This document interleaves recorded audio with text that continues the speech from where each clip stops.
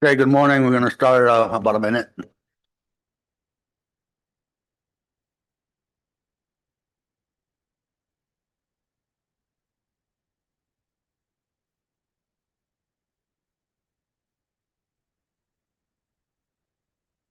Okay, good morning, everyone. Welcome to the second day of the Caribbean Fisheries Management Council.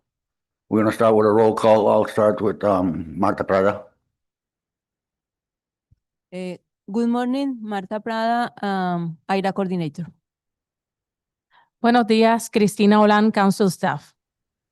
Buenos días, Lea Rivera García, Council Staff. Graciela García Moliner, Council Staff. Maria Lopez, NOAA Fisheries, Southeast Regional Office. Sinai Haptis, designee for Commissioner Jean-Pierre Oriol, Virgin Islands Department of Planning and Natural Resources, also EBFM TAP Chair. Ricardo López, Puerto Rico DNR. Good morning, Vanessa Ramirez, Vice Chair. Carl Fischetti, Council Chair. Miguel Rolón, Council Staff. Diana Martino, Council Staff. Andy Strelchuk, NOAA Fisheries. Kate Zamboni, NOAA's Office of General Counsel. James Craiglow, Council Member. Lieutenant Kayla Sheila, United States Coast Guard.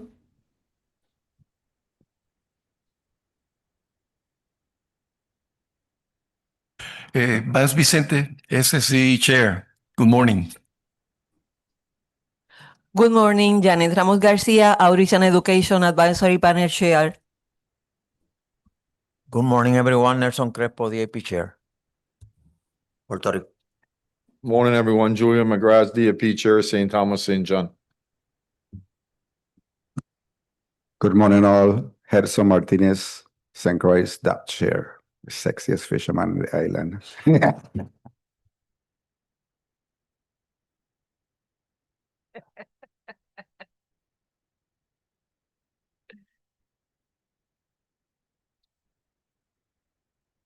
Good morning, Nicole Griot, Fisheries Liaison, St. Thomas, St. John. Good morning, Kyle Beagley, Legal Counsel, Fish and Wildlife. Daniel Matos Caraballo, Puerto Rico Department of Natural and Environmental Resources.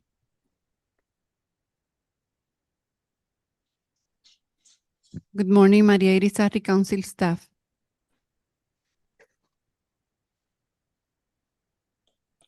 Good morning, Wilson Santiago, Puerto Rico Fisheries Liaison. Good morning, Indiana Testing with NOAA Fisheries Habitat Conservation Division.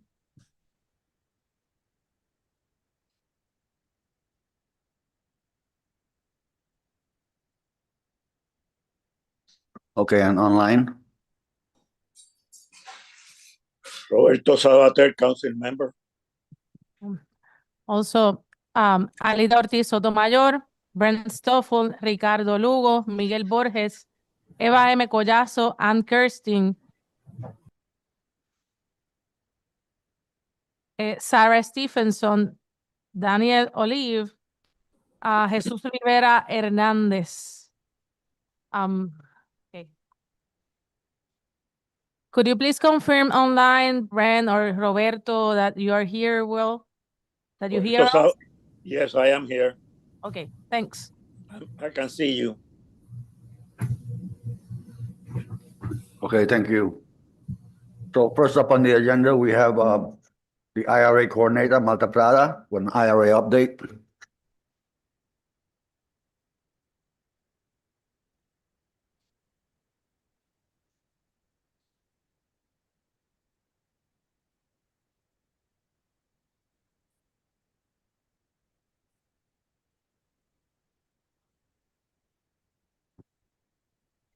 Good morning, and thank you for the opportunity to present an update about the progress of the IRA initiative that the Caribbean Management Council is developing. This is a process that actually starts back in November 2023, and we have been able to secure a lot of collaboration within the islands and outside with the NOAA fisheries, so we are grateful for that. Next.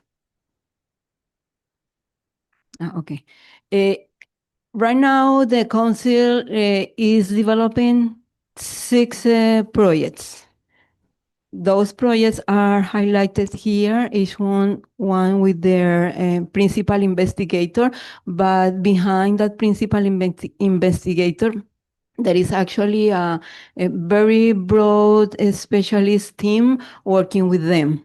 So the objectives, the subjects, the topics, the goals are comprehensive and in a way integrated. It goes from educational point of view towards the collecting information and conduct analysis on the vulnerability assessments, and it integrates aspects of species on the recovery plan and ecosystem-based management approach to fisheries and so on.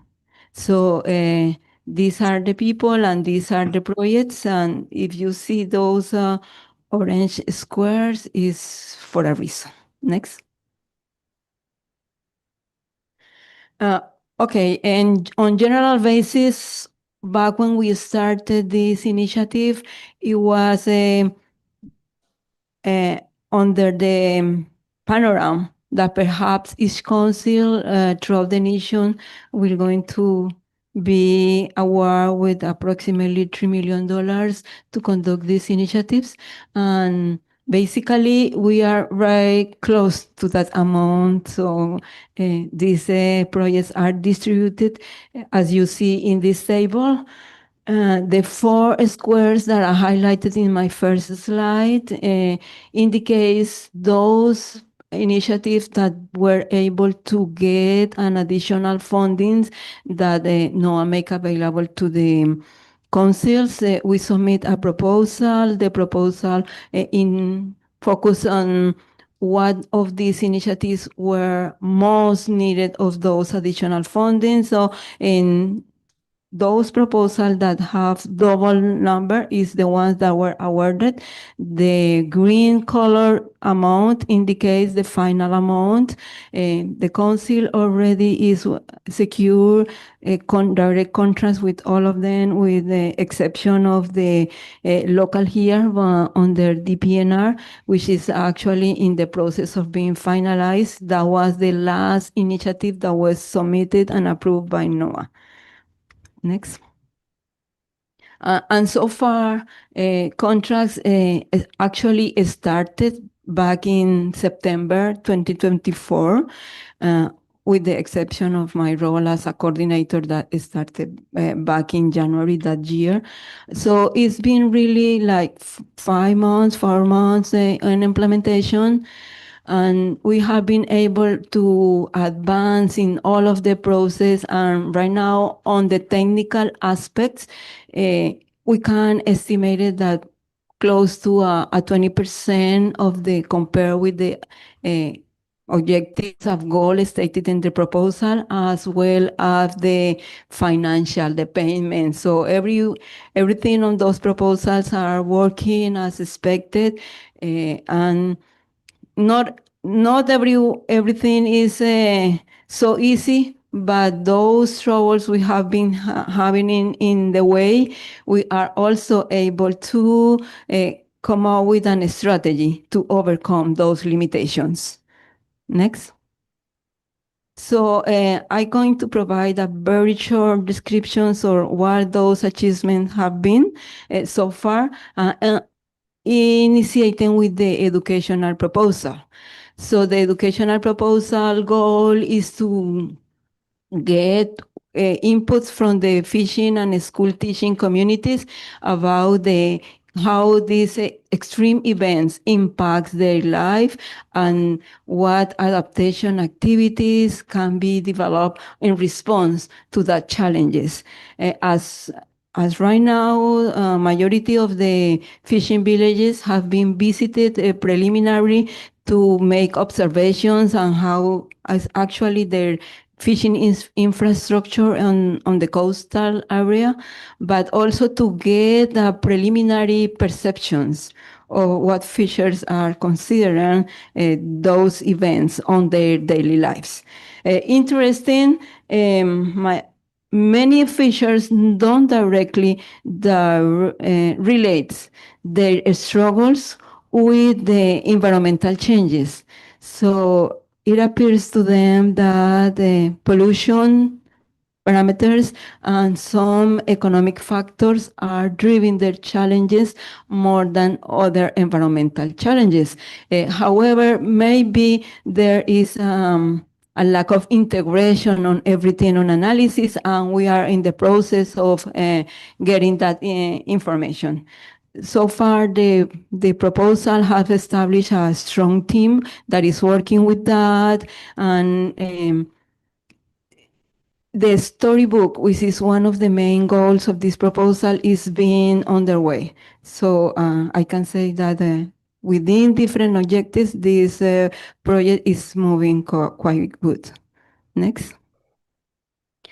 This another interesting project. This project is dealing with the dolphin fish. And it is trying to get field information with satellite tags on different individuals. The proposal stated that there will be 10 satellite tags around Puerto Rico, 10 satellite tags around the U.S. Virgin Islands, and 10 satellite tags dropped in the Mid-Atlantic Bay region, trying to get tracking the movements of these individuals. And so far, from those you see that in all of the regions, these satellite tags have been dropped, and there have been not quite a large individuals, but the representation is quite nice. And in addition to the satellite tags, regular plastic tags are also putting on a lot of individuals to complement that information. But the proposal is not just looking at the species movement, but also on other kind of information that is fishery related and fishery independent, and how combine the parents exhibit from the movement of the fish with the information that we have, environmental and fishing from commercial landings and from recreational landings. Next. As an example of this, the preliminary reports, for instance, illustrating here the FAT information on Puerto Rico, and you see more than 50% is comprised by dolphin fish. So this is a very important species, and unlike this kind of analysis, there is also analysis in relation with sargassum and different areas of the Caribbean, a relation with other drifter that is being managed by NOAA, different programs of NOAA, but landings throughout the region on the species. So at the end, there will be a really interesting kind of results, trying to understand how these processes actually impacts their species distribution and then abundance parent of the species. Next. We have a project that was mentioned by Vance at the beginning of this meeting. It is about the collection of information that is published or unpublished in the literature, in the scientific literature or gray literature, and it's related to how we can assess the vulnerability of the species, different species from these extreme events. Namely mostly from the environmental parameters. And so on, right now the project is advancing in compiling information and in trying to choose from the around 200 managed species by different councils, particularly the Caribbean one, focus on the most important one that preliminarily 20 of them has been pre-selected. We are in the process of finalizing the acceleration where those analyses will be conducted in depth. So majority of the time spending right now from this initiative is being planning and trying to get as much information to integrate the different initiatives going on throughout the region and outside the region, trying to combine and get support, scientific support from other experts throughout the US. Next. We have this initiative that is dealing to collect information with fishers, in particularly in the southwest portion in Puerto Rico on Nassau Grouper and Queen Kong. So the idea is to provide information for the recovery plans that are already in develop and will be important for this council. That information, it relates how the distribution patterns of juveniles of these two species can be impacted on different purpose through different factors in the recruitment rates, in the habitat quality, in the abundance. And so so far, the team has able to acquire the scientific equipment that will be put in the field. Is also meeting with the fishers to agree on a protocol, how these surveys will be conducted. This protocol is being also in coordination with the NOAA Southeast Fisheries Science Center through the Dr. Jennifer, which is also leading and other field activities in this area. So everything is kind of integrated, combined. Right now, the project was able to analyze one of the factors, the abundance of sargassum area in coastal areas where the satellite imagery maybe has a lot of mistakes because it's a complex issue to just be resolved through the satellite. And so right now they have a preliminary maps trying to choose what the priority areas may be surveyed. So it's advancing with the people, with the expert, with the imagery, and with the acquiring equipment. This other project is advancing quite fast. It's about the planning scenarios, in particularly for two species, the spiny lobster and the red hind. So one invertebrate and one fish. Both of them very important commercial and ecological species. And so the team has not only held his first workshop with experts trying to collect information on what kind of dimensions and what kind of parameters they should be considered when dealing with their modeling. Right now, there has been 3 dimensions that have been identified and 6 factors that for each dimension will be analyzed.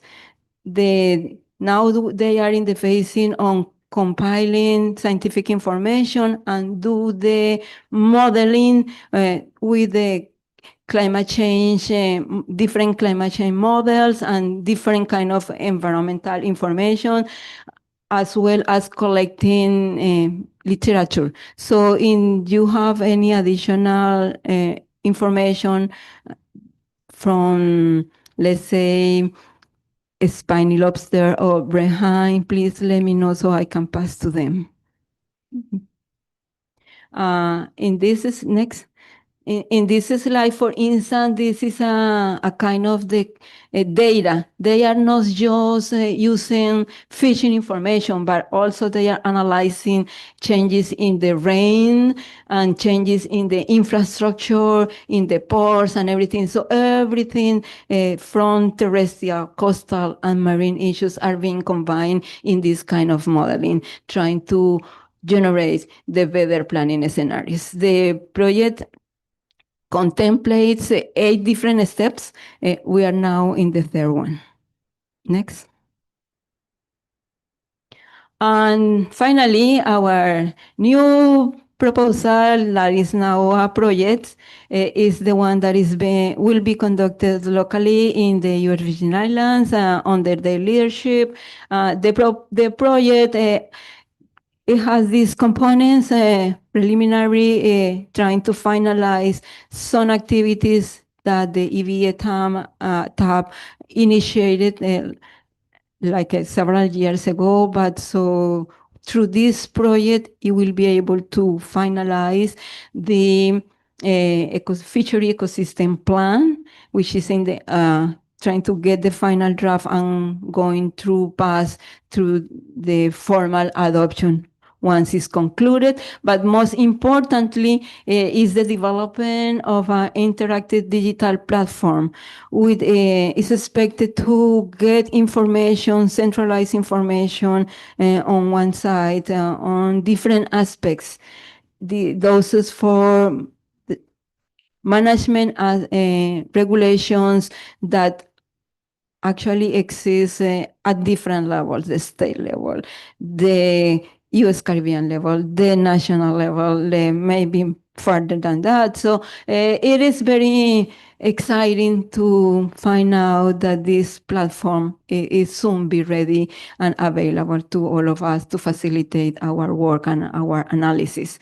The project also established the creation, or not just creation, but strengthen perhaps the EVM tab working group that will be conducted and securing the future work of this initiative, and is looking at finding ways to extend the 3-year project into longer-term initiatives. So analyzing different alternatives, funding, collaborations, and so on that will make that situation possible. And of course, all of the projects that are being conducted through the IRA initiative has a component on education and provision of information. So in the near future, the council webpage will start producing not just bulletins, but perhaps additional information on how these projects and initiatives are moving on. Thank you. If you have any question. Thank you, Martha. Question from Martha? Vanessa? Thank you, Mr. Chair. Vanessa Ramirez for the record. I just want to thank you, Martha, for all your excellent presentation. And of course, your on our support for anything that have to be with education for our fisheries. Thank you, and I don't forget that. And Andy and then Vance? Yeah, Martha, thank you for the presentation. Great to see the progress already being made. And I know you've worked hard to update some proposals and work with the Fishery Service. On the fourth proposal, which focused on Queen Conch and Nassau Grouper, you mentioned, I think, working with Jennifer Dorr from the Southeast Fisheries Science Center. Are you working with anyone on Nassau Grouper from either the Southeast Regional Office or Science Center at this point on that project? That I am aware, no, but I maybe need to consult with them because I'm not on all the details of this project. But if you can recommend somebody specifically on that, it will be highly appreciated. Yeah, I would recommend them reaching out to Dr. Nick Farmer. Okay. He works in my office. Okay, thank you. Vance? No question. I want to congratulate you for your work, your effort, and your presentation, and hope that you can follow up on this extremely important facet of fisheries. So thank you. Bye. Thank you, Vance. I just wanted to finalize saying that we have been receiving a lot of support from the community, from the experts, from the university guys, from everyone. So thank you to all of them. Miguel? Thank you, Martha. Martha is going to provide a report update at each council meeting regarding the IRA proposals, now our IRA projects. The last one, I want to recognize Dr. Senai Hapted because it came out of his brain. He put all this together. And now the Department of Natural Resources, the Planning of Natural Resources of the Virgin Islands and the division are working together so they can develop a contract. Because given that the government is involved, they have to have a special procedure. And this has been approved in principle by the people in Washington. Marta is following this with them. So in the near future, we will present that to them, the tool that we are going to use for engaging in this project, specifically for the US Virgin Islands. And if you have seen the project, not only is for the Virgin Islands, but also spread out to the US Caribbean. The importance of this project is that it will give us some the needed tools that we have to follow up with the ecosystem fishery management plans that we hope will be approved in the near future. Marta, what will be the next steps with the project? Just a follow-up? Do we have, aside from the contract that we discussed before, what is expected for the projects? Do they have any challenge that they have to overcome, or everything is going smoothly so far with the people working on the projects? We have been having some challenges, but they are not too difficult to overcome. Like I can say, for instance, that many activities are going on. And so for example, having the in-person workshops, it requires a lot of planning because we are trying to go where the users are at their convenient places, at their convenient time, and maybe we don't have a lot of funding to go to the almost 200 fishing villages between here and Puerto Rico, but we are slowly getting agreements, and on that project also the good contact and communication with the educational secretariat and departments at the state level. So this education and outreach can be integrated more formally in the future, and so we are doing the first step. So that challenges is becoming like a good new initiative that perhaps can be a follow-up in the future. Other topics can be like through the hurricane season, we don't know yet how those can be impacted and delayed a little bit of the project, but that has to be analyzed in time. Also from previous conversation for the education, the first part with Alida project, you have a person in the US Virgin Island that will assist. Can you just mention that for the record? Yes. What is very nice from this project is that we were able to slowly secure participation from different stakeholders at the local level, at the community level. And so a coordination within those different stakeholders per island is a critical issue. So since this proposal was initially mostly focused on to be developed in Puerto Rico, and now with the additional funds, we are expanding their goals in the US Virgin Islands, a new liaison people for this project, and a new community participation is being expected.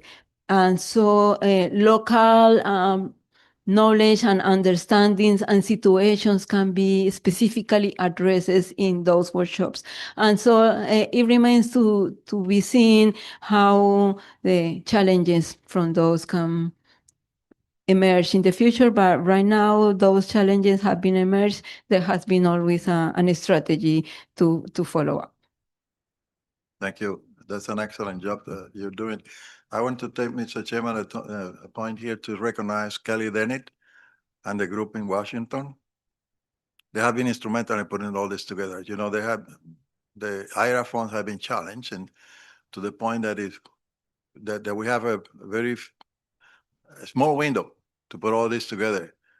Otherwise, we lost the money. So Kelly Denny, Morgan, and Derek, and other people that are in Washington, they coordinated everything with every one of the 8 councils. And Dr. Prada is now in communication with them all the time to make sure that we follow the steps needed for the completion of the projects. These projects will go all the way until 2028. That's for 3 years. They came out of the 20 million assigned to the councils.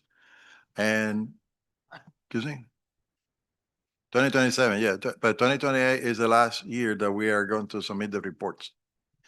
And you have to include that for the record also. In the case of the basic funding, we have a goals year. The 5th year is without money, but it's for us to provide the reports so that we don't have to request an extension, no cost extensions.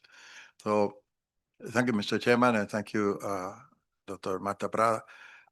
We will continue working on this. There will be some presentation at the May meeting with the CCCs.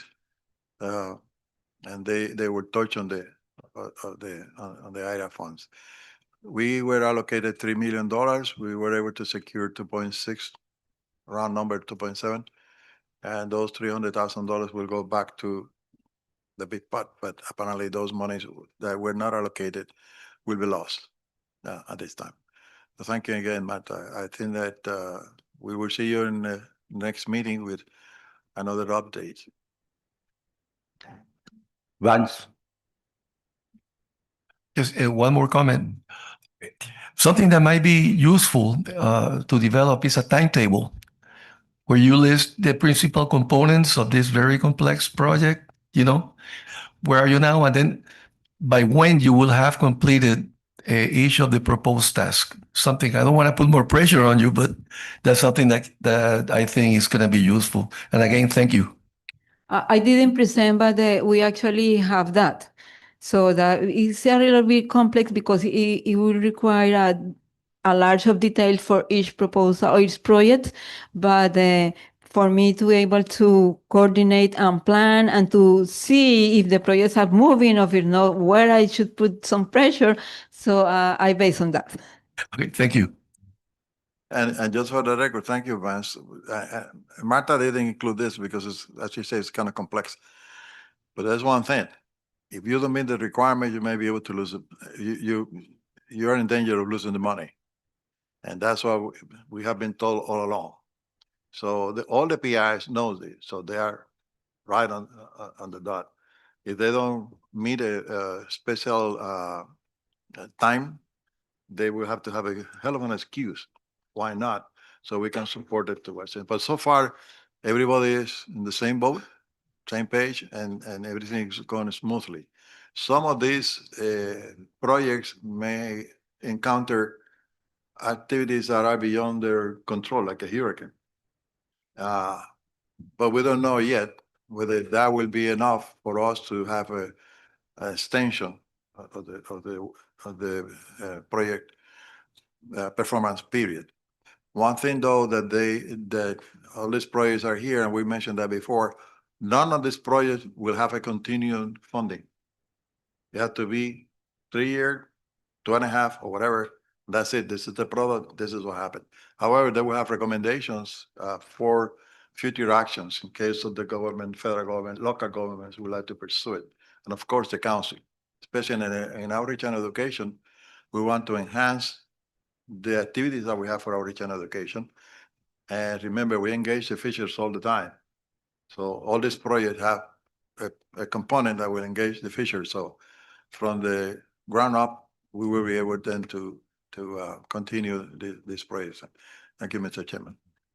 Thank you. I'm kind of glad to hear about NASA Grouper because I get a lot of information on the street from the divers on St. Croix that seems like NASA Grouper has exploded around St. Croix, especially on the South Shore.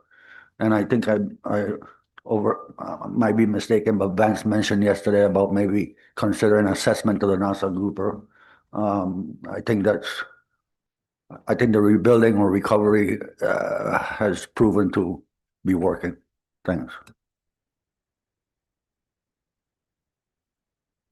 Anything else from Marta? Thank you, Martha.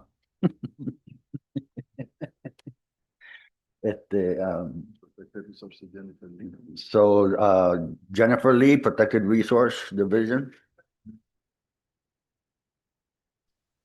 Good morning. Can you hear me okay? Yes. Great. All right. Yes, I hope you have been having a good meeting. I had the pleasure of listening in a while yesterday. And today I am here here virtually just to present a brief update on some of the protected resources actions that I've been keeping you in the loop on. So next slide.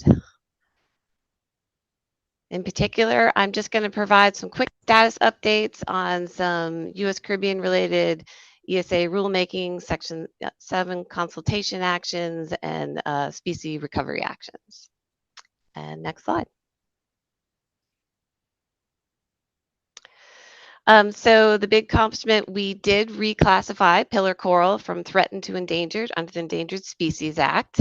This is the first coral in the U.S. jurisdiction to be listed as endangered. The presentation does have links, and they're also really easily available on our website. And that rule did go into effect on March 21st. So what this means when you switch from threatened to endangered, it just means our take prohibitions now do apply. I did put them on the slide there so you can read what it means to take. To harass, harm, pursue, hunt, shoot, wound, kill, trap, capture, collect, or attempt to engage in any such conduct. Those take prohibitions now apply, and then any research or restoration activities that may cause take of pillar corals will now need an Endangered Species Act Section 10A1A permit, which is issued by NOAA Fisheries. And again, there's a link there, and I have that easy on our website. I'm not sure if you, if in the PDF you have access to the links, but if not, I'll just make sure to follow up. All right, next slide. And this is just a reminder, we do have a couple other rulemaking actions that are not completed yet. We have rules pending for an oceanic white-tip shark 4D rule, which was published back on May 14th, 2024, the proposed rule that is. And we also, back in 2023, had a green sea turtle critical habitat proposed rule. I'll just keep updating you as you meet and let you know if anything changes. But for now, those are just pending actions. Next slide. So here, I just wanted to update you on our biological opinion. We are amending the opinion to add NASA grouper critical habitat, 5 coral critical habitats, and then the Queen Conch listing analyses. We'll also be updating the opinion to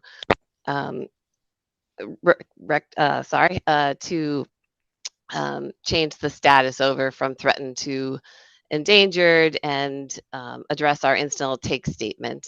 And so there, in the current opinion, because take was not prohibited, it's not authorized. So we'll amend the BIOP to now authorize what we expected. We do have our lead biologist that was working on that amendment, retiring April 3rd. So that activity is still, of course, moving forward, just going to be a little slower. I think the last council meeting, I did share that we expected to have a first draft this spring. That's going to be delayed. We do have available related information if you just want to better understand in the meantime some of the potential impacts and learn a little bit more about the various critical habitats and Queen Conch. And so there's a link there to the species frameworks that we have available online. Next slide. It looks like, okay, yeah. Okay, and so then in terms of Queen Conch recovery updates, we have progress moving forward with respect to working on engaging our partners nationally and internationally.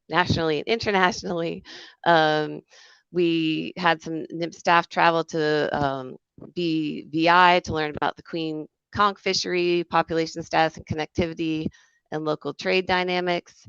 Information gathered from that trip will be used to help inform our understanding of population dynamics of Queen Conch and the Virgin Islands, and ultimately inform some of our strategies for recovery. We, at the last meeting, mentioned we were going to hold some additional virtual workshops. Right now, those are on hold. We are working to finalize the workshop report for the workshops that we did hold, and we actually sent that off to Library of Congress for review. And as far as development on the recovery plan, we don't really have any new progress to report there. So just a future step. Next slide. And so just to give you an idea of some of the things that we are working on related to Queen Conch recovery updates, a lot of our priorities right now are focusing on large-scale consultation guidance for Army Corps of Engineers. We have some really big Section 7 consultations going on. We have the Port Everglades deepening project.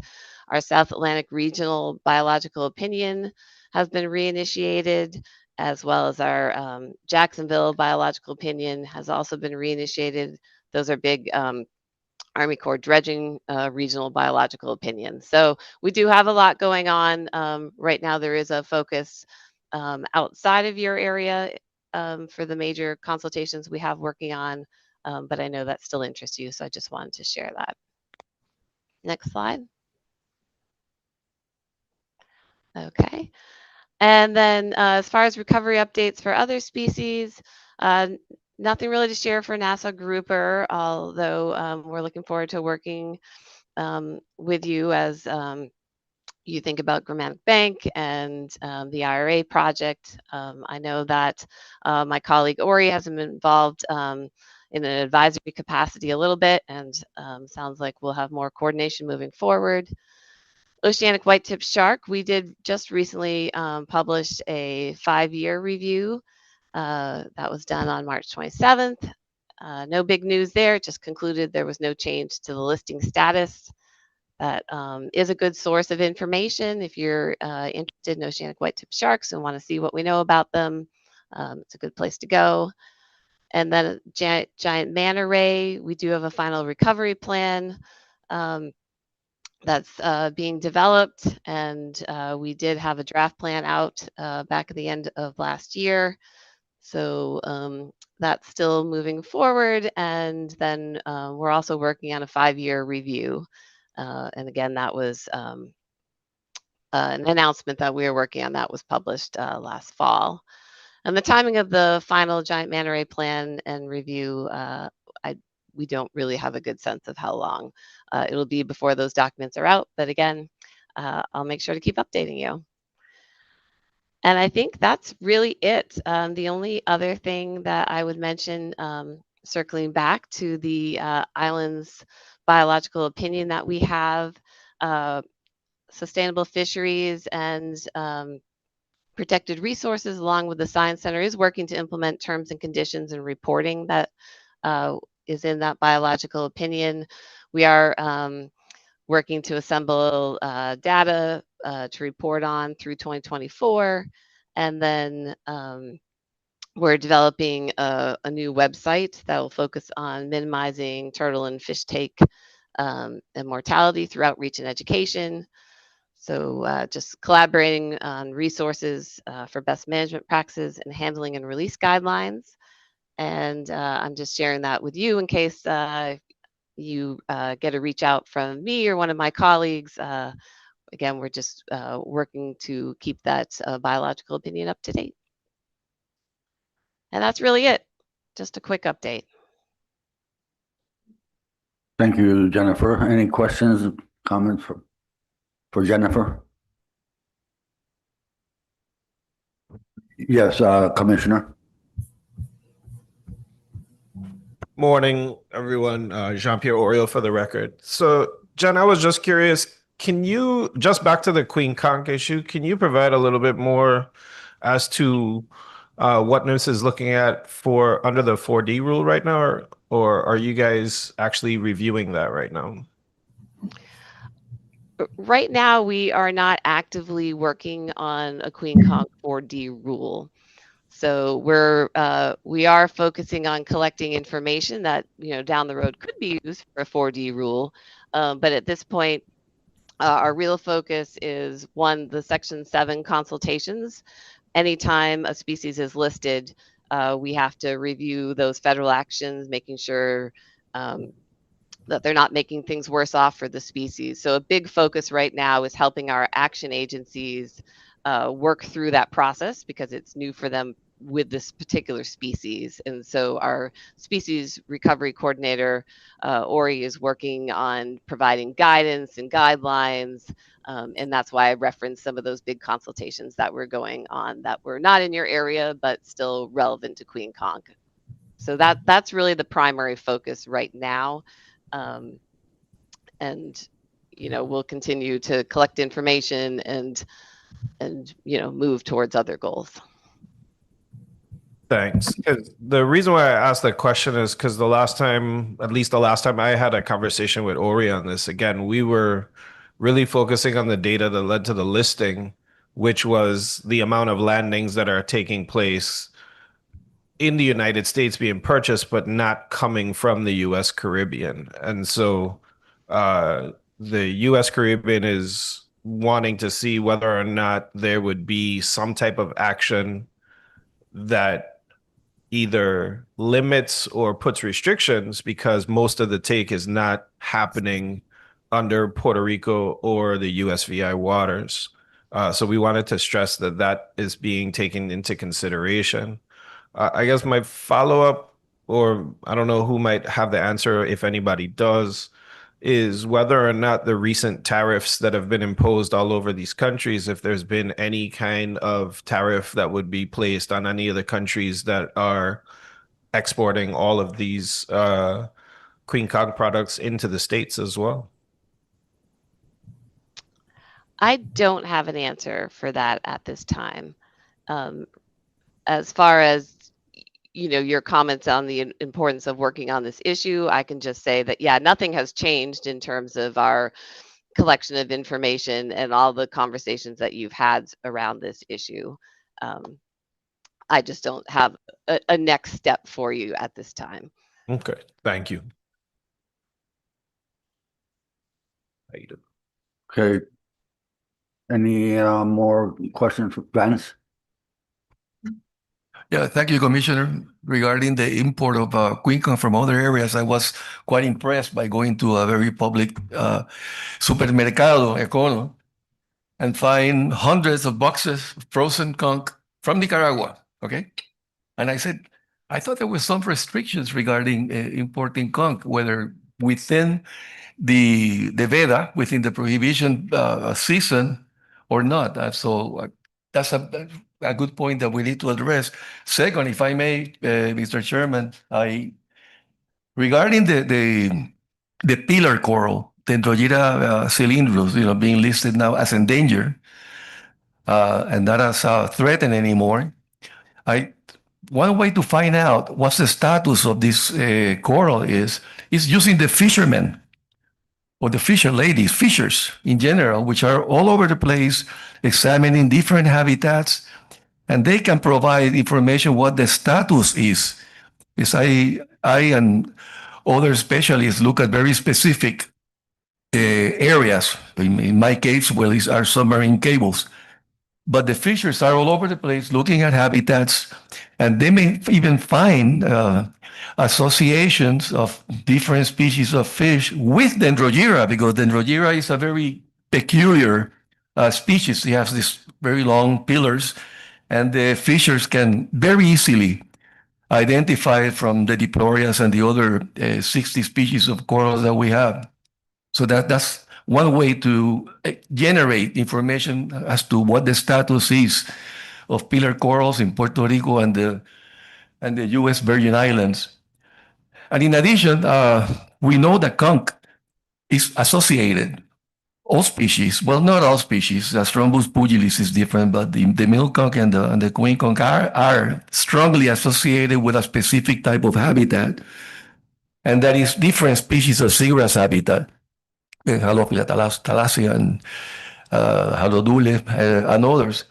But at the same time, we are developing, there's a new type of seagrass bed being formed in the Caribbean. That's from an invasive species, Halophila stipulacea. And recently there are studies being conducted in the Virgin Islands, specifically in St. Thomas, studying the association of reef fish settlement on this new type of habitats. And that's all. Sorry for taking so much time. Thank you.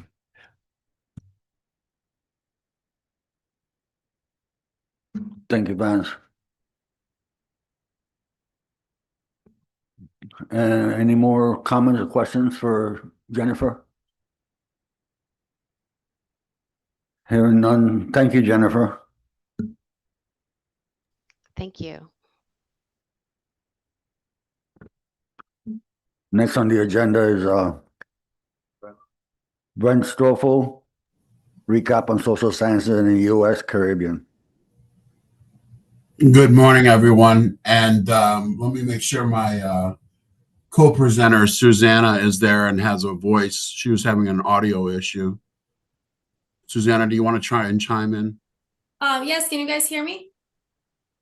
I got you. Yes. Yes. Yes. Perfect, Great. thank you. Fantastic. And I assume you can see the presentation too. Yes. Yes. So anyway, we'd like to thank you for inviting us to present. This is a little bit of a different presentation than what was on the books. This is going to be an update of our oral histories project. Perhaps next meeting, we can provide the 22-year update on social science that was a little bit more involved with a little bit more scrutiny needing to be done before we presented it. And so what we thought we would do is provide you with an update on the oral histories project and talk a little bit about some of our movement for the future. Again, we'd like to thank everybody, especially, you can go to the next slide, Susanna. Especially we would like to thank Janet and Wilson in Puerto Rico for their assistance in assisting bringing people together to conduct these oral histories, and Nicole in St. Thomas, who was invaluable in getting folks together and helping to put people on board with understanding why we were doing this. Of course, many of these things can't be done without the assistance of people like Julian, who is a 22-year-long partner in this effort of collaboration. And of course, without his assistance, we certainly wouldn't move forward. So we'd like to thank all of those folks. Today, we're going to look at these oral histories a little bit and talk about them in terms of a couple of different topics. We're going to look at the importance, the methodology, its context in fisheries. We'll provide the project update, look at its significance, and then discuss moving forward. So oral histories, just to give you a little bit of background, can go back thousands of years, some as far back as 10 to 40,000 years. Many indigenous cultures worldwide have preserved knowledge, genealogies, and historical events through storytelling, songs, and rituals passed down through generations. Some of the oldest oral traditions include, globally, we have the Australian Aboriginal Dreamtime stories that have been linked to geological events that go back over 10,000 years. We have indigenous North American oral traditions that have many tribes that have oral histories that describe ancient migration and environmental changes. We have Hawaiian and Polynesian chants that preserve genealogies and navigational knowledge from thousands of years of seafaring. We have African griot traditions. These are West African griot storytellers that have preserved histories of entire kingdoms for centuries, often stretching back over 1,000 years. And we have the Hindu Vedic oral tradition. The Vedas are some of the oldest known scriptures dating back to about 1500 BC, and they were preserved orally for generations before they were ever written down. So there's a long history of these globally, and they are remarkably resilient, and in some cases are corroborated by archaeological and scientific evidence. Next slide. Oral histories are a sound social science. Next slide.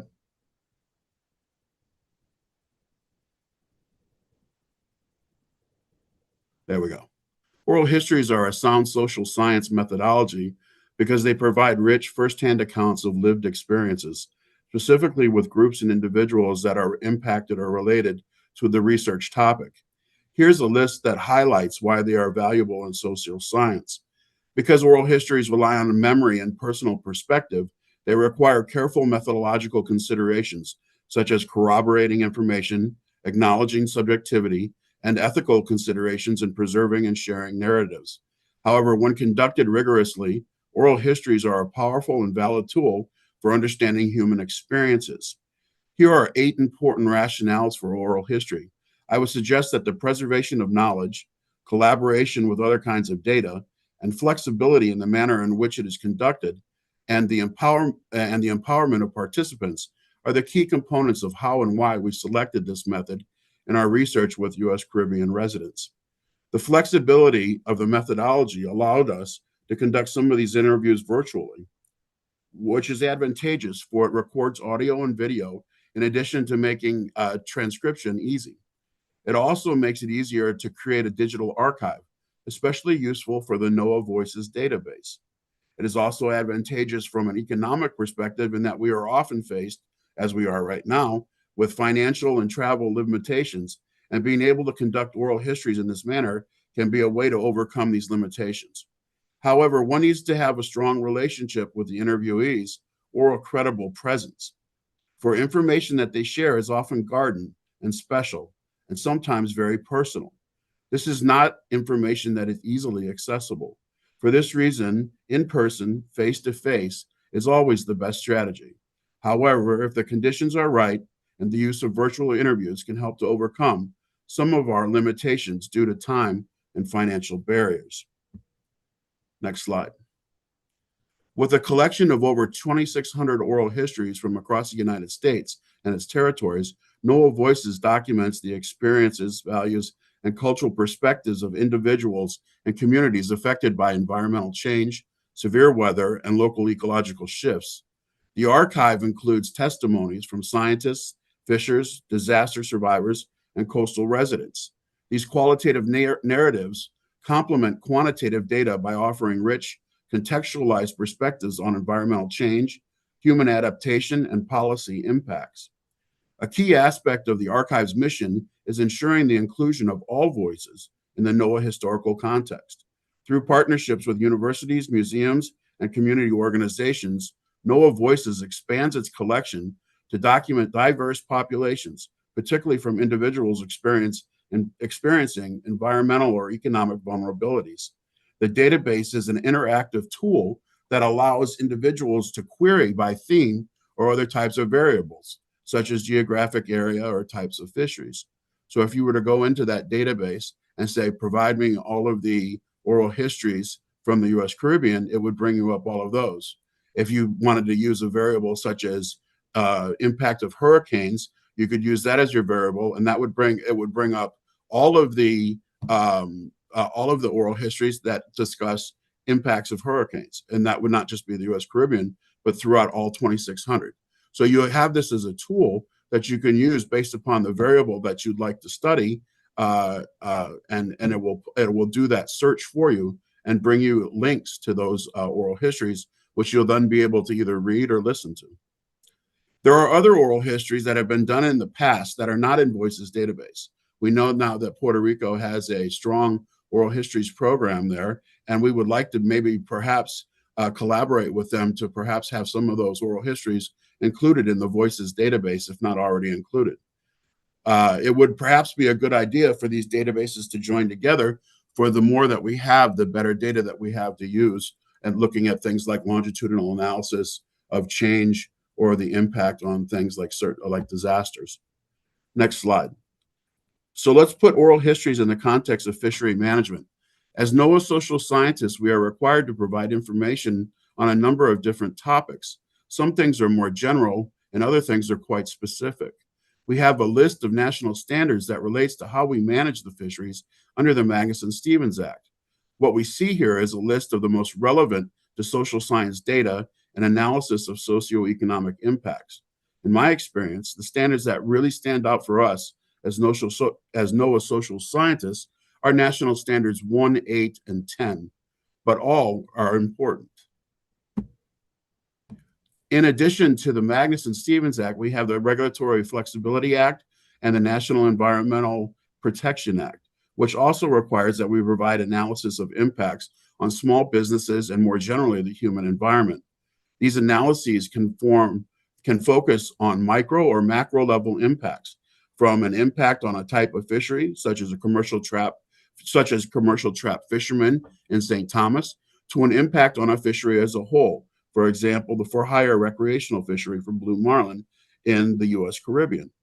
Oral histories can help us to understand the context of an impact on a fishery, as well as the historical and contemporary cultural, and socioeconomic relationship between that fishery and the coastal communities.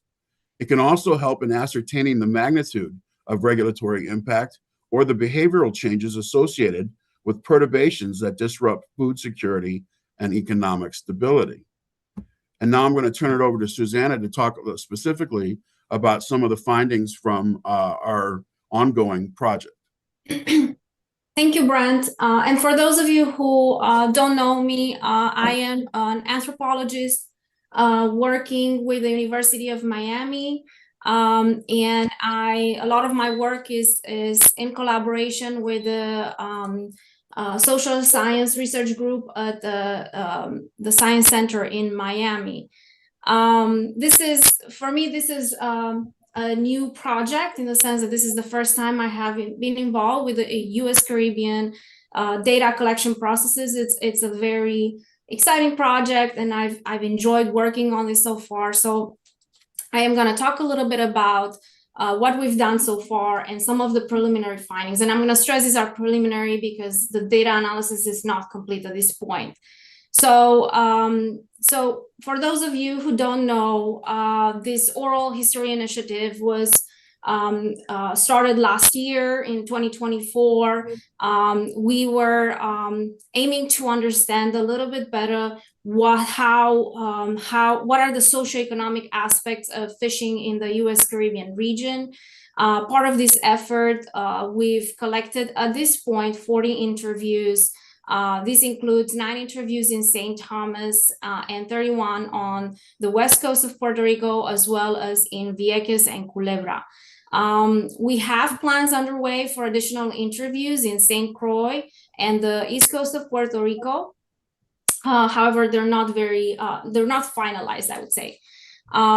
So the primary purpose of this data collection, as I said, was to document and interpret the lived experiences of fishermen and fisherwomen in this region as it relates to ecological and cultural, as well as socioeconomic changes in fisheries. We asked about perceived changes in species abundance, the habitat quality, as well as the areas of cultural and economic importance in the region. We spoke with a wide range of knowledge holders, from commercial and recreational fishermen, subsistence fishermen, and for hire operators. We also talk with government employees and others that are involved in the marine and terrestrial fisheries resources. So several consistent themes emerged in these oral histories at this point. Fishermen and fisherfolk in general talked about shifts in fishing practices and technology use. They described how gear, techniques, and target species have evolved in response to changes in species availability, particularly the need to go further offshore to fish as the traditional fishing grounds have moved in response to warming waters. This is the most cited cause across the islands. But a key theme that emerge across all these interviews is the personal accounts of how natural disasters like hurricanes have impacted their lives, but also the infrastructure, the fishing infrastructure and the ecosystems. So one recurring issue was the loss of fishing associations infrastructures, especially in the mainland Puerto Rico. And several cases, this loss has made it difficult to renew the permits, the building permits for these fishing associations. This has led to a loss in markets that has been crucial, or a crucial pressure, I should say. This is compounded by coastal development. So the collapse of local markets in some cases has led to fishing, some fishermen exiting the profession. So all of this is connected with environmental pressures, including environmental coastal erosion. I have some pictures here. One in the corner right shows how close the water is to the actual buildings. And in terms of like environmental pressure, I have a picture here showing some snails that one scuba diver has commented they cover the southern western coast of Puerto Rico inshore waters, and he talks about how these are typical in South Africa. Now, this is not something that we've further looked into. These are just interesting facts that come up in these interviews. Other things that fishermen, one other important aspect about natural disasters is how these fishing associations or the fishing community in general plays such a crucial role in the resilience of the community in general. They talk about how during hurricanes, and especially with increasing pressures from loss of power and electricity, fishing associations or just fishermen in general can provide refrigeration for critical medicine needed in the community. And this comes on top of the fact that sometimes they provide food security in times of distress. So I just wanted to mention that because it's a very interesting connection and finding, I would say. The oral history also talked about the economic challenges of fishing. They are concerned about the viability and sustainability of the fishing. They voiced frustration with certain closures or limits that are not aligned with the actual reproductive cycles or species behavior they are familiar with. A lot of, especially on the islands of Vieques and Culebra, people have showed us traditional practices of fishing. You can see here in the picture, and actually in the previous slide on the top corner, I couldn't remember this morning, but this is a device designed locally in Culebra to fish for octopus. Here you see other elements of artisanal fishing that we were proudly presented with, I would say.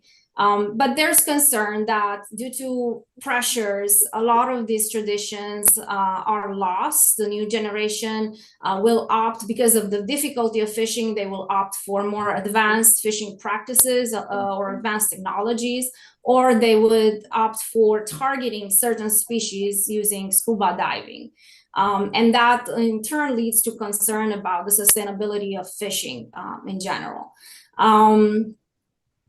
Other things that they talk about, their ambivalence about fishing, the regulations and things like that. On one hand, they appreciate protection of the fishing environment. On the other hand, they highlight certain frictions and the lack of cooperation as a key issue. There are several interviews have addressed the role of women, or the increasing role of women, especially in the aftermath of disasters.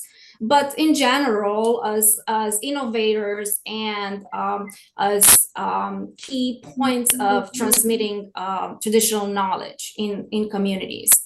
And like I briefly mention the impact of tourism and coastal development. Access is impacting access to fishing grounds and is impacting the quality of the water in the coastal areas in these regions. So one of the clearest messages we received was about changes in species abundance and habitat health. Across the region, fishermen have noticed these declines in groupers, snappers, and conch. And again, they connect these declines with reef degradation, sedimentation and runoff. They also talked in parts about shifting spawning periods and locations. Sometimes this information could potentially complement some of the scientific monitoring that is needed for this region. And to summarize some of the common challenges across the regions we've interviewed so far, the key was decline in fish population due to overfishing, habitat degradation, and increased coastal development, the market instability, including they talk about fluctuation in prices and competition from non-local buyers. The decline in traditional fishing knowledge and practices, and I want to mention here very briefly interesting accounts about, especially on the west coast of Puerto Rico, about how it is increasingly difficult to use ecological local knowledge to fish because the weather patterns are not as predictable as they used to be. Also because they've noticed the disappearance or random appearance, I guess, of certain species of birds and bait fish that they used to rely on to fish in the past. So it's kind of not only that there's a loss in traditional fishing practices because of more efficient technologies, because older fishermen are exiting the industry, but there's also this increased difficulty in using their knowledge because of a change in weather and climate patterns. In terms of location-specific challenges that were noted, I would say that on the west coast of Puerto Rico, the impact of storms on coastal infrastructure, fishing infrastructure, was the key issue that I would highlight. In St. Thomas, it seems that there's a heavy emphasis on climate change impacts and habitat loss from pollution and runoff. And in Vieques and Culebra, the strongest narratives are around the military legacy and their impacts on the marine environment. So they talk about areas that used to teem with life that now are depleted, areas that have still issues related to unexploded ordinances that pose a risk to fishermen and things like that. Also, they talk about, in Vieques, it was interesting to hear a lot of accounts on how it seems that there's a wave of development that further affects the nearshore water quality. So that was very present in the mind of the fishermen I interviewed, fisher folk, because there were women as well. Anyway, so when I was preparing this presentation and shared it in our local office, there were a few questions about, well, how can we use this information in stock assessment? And I would say we didn't collect this information specifically targeting a certain stock assessment. So that is a possibility. And there was some mentions today and yesterday about that.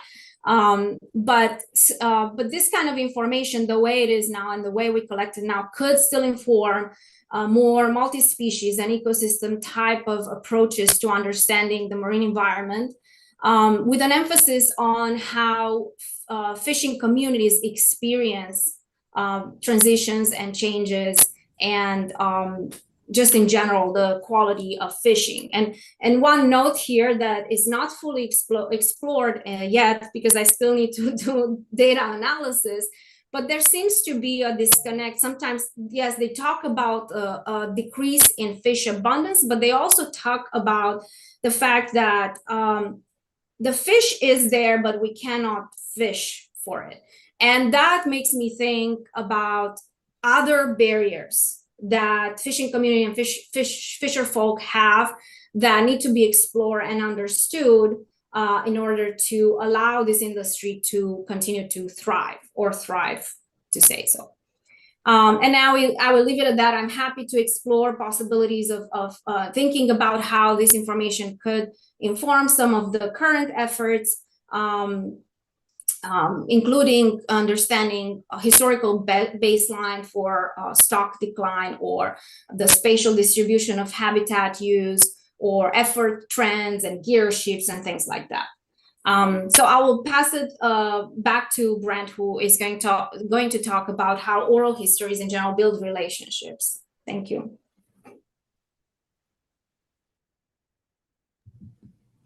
Thank you, Susanna. And so as we talk about building rapport and building relationships with local communities, and how oral histories as a methodology assists us in that, I'd like to think about sort of the past and fisheries management, where fishermen, and I heard this many times, especially back in the middle 2000s, that fisheries research often felt very one-sided for local fishermen, that they felt that there was very little feedback until a new regulation was proposed or implemented. They felt oftentimes scientists said, I'm coming to measure your fish, and I'm coming to document your catch. I'm coming to ask you about your costs. But well, there's this phrase in North Carolina, and I think it adheres to pretty much a lot of local fishing communities, is that people just become clam-lipped, which means that they become tight with the words that they share, with the knowledge that they share. And that is because of the perception that every time the government comes or scientists come with the opportunity to conduct research, that when local folks open their mouths to discuss things or to share information, they felt that the follow-up was new regulations and being excluded or restricted from fishing practices. And so I think that some of this with oral histories and with continued collaborative work can building people into the process early can assist this in terms of in the policy process, building it in early, in the early stages. It makes for a better acceptance of regulatory change and the way that it's implemented. Next slide. So we interviewed Red Bailey as one of the people, and we'll use this is sort of an idea of this collaboration. It's, Red didn't have to speak with us. It wasn't his responsibility to go out searching for someone to hear him. But when his time came, he was extraordinarily happy that someone cared enough to listen. Red isn't some ordinary fisherman. He has fished in the Caribbean waters for more than 50 years and in some of the biggest tournaments. He runs arguably one of the most successful charter businesses on St. Thomas, and his reputation is solid among fishermen as it is among researchers and policymakers. He is, I believe, still the chair of the local FAC and has participated in the Caribbean Council over the years. Yet in all of his years, no one asked him his story. By conducting an oral history with him, we not only gained knowledge of his 50+ years of experience, but we solidified a relationship for future management needs. We were also able to incorporate this knowledge into the policy process, be it understanding the impacts or providing context for current behaviors and changes as they're related to adapting to social and environmental perturbations. And when I talk about these perturbations, some of the most recent ones, the most drastic ones are, of course, socially, the COVID pandemic, and environmentally, the hurricanes, especially Maria and Irma. When I asked Nicole how Red felt the interview went, she really hit home, and it wasn't what Red had said, but it was what his wife had said. And she said, when I spoke to her, I asked her how the interview went, and she said he was so happy. Happier that he has been in a long time. He said that he has been sitting here for years waiting for someone to ask him about his story and what he knows. He said it made him feel so good that someone cared, someone who has a reason to listen to him and can use what he said to help the people and the fishermen of St. Thomas. That's the main reason why oral histories are so important. They can connect us on so many different levels. Next slide. So let's look at a little bit of the future research, and Susanna already sort of mentioned a little bit about stock assessment. Now, we're not at that point yet where these oral histories and this social data is built in the preliminary assessments, but we kind of believe that the longitudinal perspective, the information regarding perturbations on fishing and fish stocks, and ground truthing the quantitative data, those kinds of things can be incredibly useful as people discuss things like time series. They look for anomalies in the fish catch statistics and contextualize some of the things that are happening with regards to seasonality, changes in fishing behavior, and marketing practices. And I think these things are important when we talk about stock assessments. And how does this inform us about ecosystem-based management? Well, it really incorporates, oftentimes, you know, I don't think that there was one person that I did in St. Thomas, that I interviewed in St. Thomas, that didn't have at least 4 generations of knowledge behind their discussion. And so what we're incorporating here is not only their own experiences and their own perspectives, but we're incorporating the knowledge of those 4 generations that come before. And I think that that's important when we talk about ecosystems, because we're talking about environmental changes that are happening sometimes rapidly, and some things that have occurred over time. And people have adapted their behaviors, their fishing practices, to incorporate or to adjust to those changes. So what impact does this have on the amendment development? Well, initially, it will provide updated information on the cumulative impacts. If we look at a single species management, as we still do right now, we can contextualize that single species management in with other things like the other species that are targeted, seasonal rounds, annual rounds, and then other types of regulatory actions that impact the fisheries. And in addition, it provides updated information on the description of the fishery, which are sections that go and are developed in the amendment. So what do the current administrative changes, meaning changes in government, what does this do for NOAA social science and Caribbean fisheries management? Well, right now, we're not really sure what the future holds. We're going to sit and wait, but I can promise you one thing, that our commitment to providing the best service that we can for the people of the U.S. Caribbean is strong. And I think there's great support from everyone in NOAA to make sure that we collaborate and work together. And I find working with the folks that are sitting in that room a real pleasure and a benefit for the process. Like I said, we're going to continue, hopefully, the oral histories in Puerto Rico and in St. Croix. The intent was for all of those to be done. And so we're going to continue to strive to accomplish that goal. In addition, the near future, next month, I'm working with a couple of folks in the room there on a sargassum workshop.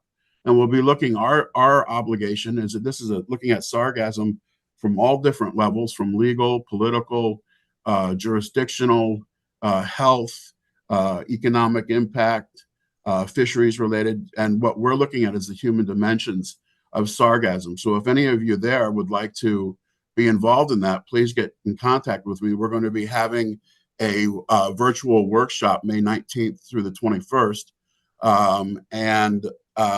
Currently right now we have Nelson and Janet working with us, and they've been, and Wilson, and they've been incredibly useful in helping for us to understand the local perspective as the way sargassum has impacted coastal communities and local industries, tourist industry.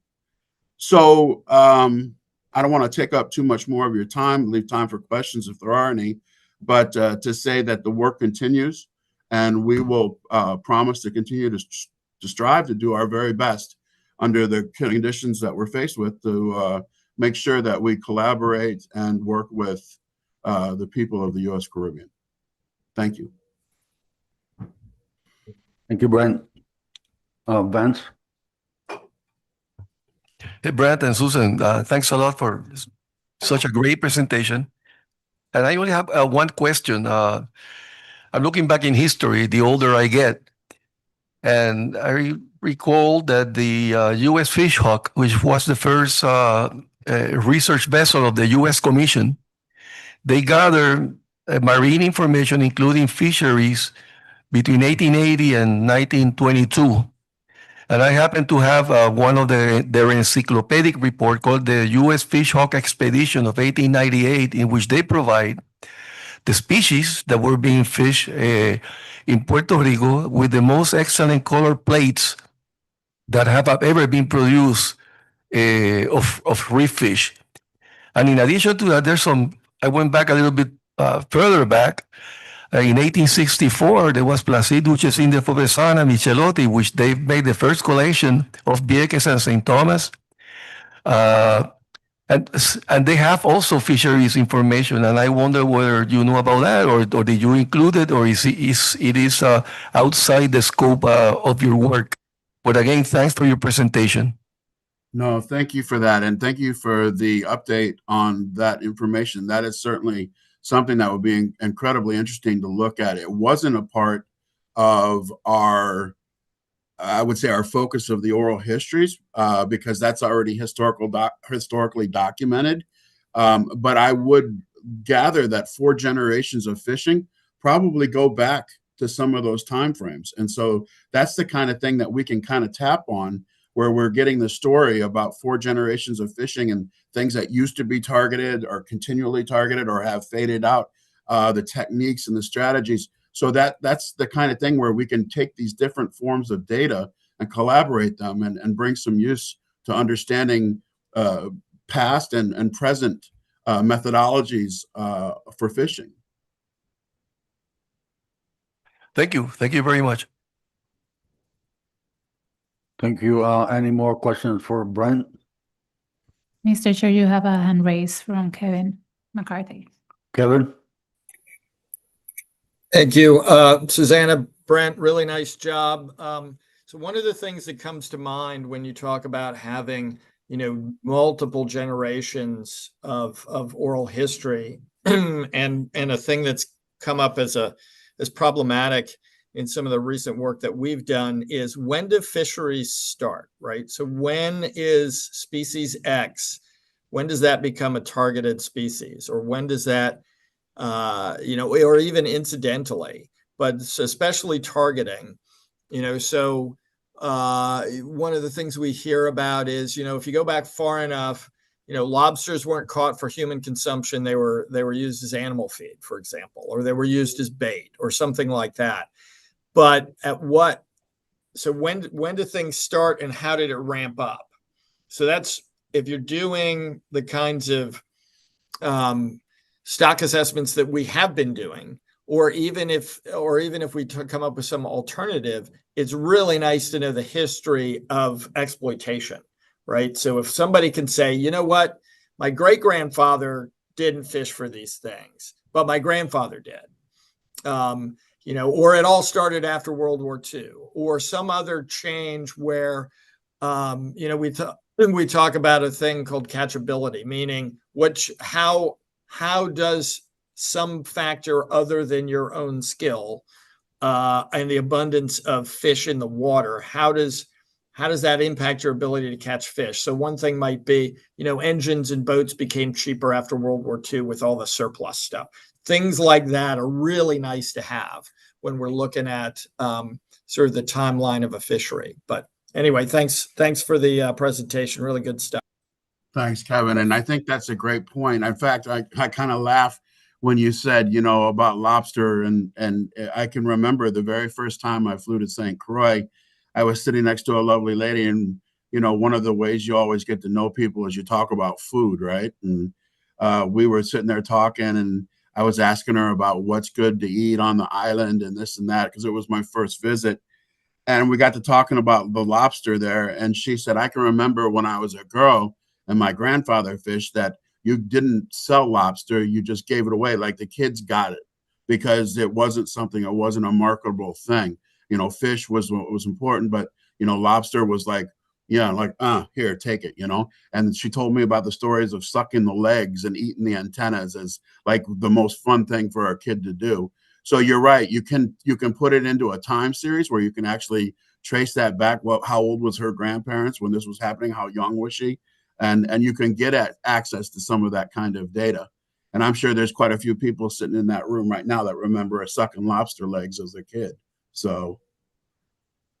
Yeah, I just wanted to thanks, Kevin. These are the kind of things that are very important as we continue to understand and explore and analyze this data. I will say from the top of my head, there definitely are accounts of historic timelines. Like Brad mentions, there's several discussions on when certain species became important and how that is linked, particularly with the shift from fishing and selling locally to, accessing a broader audience, I would say. So I will definitely look for that information in the data and all of that. That's why I emphasize like continuous discussion with fishery biologists is key as we want to explore this data to the best of our ability. So that's all. Yeah, I would just building on that. I would agree 100% with what Susanna is saying.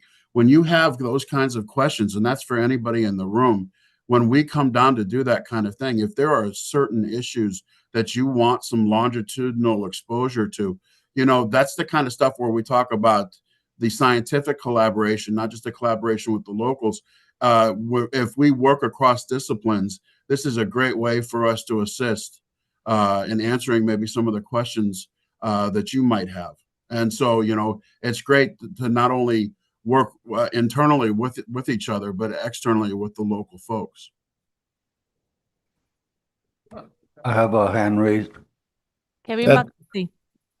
Thank you. Yeah, so Susanna, just to follow up, and Brent also, I think that's great. You're absolutely speaking my language about collaboration, especially among people who are, sort of together in the Science Center.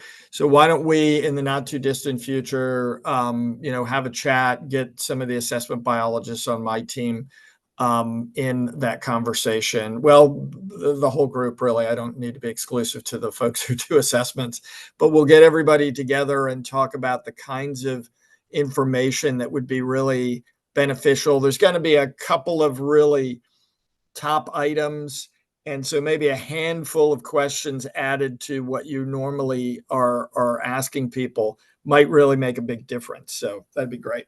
Thanks. Yeah, Kevin, we'd be more than happy to do that. And it's great to have that multidisciplinary approach. Any more questions for Brent? I think I have Wilson. Oh, Sanai.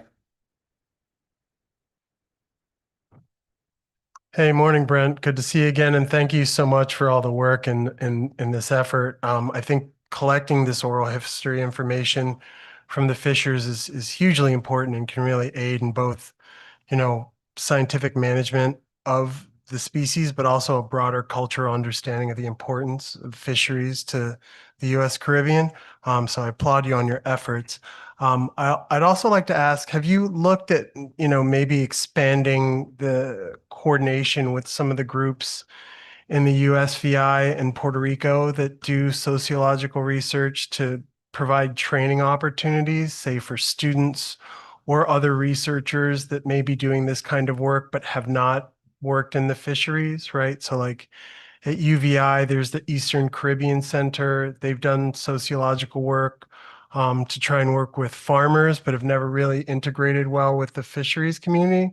And I think providing tools and opportunities and collaborating with those groups so we can have this ongoing in the territory would be really great. Not that like the work that you're doing isn't really important, but like I worry that it's going to be like, one time every 5 years as opposed to building a group of people that can be doing this continuously, because a lot of the fishers with this knowledge, honestly, they're not going to be around that much longer, and who knows if their children are going to be listening to their stories as intently as like, you do when you come down and speak with them. Sinai, you hit it out of the park there. One of the things that we were doing, it was also a part of our actionable solutions to improve our service, was to engage the local liaisons in the process so that they could learn and perhaps then in the future be doing the interviews themselves. It wouldn't have to be us once every 5 years, but it could be a continued effort. And so Wilson and Janet had the opportunity to work with Susanna and experience them. Not that they don't already have experience doing it, but I also work with Nicole, and I would have great confidence with a little bit more practice. I think all would be able to engage in it with great productivity and efficiency. And I think that that's a fantastic idea. I also super encourage the notion of UVI and getting the students involved. This is something that happens here quite a bit, and I think that I've often wanted to create, whether I be an adjunct or whatever, to teach a social methods course there at the UVI virtually, so that, or assist somebody teaching that, so that we can actually train even the biologists who are working there into how do you talk to fishermen, how do you talk to people, how do you access other kinds of data. And I would be very much excited about the proposition for free to teach a course on social methods, including the use of oral histories. I think you're exactly right. The more, and that was part of our movement that we can't mention the name from a couple of years ago, this last year, but is to get more and more folks involved at the ground level. And I continue to think that that actionable solution is a very positive step forward for both NOAA and for research in the U.S. Caribbean. I got Wilson, and we got to take a break. Yes, thank you, Mr. Chair. Wilson Santiago for the record. I just want to thank Susana and Brent for these oral interviews. Just wanted to add in my experience helping them, and I have never heard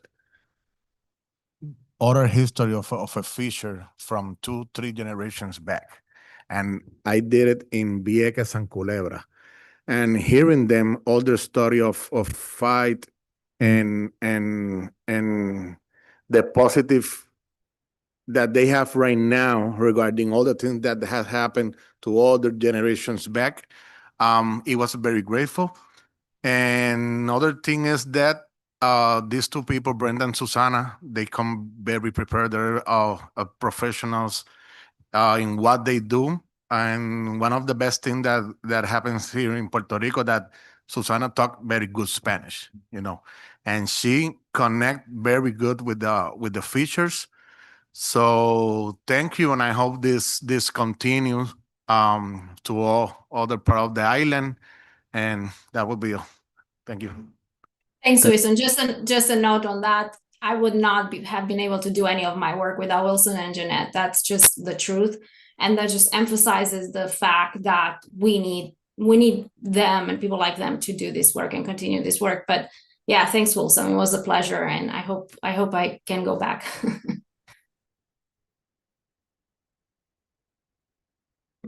Okay, thank you, Brent. Thank you, Susanna. We're going to take a quick break in about 15 minutes. We have to be back on at exactly 10:45. Hey, Carlos. Yes. How come you can cook conch for other people and not for me? I'm not going there. We'll see you soon.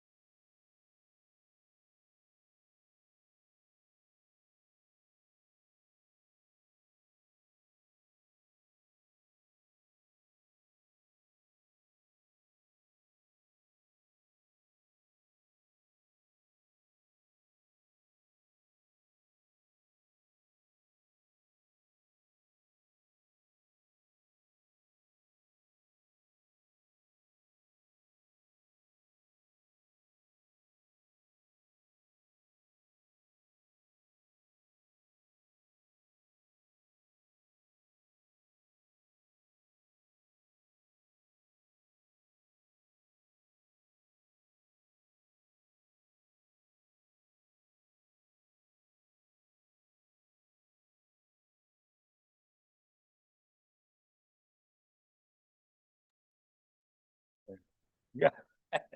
We're gonna get started again.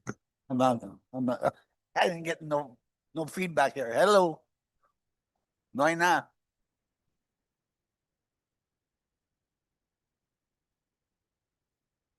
Testing one. Oh, okay. Let's get going again.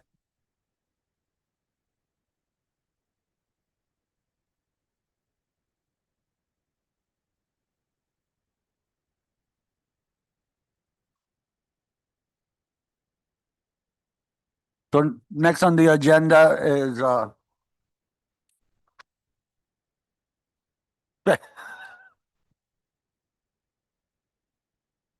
Outreach and Education Panel with Janet Ramos, Chair.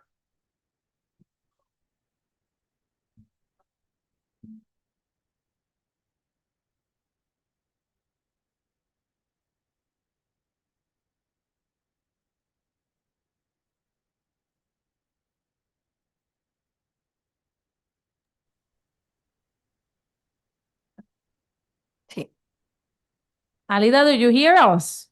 Yes, I'm here. Muy bien.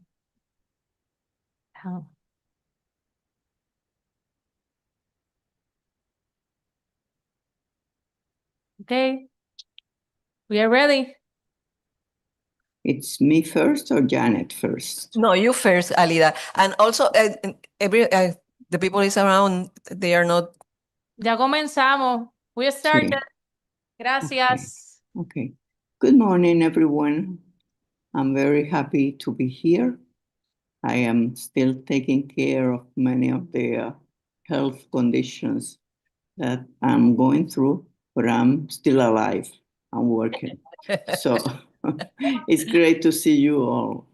I'm very happy to learn about the way Janet has taken all the outreach and education advisory project and everything that has to be done in the council, and I'm always here to help her.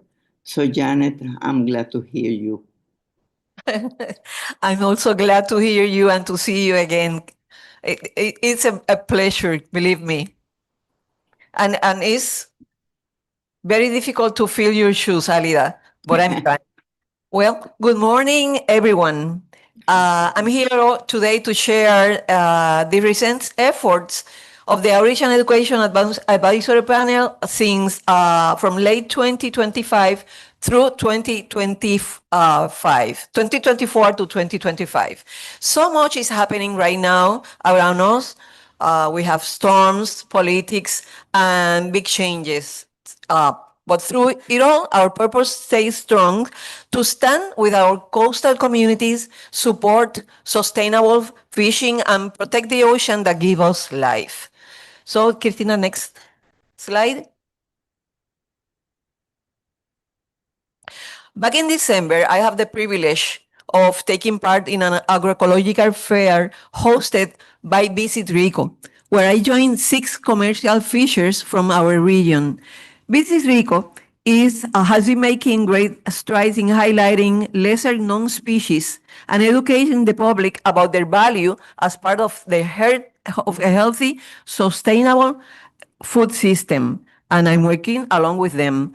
The fishers who participated in that experience were publicly recognized for their commitment to these efforts. One of them was Nelson Crespo, president of the DIP, and he has been especially active in promoting sustainable fishing and community outreach with me. And I appreciate his help. Christina, next slide, please. Also this year, I participated in gathering in Cabo Rojo Center. No, that's not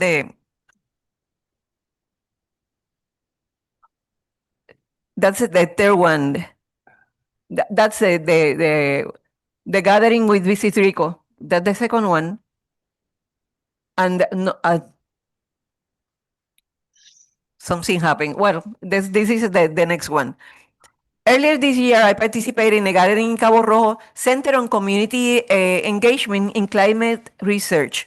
The event held under the theme Puerto Rico for the Climate, explore ways everyday citizens can contribute to with scientific effort related to extreme weather, because now we can't use the words, you know what, which ones.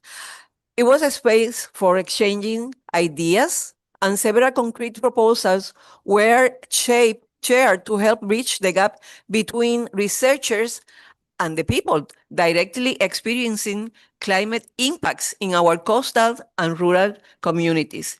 It was a great effort. There was a lot of people around, people that also are not in science, but are regular people who wants to know and have more knowledge in these events. Next one, Cristina. I've continued participating in the MREP planning unit team meetings, and I'm excited to share that we are currently organizing a small expo that will take place during the June 2025 MREP session. The focus of this expo will be underutilized fish species, and I'll be co-presenting alongside Chef Lorena Arroyo. Why Chef Lorena Arroyo? Because she was one of the chefs that took part of the continuing education course that we offered thanks to the Caribbean Management Council and Puerto Rico SIGAM program, and also the UPR in Mayagüez. In that course, we offered the chefs the opportunity to cook several kind of species, of underutilized species, that we have vaquita, that is a kind of tuna, and several others. And we only spend in those species for 18 chef $126. And they were that you expend only that money. They thought that there were like $600 in all the fishes that we use and they use all the fish. Nothing was going to the waste, because they learned to use them every part of the fish. It's going to be a great opportunity in MREP to connect fishery science with the culinary world and promote local sustainable options. Next one, Cristina. What's next for the Outreach Education Advisory Panel? Next one. Well, one of the projects we are especially proud of is a calendar we are going to create to celebrate the lives and legacy of fishing families across the U.S., Virgin Islands, and Puerto Rico. The goal is to highlight their resilience, their deep-rooted traditions, and the vital role they continue to play in our coastal communities and food system. It's a tribute to the people who, generation after generation, have built a way of life around the sea. Also, I have the privilege of working since October 2024 on the IRA project led by Dr. Alida Ortiz and Dr. Marta Prada. And last but not least, I just want to take a moment, like Wilson did, to thank Brent and Susana for giving us the chance to work with them. It was such a great experience, not only because I got to work alongside two amazing social scientists, but also because it gave me a new way to connect with our fishing community. I've been working with the fishing community for like 15 years, but it was a new experience, and it was great. As we continue honoring and supporting our Cristina, the next one. That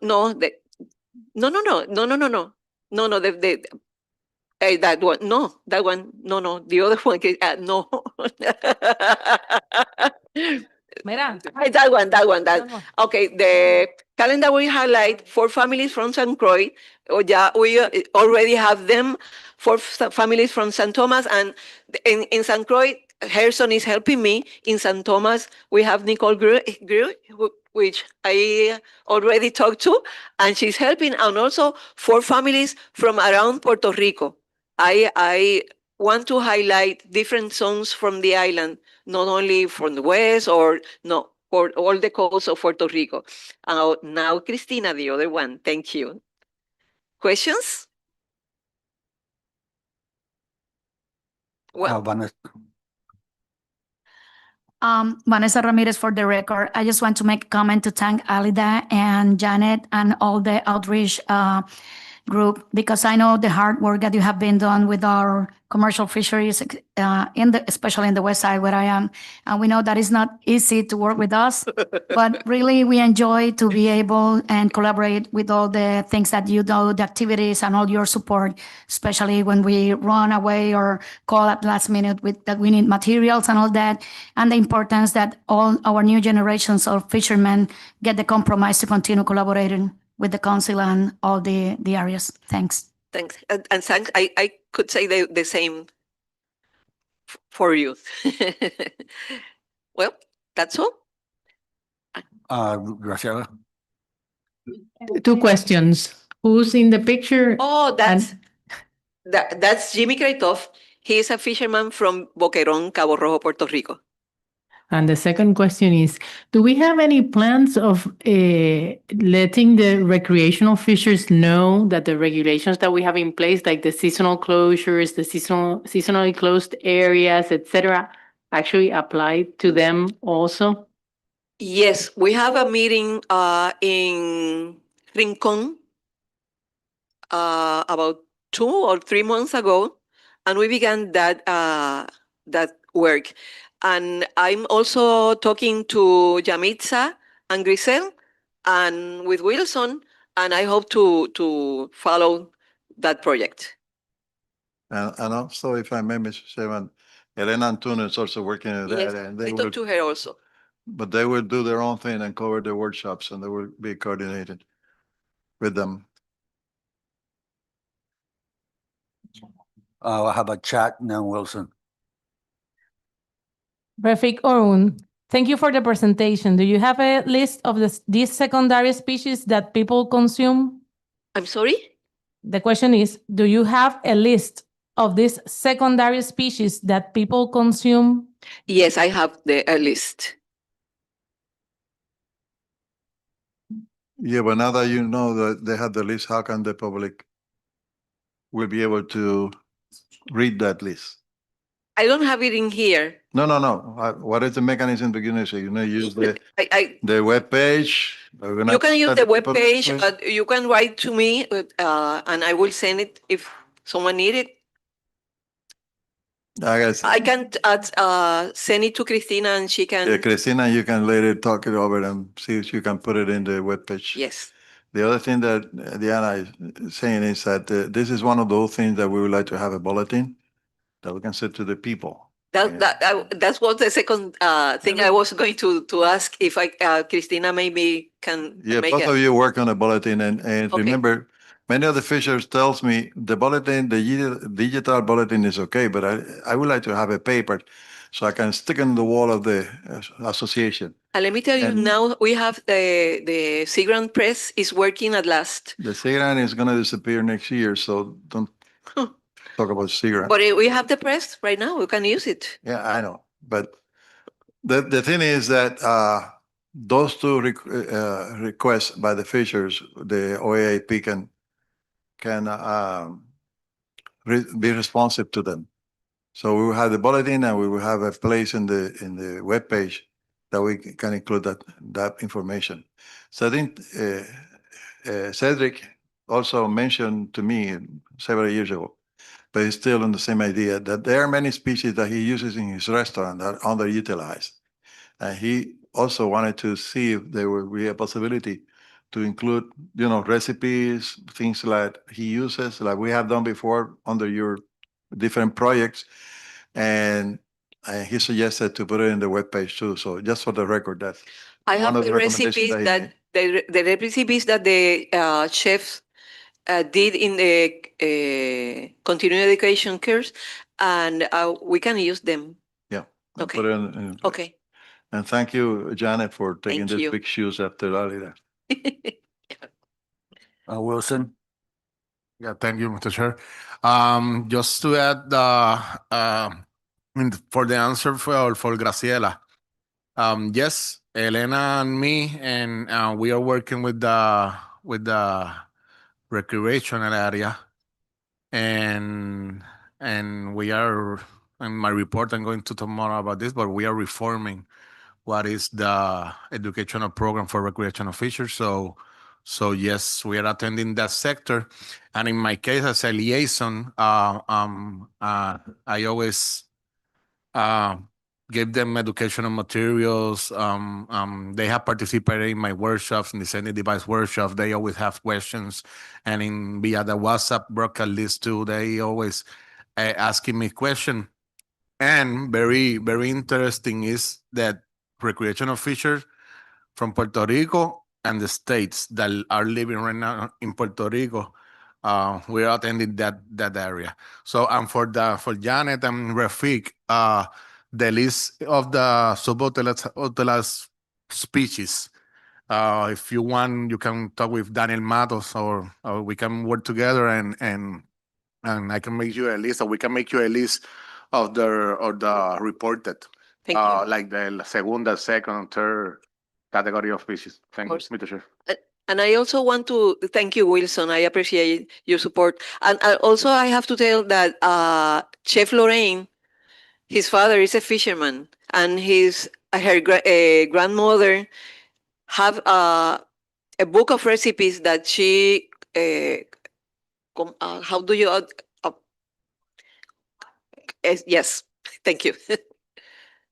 That's why I select her for the MREP Diana? Expo. I was telling Miguel there's also the species that are included in the recipe book that we made, and that recipe book is already up in the webpage in the Issue. Okay, any more questions for Janet? I'm glad to hear when Graciela brought up the point about recreational fishers, because I spend a lot of time out there talking to people, and the recreational sector believes that those rules are only for the commercial sector. So it's a good point. Thanks. Anything else for Janet? Okay, we have Christina with Social Network.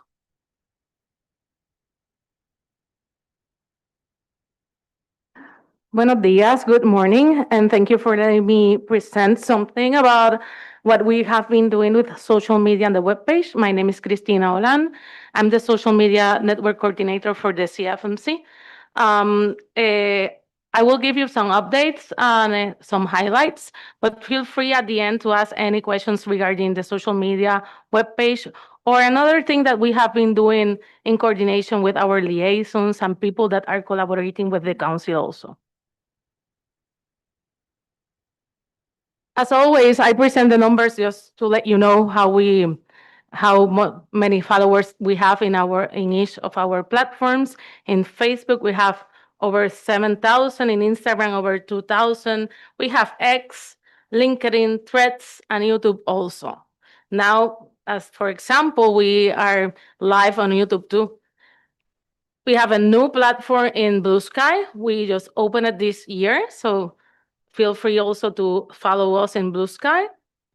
And also we have a new webpage. And I want to now stop sharing my presentation and share for a moment our new webpage.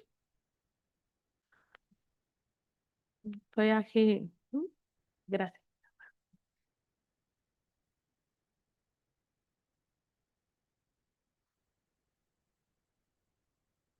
So what we did was working along with Websoft, we created like a new format, more cleaner and easier to follow and find information. We have, of course, about the information about the council and the panels, the calendar for the meeting, how to contact us, the meeting regulations, also the fishery management plans. As you can see, it is divided by Puerto Rico, St. Croix, St. Thomas, St. John. For the near future, we are going to have the section for Puerto Rico in Spanish too. And for each section, for example, we have a summary of the purpose and need of each plan, and also the information on the actions and amendments that are under development or those that are already implemented. And here I want to thank a lot to the people of NOAA Fisheries, especially Sarah and Maria, who guided me a lot in this section. Also to Graciela Liajay and Chiara, who gave me a lot of input on ideas on how to put this information in the webpage. Also, there were a lot of links in the old web page. What we did is just to have the links of the main agencies so people can find the NOAA links, the other fishery management councils, other agencies that are related to our topics, and also local agencies, links to weather information, and also, of course, Big Fish, that we have been collaborating with this regional initiative, and Fish Base, because people like a lot to know the names of the fish in the region too. In the case of the reports, for example, we moved the reports to ISU. So if you go to Stack in ISU, you will find the reports that were in the web page.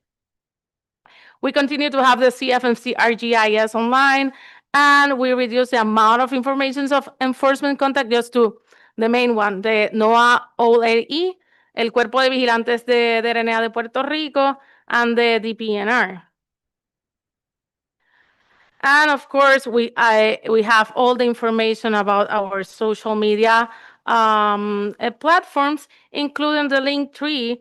Then in the link tree, you can easily find all the links to the social media, a section for the Salvapeje or descending device in English, all the resources that are related to descending device, big fish initiative, resources that could be very helpful to fishers like Meros PR, for example, to report groupers. And also for every meeting, we keep this so people can find easily the resources for the meeting just right now. I'm going to continue my presentation now.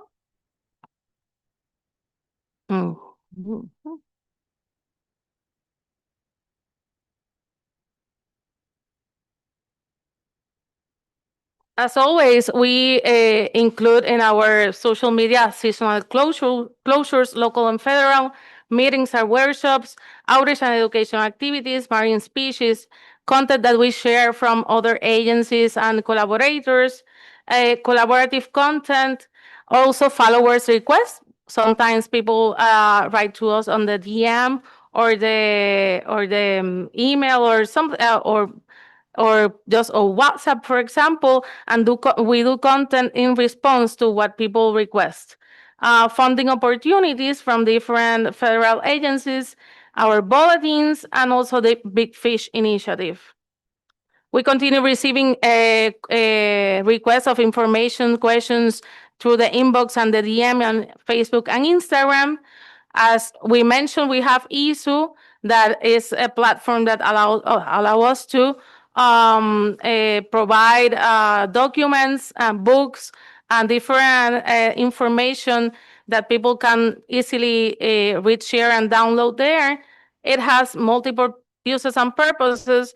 And as I always mention, it is good, but not perfect, because we have a lot of people that still need printed information, printed documents.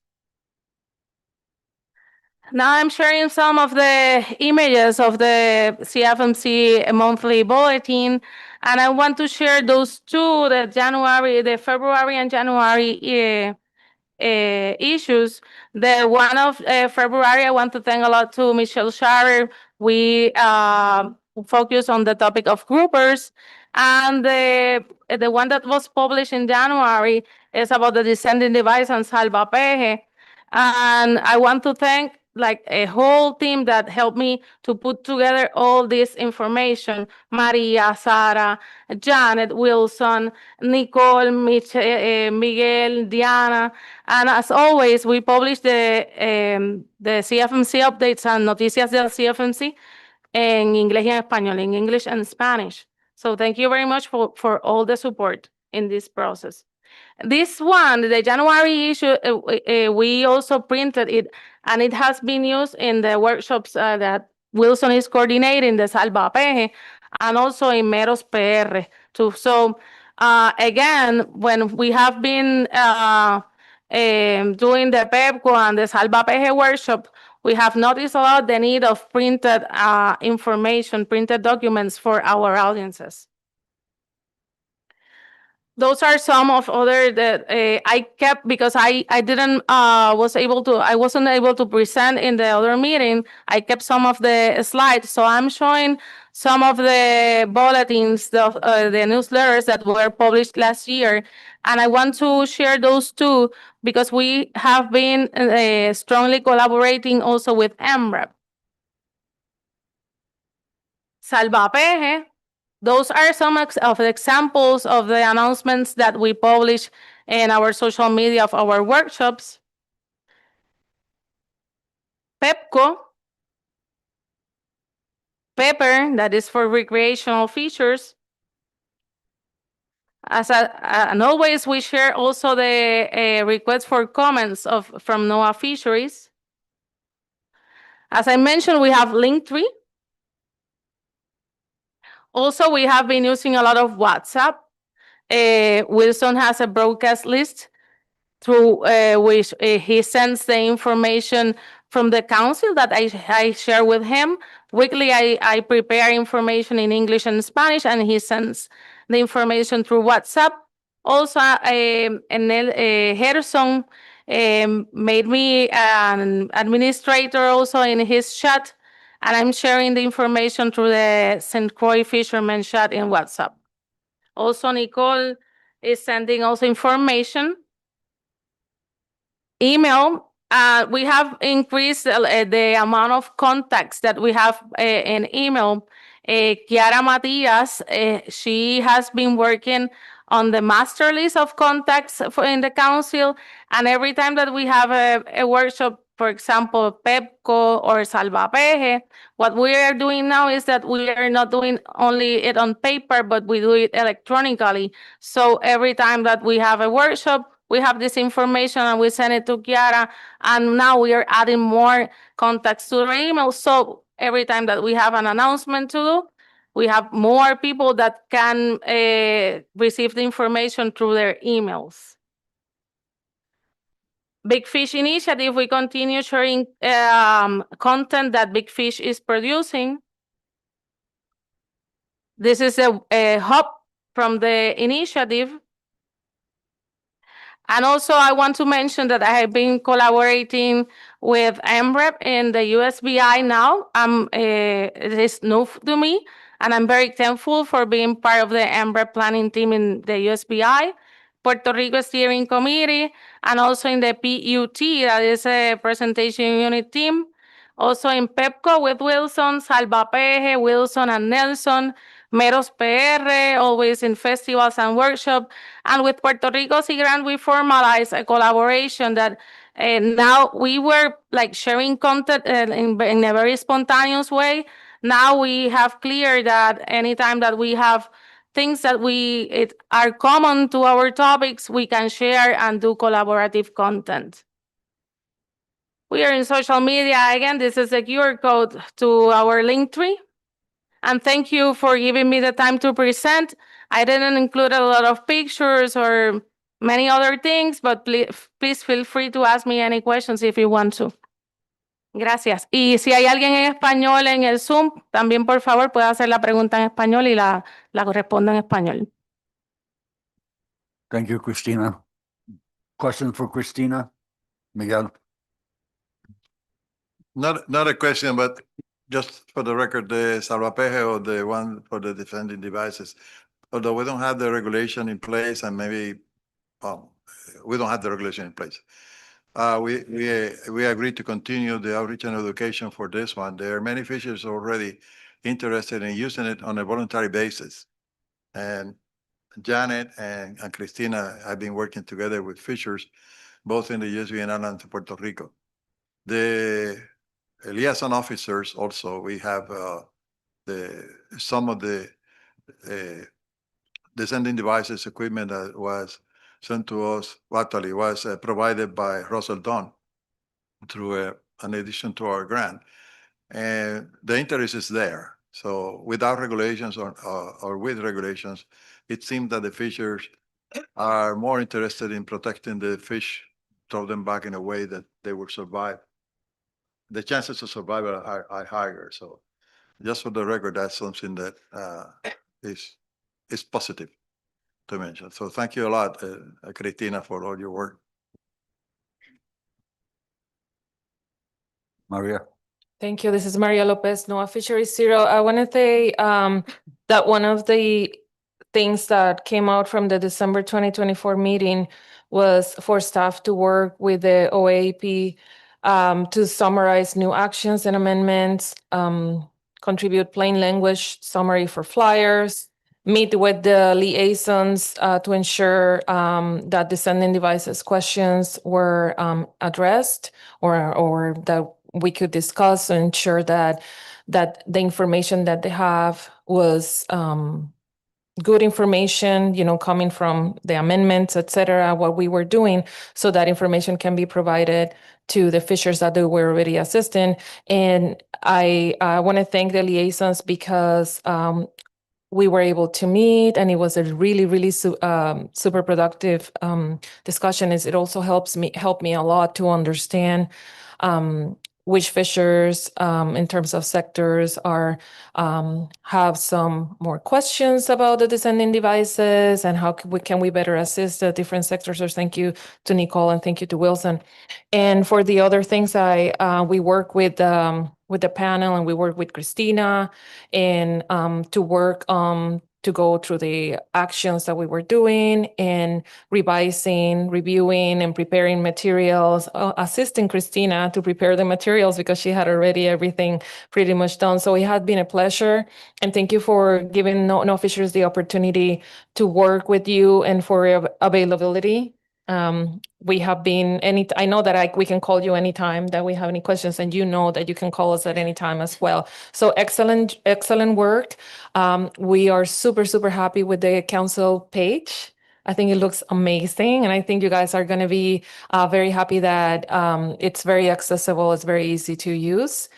There's really good information, so thank you for that. Anything else for Christina? Vance? Thank you, Christina, again, for being everywhere. I don't know if it's going to take too much time, but there's I think it's the second or third underwater photograph that you use, which shows up the first and only hard coral listed as endangered, and so that the fishers would take a look at it. Is it too hard to go back? It's an underwater picture. Back, yeah. No, well, yeah, you have to go. I'm sorry for taking time. Okay. No. This picture is from Edwin Hernandez. No, but that's not Nope. the one. No, it's before that. This is the first one.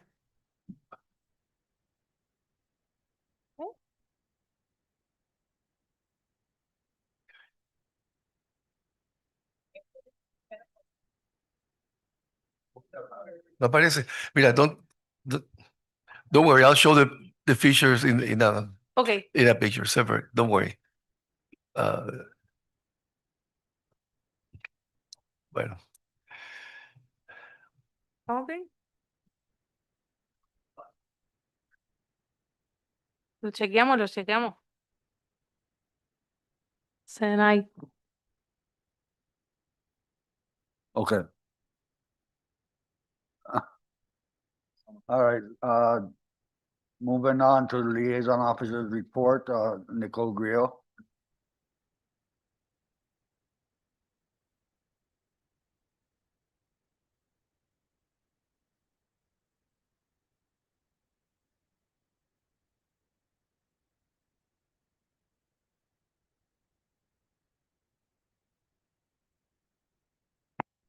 Gracias.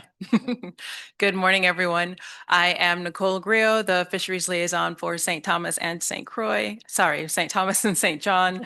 I do not have a presentation. Unfortunately, I made an egregious error in not listening to my chief of fisheries and downloading my presentation to Teams, and I had a mishap with my computer. So because of that, I don't have my presentation.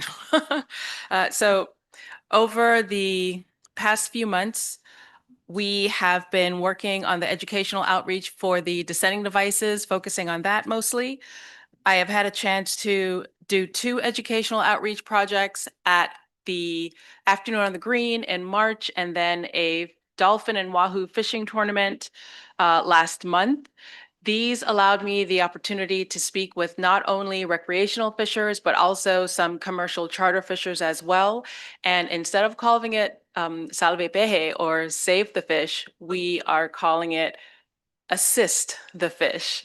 A lot of the anglers and the fishermen did let me know that by utilizing the descending devices, we are not necessarily saving the fish from making it back down to the bottom after it has barotrauma, but we are just kind of helping it get along the way a little bit quicker than it normally would, which was a really good way to look at how I was promoting the usage of the descending devices. So that definitely helped me to adjust the context when I'm speaking with fishers about utilizing the descending devices.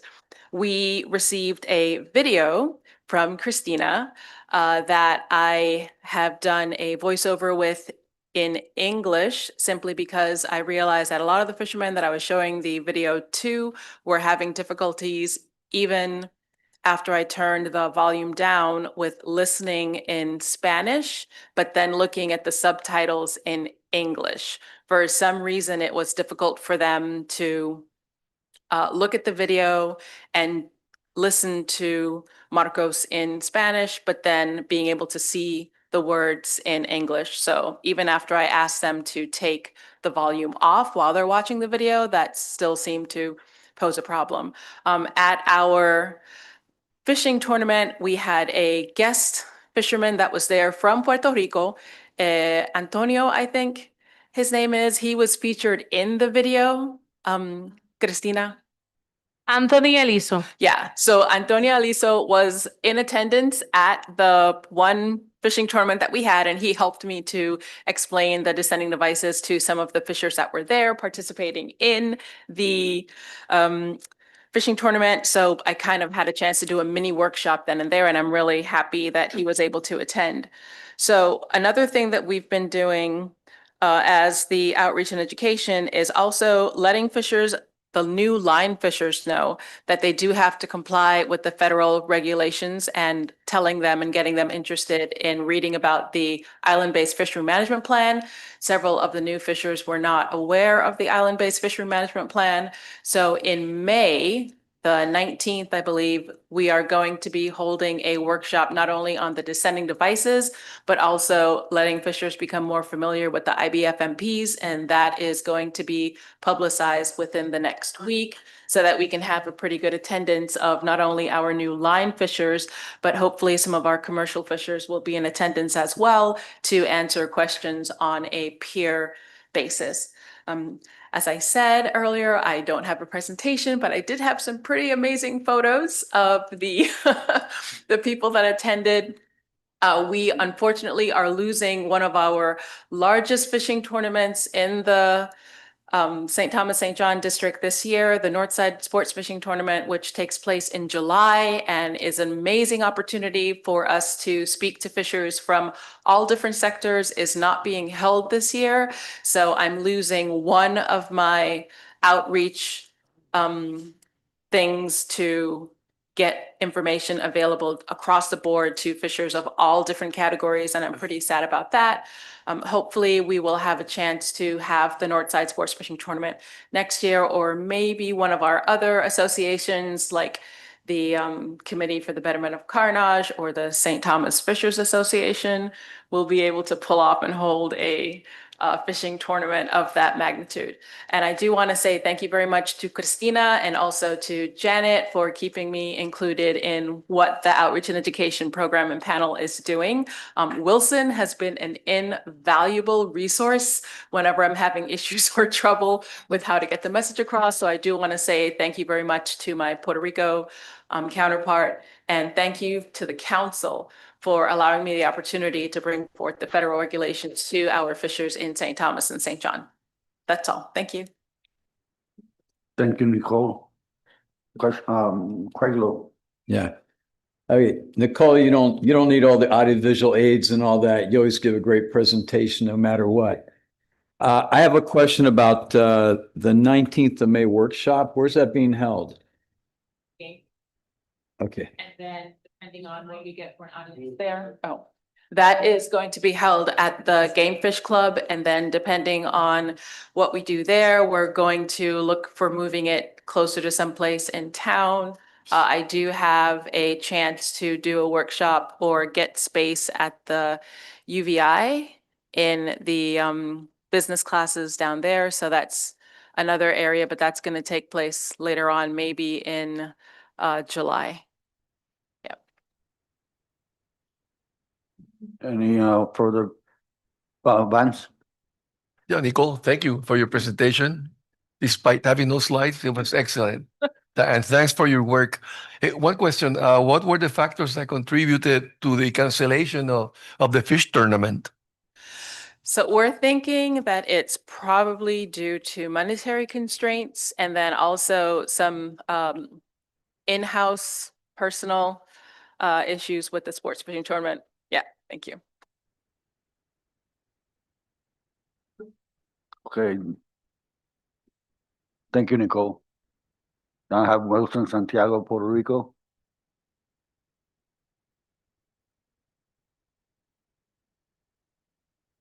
Thank you, Mr. Chair. Wilson Santiago, Puerto Rico Fishery Liaison. Just want to start to saying hi to Alida. Alida, it's good to see you and hear you again. I don't know if you're still connected, but hi. As a liaison, my participation and orientation that we have been giving to the fisher. Pass the other slide. So we are weekly working directly with the fishers and fishing communities, both sectors. So all days I am attending calls from fishers with questions and answer. And I'm, like I said in one of my comments back, I have been receiving a lot of calls from people from the States that are living in Puerto Rico now. So there are very few in the agency like the NER that they cannot speak Spanish or they don't know how to speak English. So they pass my contact to them, and we are working with them, with the community. So recreational and commercial fishers. We continue collaborating with Cristina Olan, CFMC, with information of Puerto Rico State Water for the CFMC webpage and fish app, and whatever regarding the state regulations or questions that I can answer. If I don't know it, I just find the person that can attend that concern. So we have been in virtual meetings regarding water security. We have a meeting, Janet, Vanessa, Christina, I don't remember who else, but it was because of a problem that happens in Puerto Real area, right, Vanessa? So we meet virtually, talk about security in the water for divers. So I think last night, Christina, you post Monday. on Monday. We started to repeat again the information that we already have regarding water safety. Yeah. Yeah. So we passed that in social medias and in the WhatsApp broadcast list for those of you who don't know, I have a WhatsApp broadcast list. It's a list that is like you receive a message like this. directly from me, not the chat. They don't see any phone numbers for any person. It's kept confidential, but all the information that Cristina always all week she called me every Monday and we talk about what we're going to do this week. So thank you, Cristina. I have been visiting fishing village around the island with Janet Ramo, AIP Share. So we are like monthly or every 2 weeks visiting all around the island fishers. So we visit them, ask them, know any of their concerns. I have learned in my experience with communicating with the fishers, you don't have to ask them anything. With a conversation, you can know a lot of things, concerns, and everything. So Janet and I do that very good. So like in the presentation of Brent, so the Sargassum Human Dimension Virtual Workshop with Noah Personnel, with Brent Stoffel. We have been I've been connecting like every Monday with Nelson and Janet too. We are working in a virtual workshop that they're going to be held in, I don't know if it's in May, right? Telling them about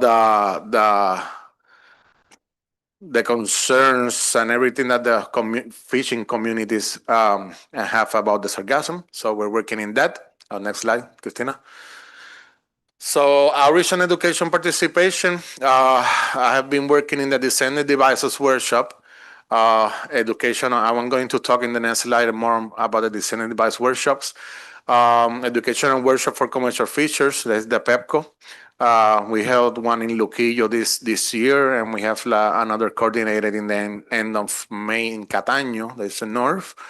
We have been delivering council educational materials to fish around the island, the council educational informative table at various events. There are 3 events listed there, but this Friday I'm going to another one. I have like 3 or 4 more listed until July. So we are always giving the information in the educational tables at the council regarding the state ecosystem-based management, the MPAs, everything regarding the federal regulations. So we are collaborating with the MREP workshop in the Puerto Rico Steering Committee and the planning team.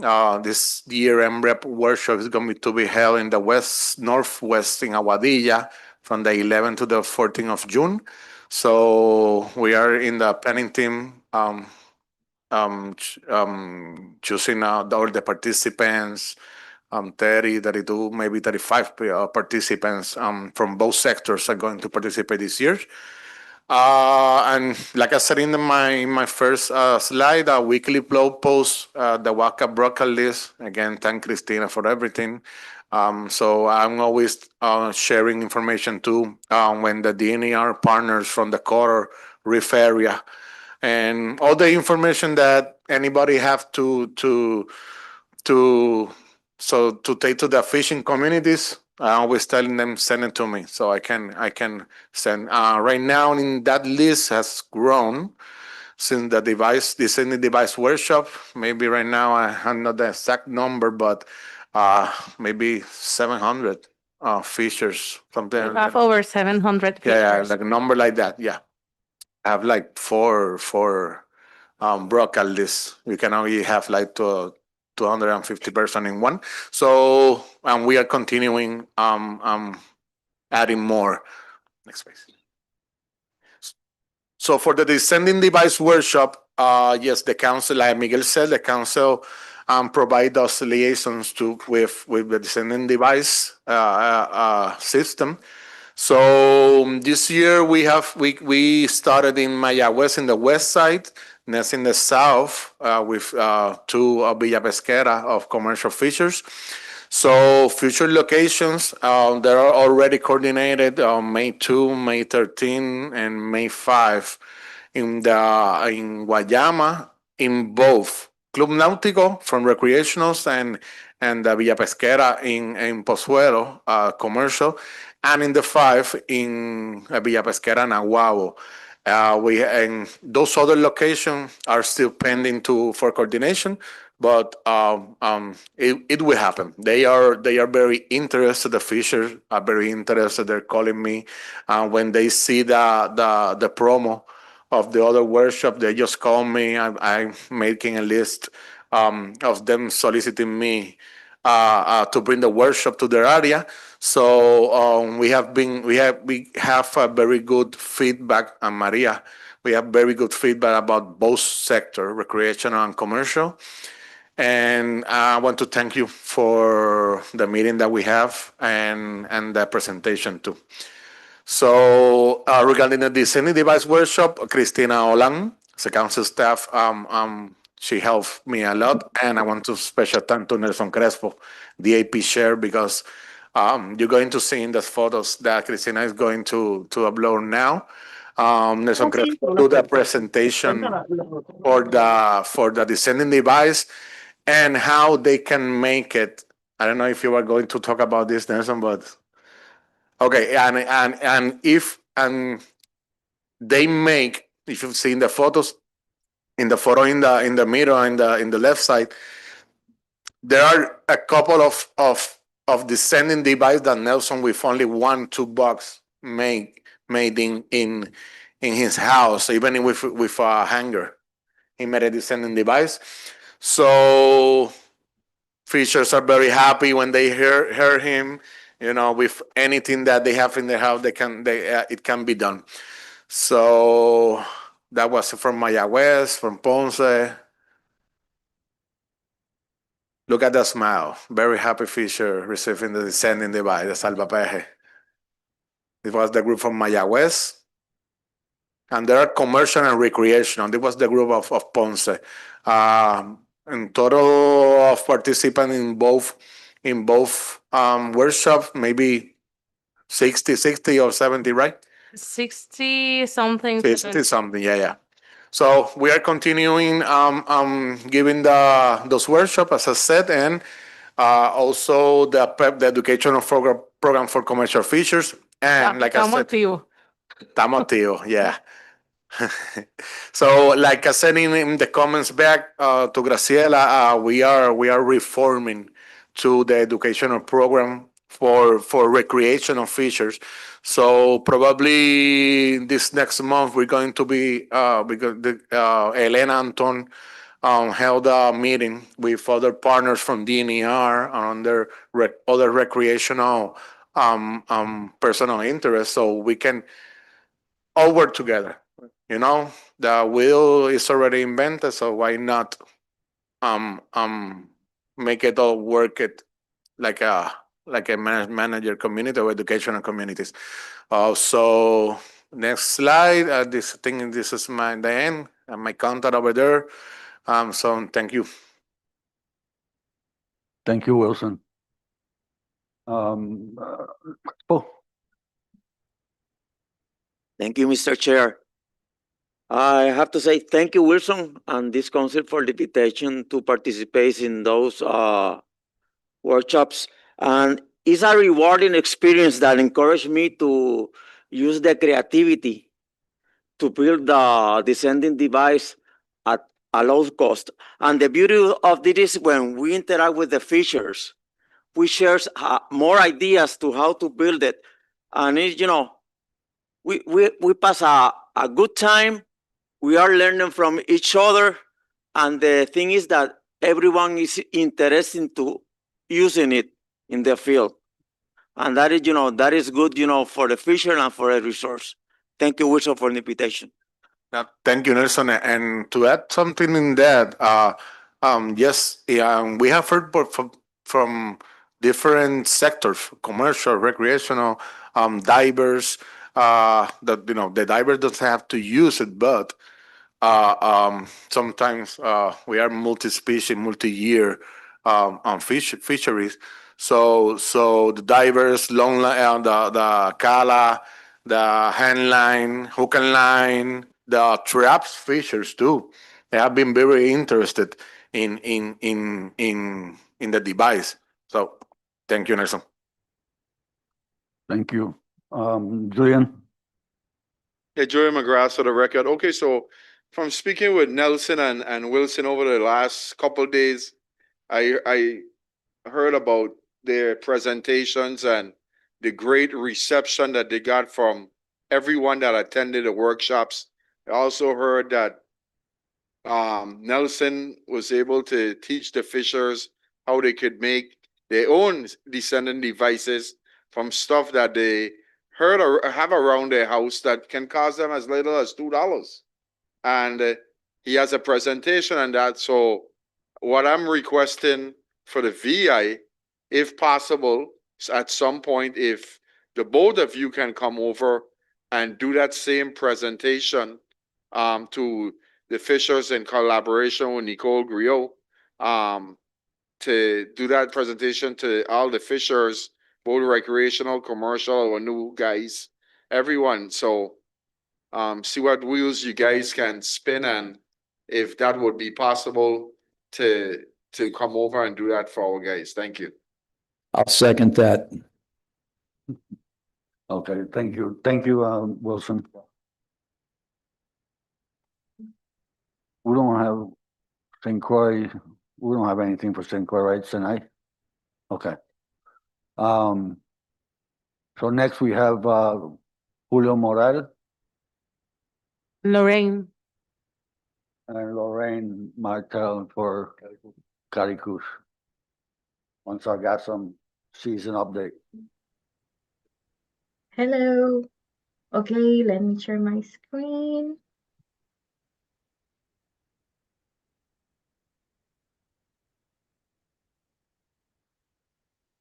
Okay, thank you for inviting us to be here in this meeting.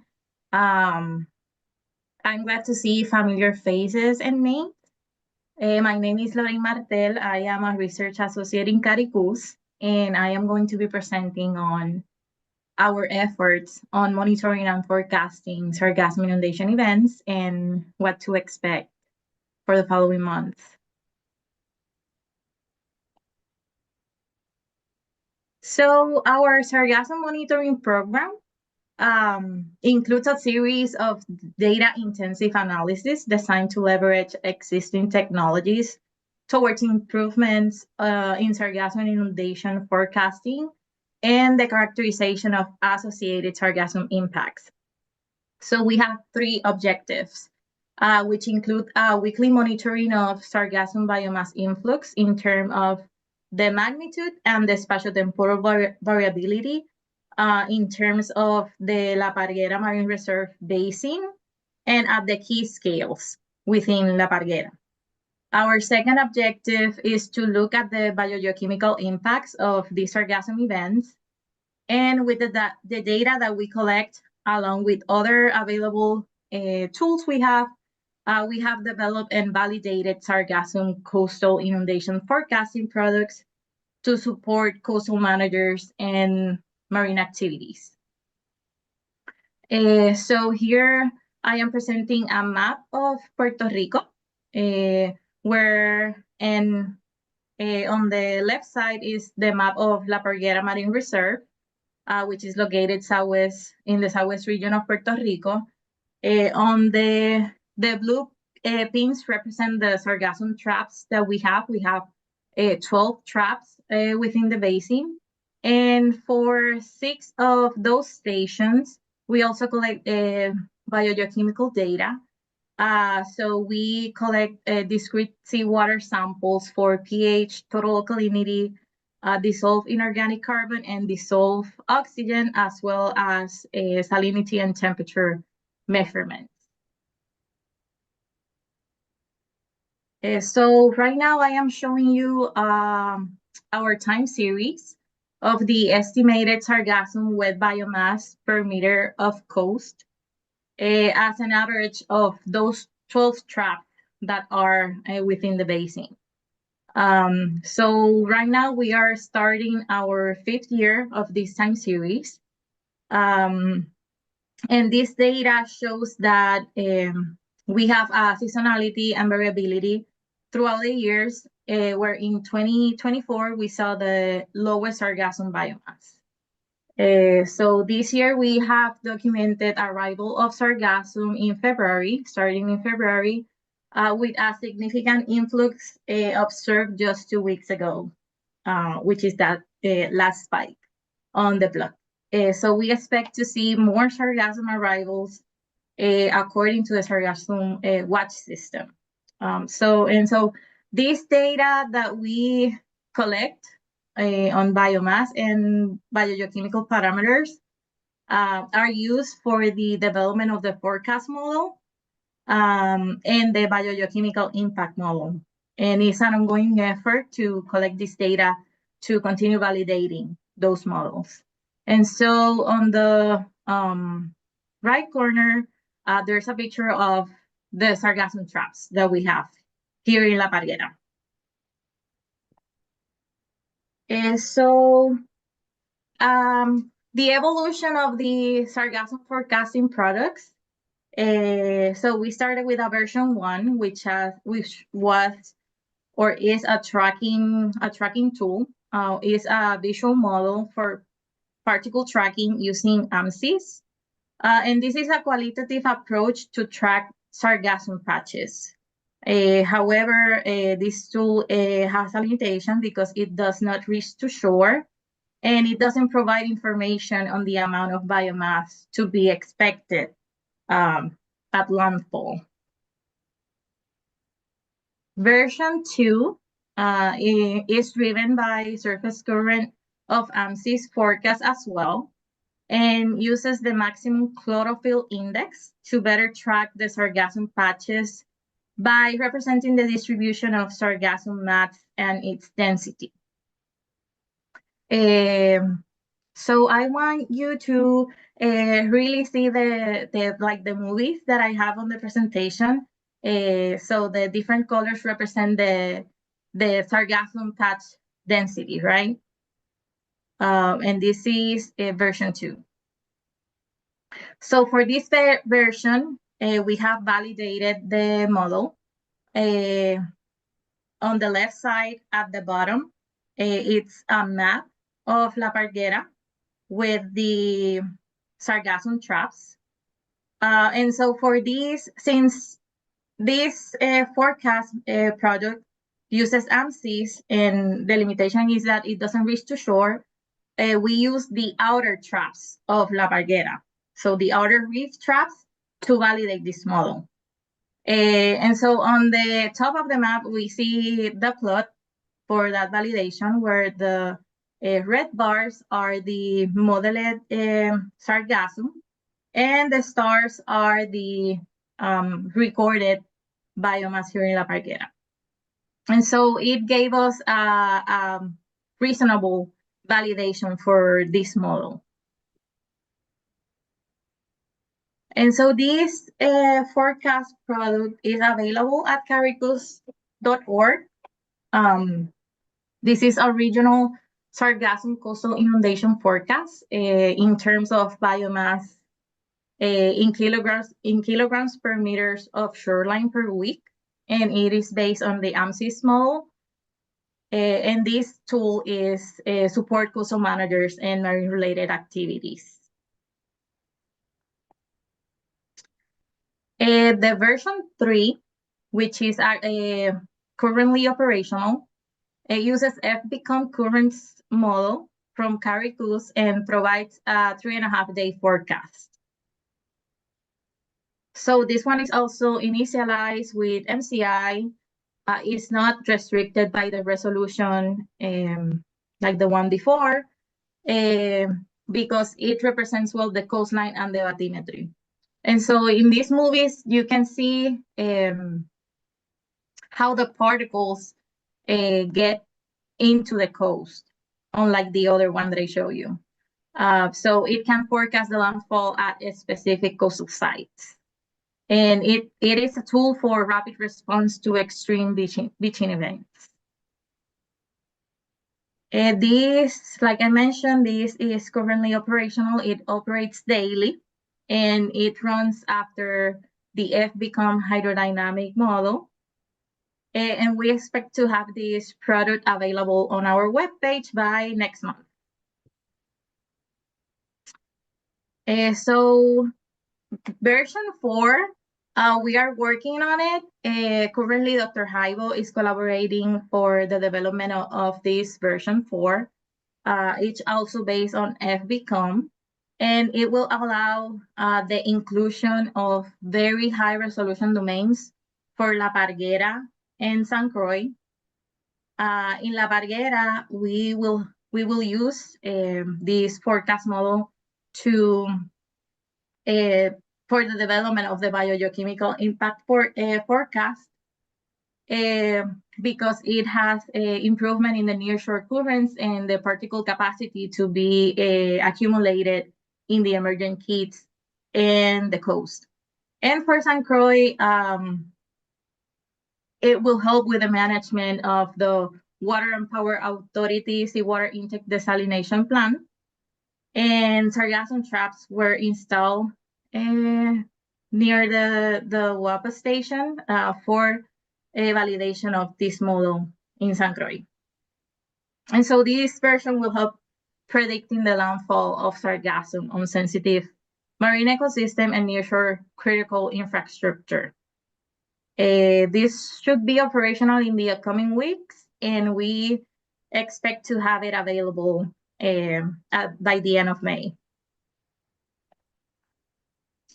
So as part of our monitoring efforts on the biogeochemical impacts of sargassum inundation events, the quantified sargassum biomass is converted into carbon influx within the basin. So endogenous sources of particulate organic carbon for La Parguera include seagrasses and mangrove little fur. And when compared to sargassum, these estimates suggest that sargassum contributes to about a 20% increase in carbon within La Parguera. When we did that for nearshore mangrove bay, we saw that this carbon influx increases for over 100%. In this nearshore bay, mangrove bay, the dissolved oxygen. So here I am presenting at this station, Monte Jose, which is a nearshore mangrove station that we have. It works as a big natural trap for sargassum. So I am presenting the time series for that station for the sargassum biomass and the dissolved oxygen. So we see that the dissolved oxygen levels are influenced by the influx of sargassum, showing a consistent decline during the sargassum season each year. So around 20% of the observations, we saw that the dissolved oxygen was below 2 milligrams per liter. So this is affecting the mangrove biota there. So here I am showing you pH in green and aragonite saturation state in pink. And so we see that this station is also experiencing acidification. We see in 2021, we see a major drop on pH of about 1 pH unit. And we also see that about 30% of the observations, the aragonite saturation state was below 2, which means dissolution. We have conducted a biological study. It was conducted by Dr. Otero from the Department of Marine Science from the UPR Mayagüez. And these results are from zooplankton and indicate that there is a decrease in holoplankton and meroplankton biomass linked to sargassum events and low oxygen levels at Monte Jose.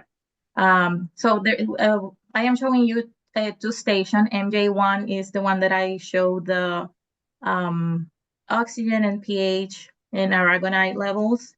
Varadero is another station that we have, but in both stations, there is a decline of plankton biomass.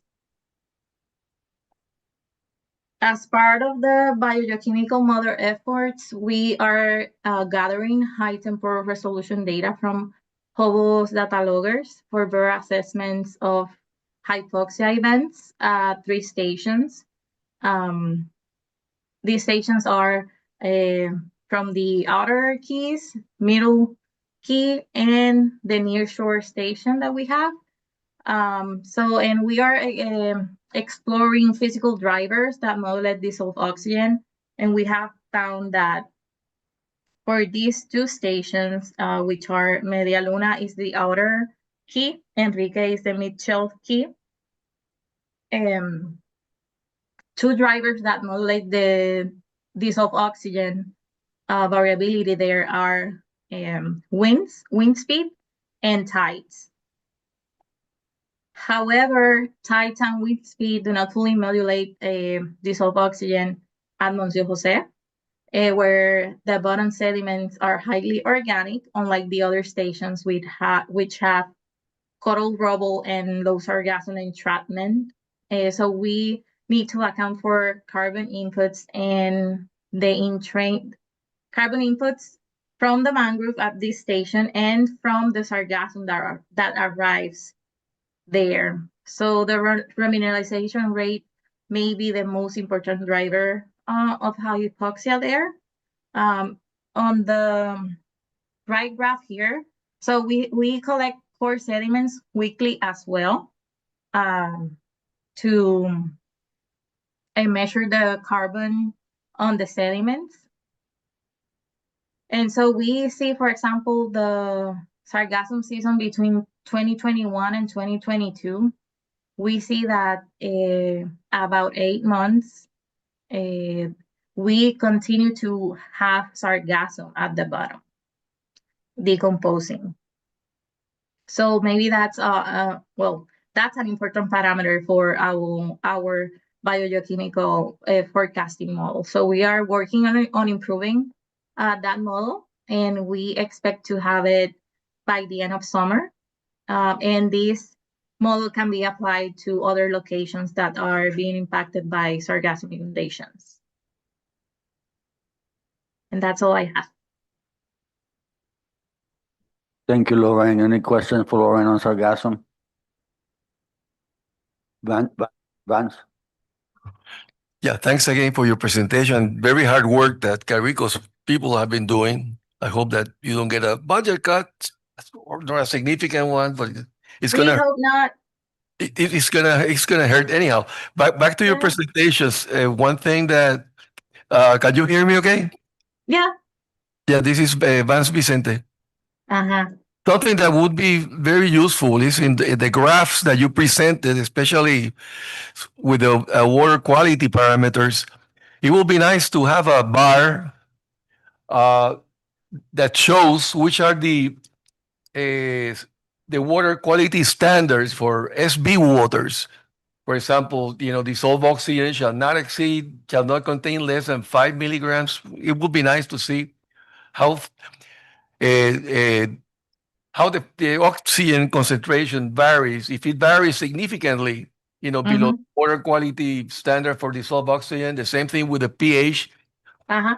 If it goes outside the range between 7.3 and 8.5, and turbidity that it doesn't exceed the 10 NTUs, the pherometric units, it will be nice for management purposes to see how much natural violations are occurring out there with regards to water quality standards. That's just my comment. And thanks again for your presentation. Thank you for the suggestion. Yeah, I have Ricardo and then Graciela. Graciela, you can go first. Sure. Okay. Lorraine, thanks for that presentation. I have only one question. I will provide it in Spanish and in English. En Spanish es, ¿pudiste observar mortalidad o emigración sobre todo de las especies más sésiles en los lugares de muestreo. Did you manage to observe sessile animals or organisms migrating from or dying with a lot of mortality from those places that you managed to sample? Ok, espero acordarme lo que diga en español para decirlo en inglés, pero honestamente yo estoy empezando este año a hacer estos muestreos, así que ahora, ¿verdad? Para mí es que voy a comenzar a hacer estas observaciones, pero sí mis compañeros me han compartido que en efecto la estación de Moncio José, que es la estación costera, cuando llegan estos arribazones de sargazo, pues sí se ve las raíces de rizófora que no hay, ¿verdad? No hay organismos, no hay peces, los peces no hay, y sí han visto peces muertos y casiopeas también. Y cuando acaba el season, por ejemplo, cuando empecé a hacer estos muestreos, pues, y habían peces en Moncio José, ellos se ponían contentos, como, mira, llegaron los peces de nuevo. Así que sí, en esa estación en particular sí se ve ese efecto en la llegada de sargazo. Okay, now in English. So I recently started doing this field observation, so I don't have personal observations, but my coworkers, they have shared that in the past, during the sargassum arrivals, there have seen plain Rhizophora fruits, and that there are no fish at this nearshore station. They have seen dead fish and upside down jellyfish floating. Muchas gracias. Thank you, Graciela. That was my question, but I have another one. Are we looking, or are you guys looking at the movement of the dissolved oxygen lens away from the area where you have the stations? Because that would definitely impact, certain fish species, and you can have fish mortalities associated with that dissolved oxygen, dissolved oxygen as it moves away from the reef. What do you mean by like if we take the DO measurements near the traps? Right. Do you have stations that go away from the coast and from the reef to see how far that dissolved oxygen lens goes? Yeah, so we have traps and stations within La Parguera. So we have that gradient of the outer keys, mid keys, and the nearshore station or coastal stations. So we can see like the variability on the sargassum, right? So for example, 2 weeks ago we got sargassum at the outer traps, but not on the inshore traps. So we see that variability of sargassum as well as the biogeochemical impact and variability, spatiotemporal variability for the chemical parameters. Does that answer your question? See, actually, it answers it more than I expected because you're following it inshore also. So thank you. Okay. Okay, thank you. We have to break for lunch. Lunch is here, and we must be back by 1:30 because we have the assistant RA coming to make a speech online from DC. So promptly at 1:30. Thank you. Thank you. I do have mortality on sargassum video if you want to see it. Yeah. Yeah.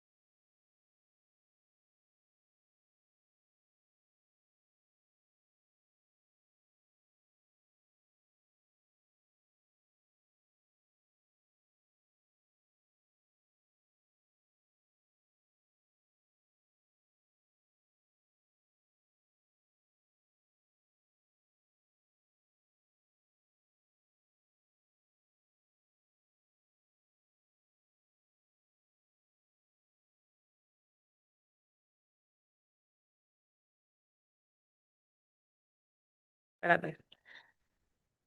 Saludos, Kiara. Hola, aquí estamos. Papá. Gracias. Ya mismo nos reunimos aquí.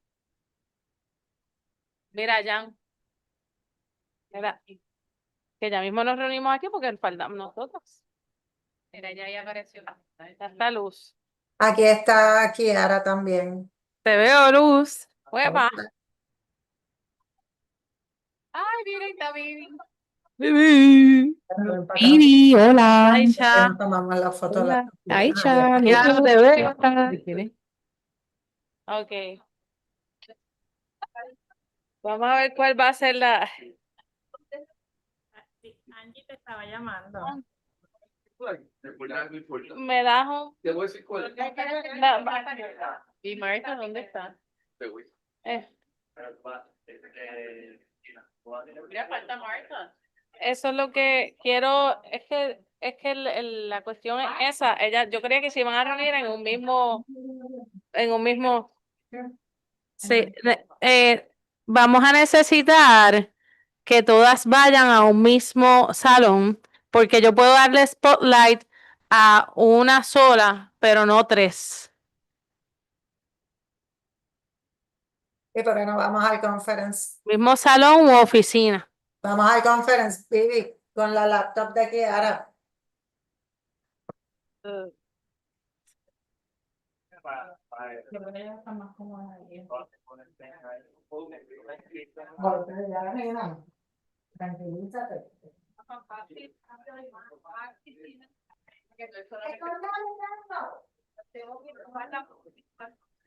Sí, como las tuyas de del Queen Con.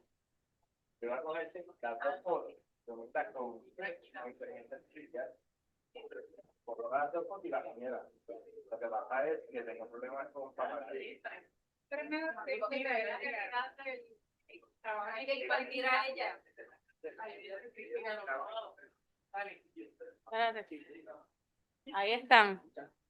Déjame, se me fue. Sí, espérate que se me fue la que la iba a sacar, que ya. Estamos. Perfecto. Voy a apagar las luces. Se quedaron en la cámara. Déjame. Solamente. Acá está.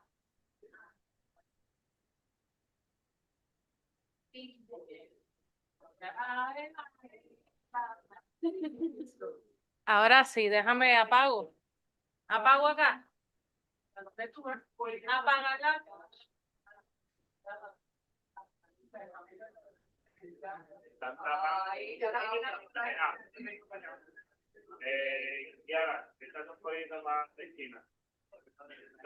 Tengo abierto el micrófono aquí. No, más para afuera, más para afuera. Mira, siéntate aquí, mira.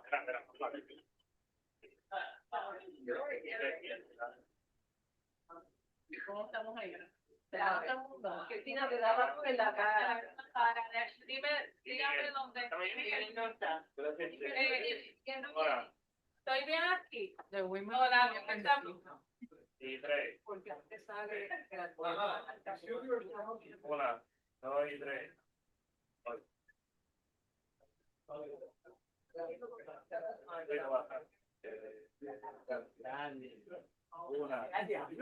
Acá. Espérate, se me fue Kiara. Espérate, Kiara. Ahí. ¿Quieren pagar, por favor? Enseñando los dientes. Aquí, mi Sonrisa, sonrisa. 1, 2 y 3. Dale, que voy a tirar la foto.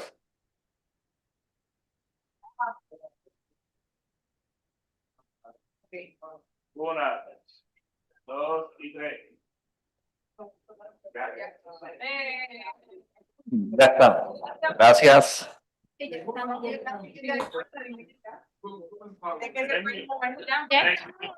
Ya terminó la sesión. Ay, Estamos. señor. Un abrazo. Gracias.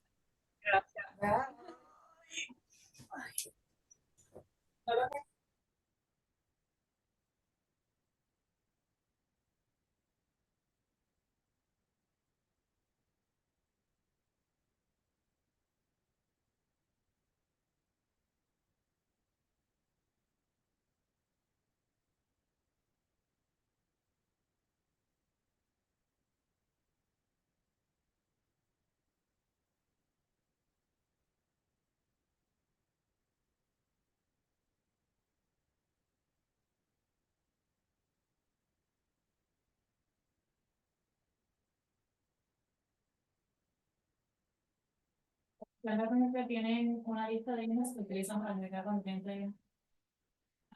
Yo no sé, yo te tengo aquí, vamos a ver. Porque sí,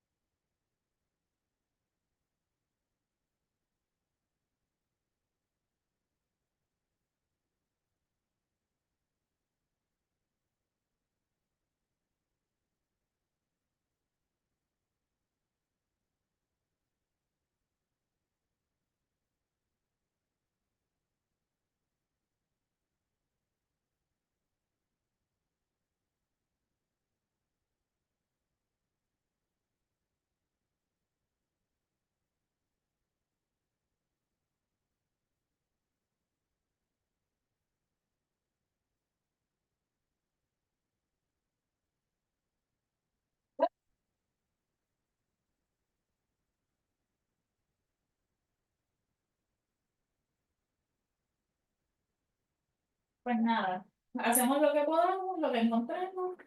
Yo le hago entonces un resumen completo de todo. Y se lo envío a Angie y ya, gracias. Un montón de cosas. Sí. Pero ya hice más. Están en el aire. Sí.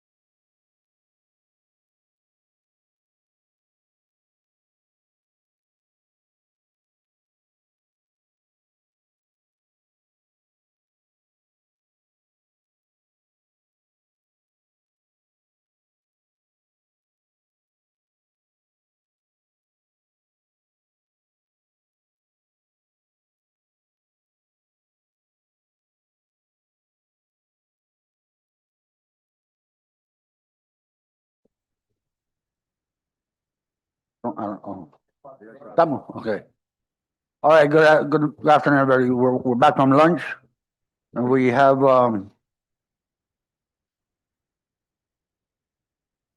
the assistant RA, Genia Piñero, will give some words to the council.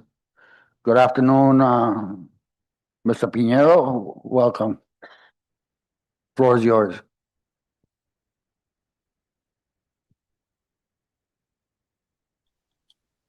Good afternoon, Carlos, and thank you very much. And good afternoon to my dear Caribbean Council friends and family. Looking forward for this occasion for a long time. It's great to be with you, Miguel Rolon and his crew. I hope Dr. Vicente is there, Nelson Crespo, Julian McGrath, all the fishermen, all the staff.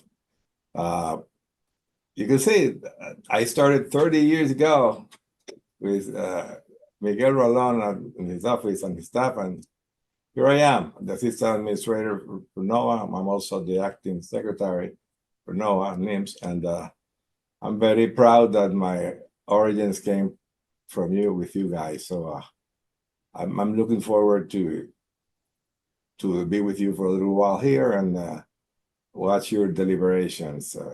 Also my regards to Andy and the Zero staff. Thank you.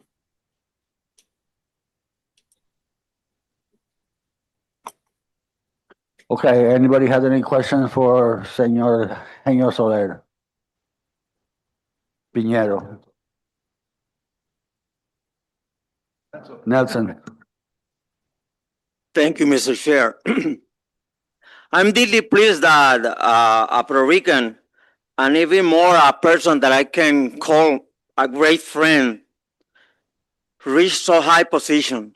And I'm sure that the American Caribbean will have a great ally within you. I wish you much success in this new challenge, Genio. We are really happy with your nomination. Thank you. Thank you for your kind words, Nelson. I'm determined to be a factor in helping not only the Caribbean Council, but all the councils. I'm a very council-oriented person. This new administration has very plans for everything should go towards the fishermen and the recreational anglers too, and all the stakeholders. And we're aligned to, for me, councils is the first line. This is where science and fishermen get together, and this is the reality of fisheries and the fisheries management. I am aware of the data issues in the Caribbean. Without good data, there cannot be good management. But I trust that with our Zero team and our partners in the Caribbean, we can overcome this hurdle. And I'm here to assist you in any way I can. You have a friend here. Thank you. Thank you, Julian. Yeah, Julian McGrath for the record. Genio, congratulations. You know, I've known you for a very, very long time. And the man that saved my life in Ponce with the spider bite. I'll never forget that. But as you said earlier, you know, it's so good to see one of our own that came from the bottom and you reach where you're at today. And I congratulate you in where you're sitting. And I know you're going to be a very useful resource that can help the Caribbean Fishery Management Council and the fishers in getting things done that need to get done, getting it done in the right way. So I look forward for working with you and your team, and congratulations. Thank you, Johnson. Julian, you are not only a friend, you're a brother, and I really appreciate those kind words, and you can be sure that I'm going to do everything I can to help you guys in this new task that I'm with, and so please extend my my regards to the fishers communities, both commercial and recreational anglers in the U.S. Virgin Islands, St. Thomas, St. Croix, and to my fellow friends in Puerto Rico. Thank you, Julian, for your kind words. I deeply appreciate your words. Thank you. Miguel. Genio, espero que no se haya olvidado el español. We are very proud that you are sitting there. And remember that you have friends here. And I know how difficult it is because you are in between the top and the bottom of everything that we do in fisheries. But rest assured that whenever you need to call us, whenever you need to consult with us, just drop us a note. And congratulations again. Me uno a las palabras de los compañeros, especialmente Nelson, que te conoce de que era chiquito. So we are really proud. And you have a friend in the Caribbean. Don't forget about that. Thank you a lot, Genio. Thank you, Miguel. Thank you. And I have many friends and many brothers there. So yeah, I appreciate your kind words. Thank you. Muchas gracias. Vanessa. Thank you, Mr. Chair. Genio, I just have to say that I'm really happy that you are there right now. And I know that our friend Elliot is very proud of you. I'm the little one in this table, but I know you for a long time. And I know that we're going to have a nice representation over there. And in the name of all our commercial fishermen and all the year that you give to us, we really appreciate and congratulations on your nomination. Thanks. Great. Thank you, Vanessa. And please use this opportunity to relay to all the fishers in the west side of the island that you have been involved with for all your life, that I'm here for them, that nothing has changed, still the same. Thank you, Vanessa. Anyone else for Vance? Genio, saludos. Habla Vance Vicente. Un abrazo y gracias por haber hecho tantas cosas buenas por Puerto Rico, por tu país. Y hace falta. Bueno, me alegra en verte. Bye. Thank you, Vance. Thank you, Vance. Thank you for your words, and looking forward to work with you for many years ahead and to help in any way I can assist the Caribbean Council and all the councils involved here. But that is in particular the Caribbean Council, where I know you guys work very hard. Thank you, Vance.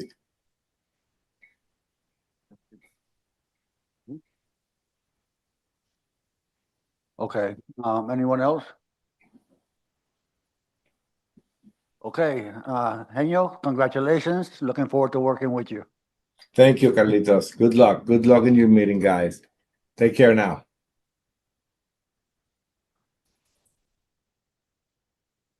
Leo. Okay. Next, we have enforcement reports. Puerto Rico DNR.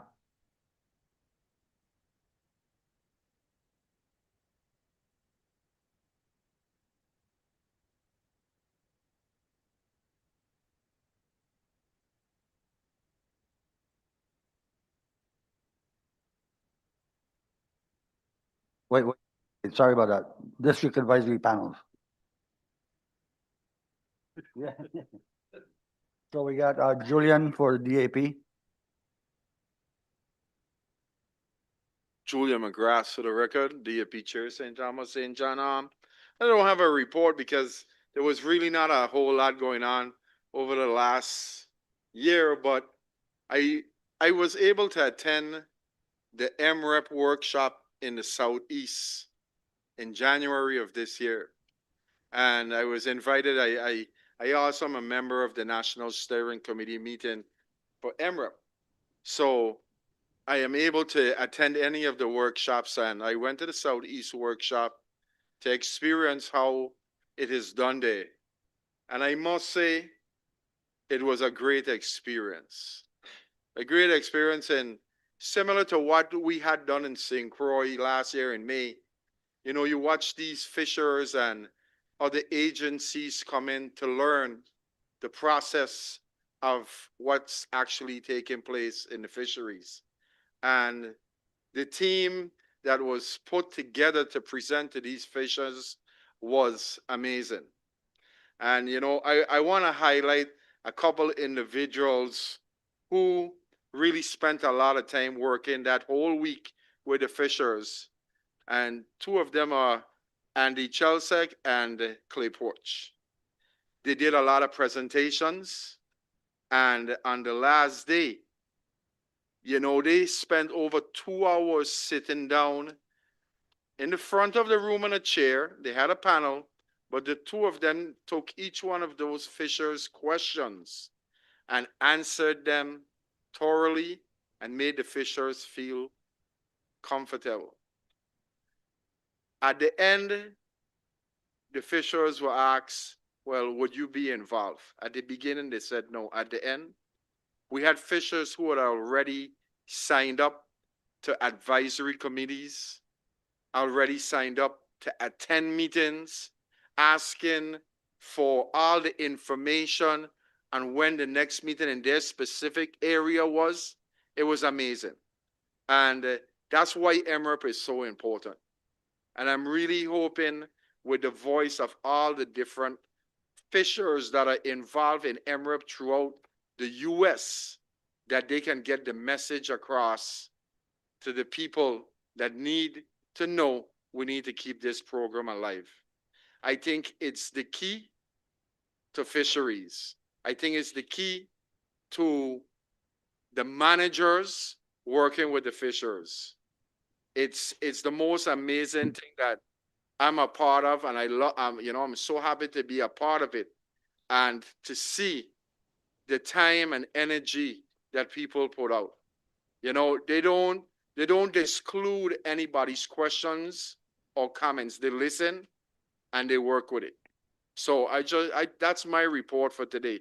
I just wanted to say thank you for all the people who are involved in that and what they do to make it happen. Thank you, Julian. Edson?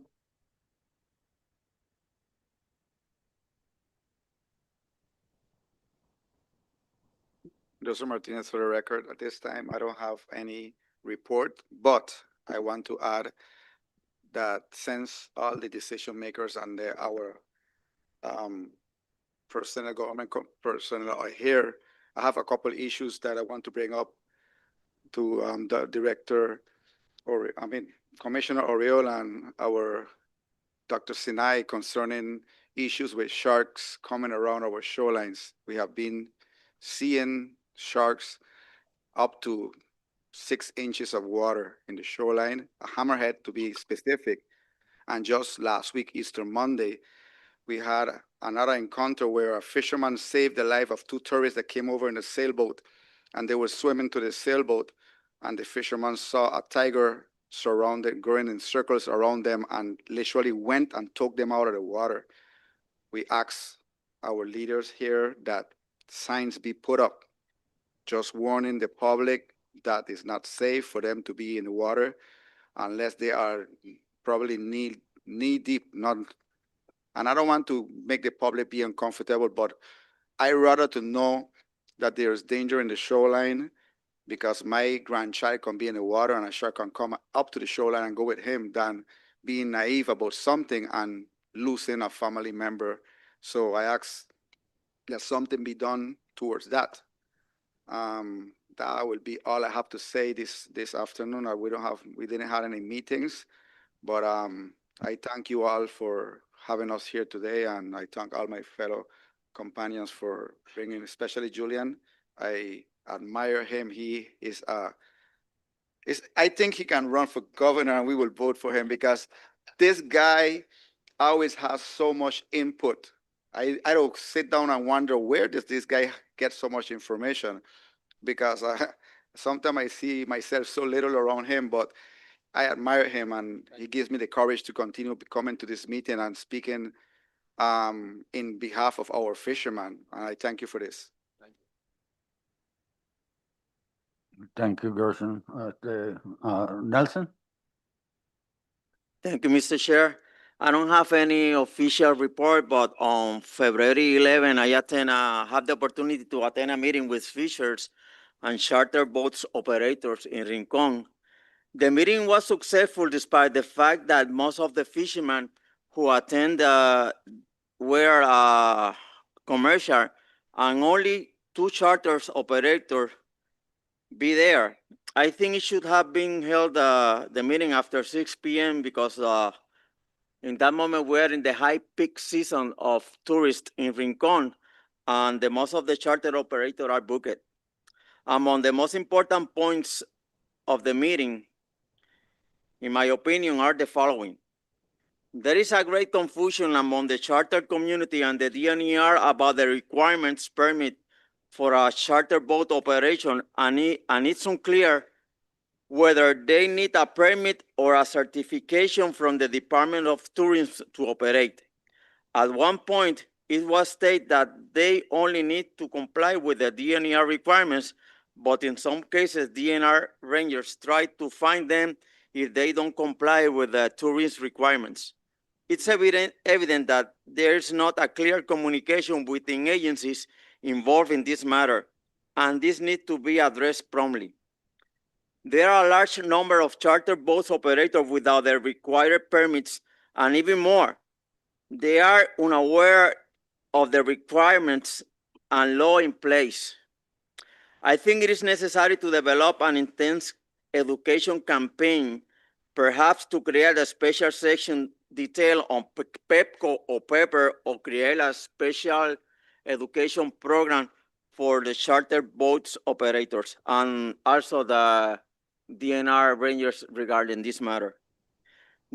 Also, the commercial sector claims that illegal fishing sales by charter boat operators are affecting their ability Cantidad de to catch. tiburones en In my opinion, charter boats operators are conducting a commercial activity even if they are taking clients for recreational fishing, and should be able to sell their catch and submit a catch report for each trip as required by commercial fishermen.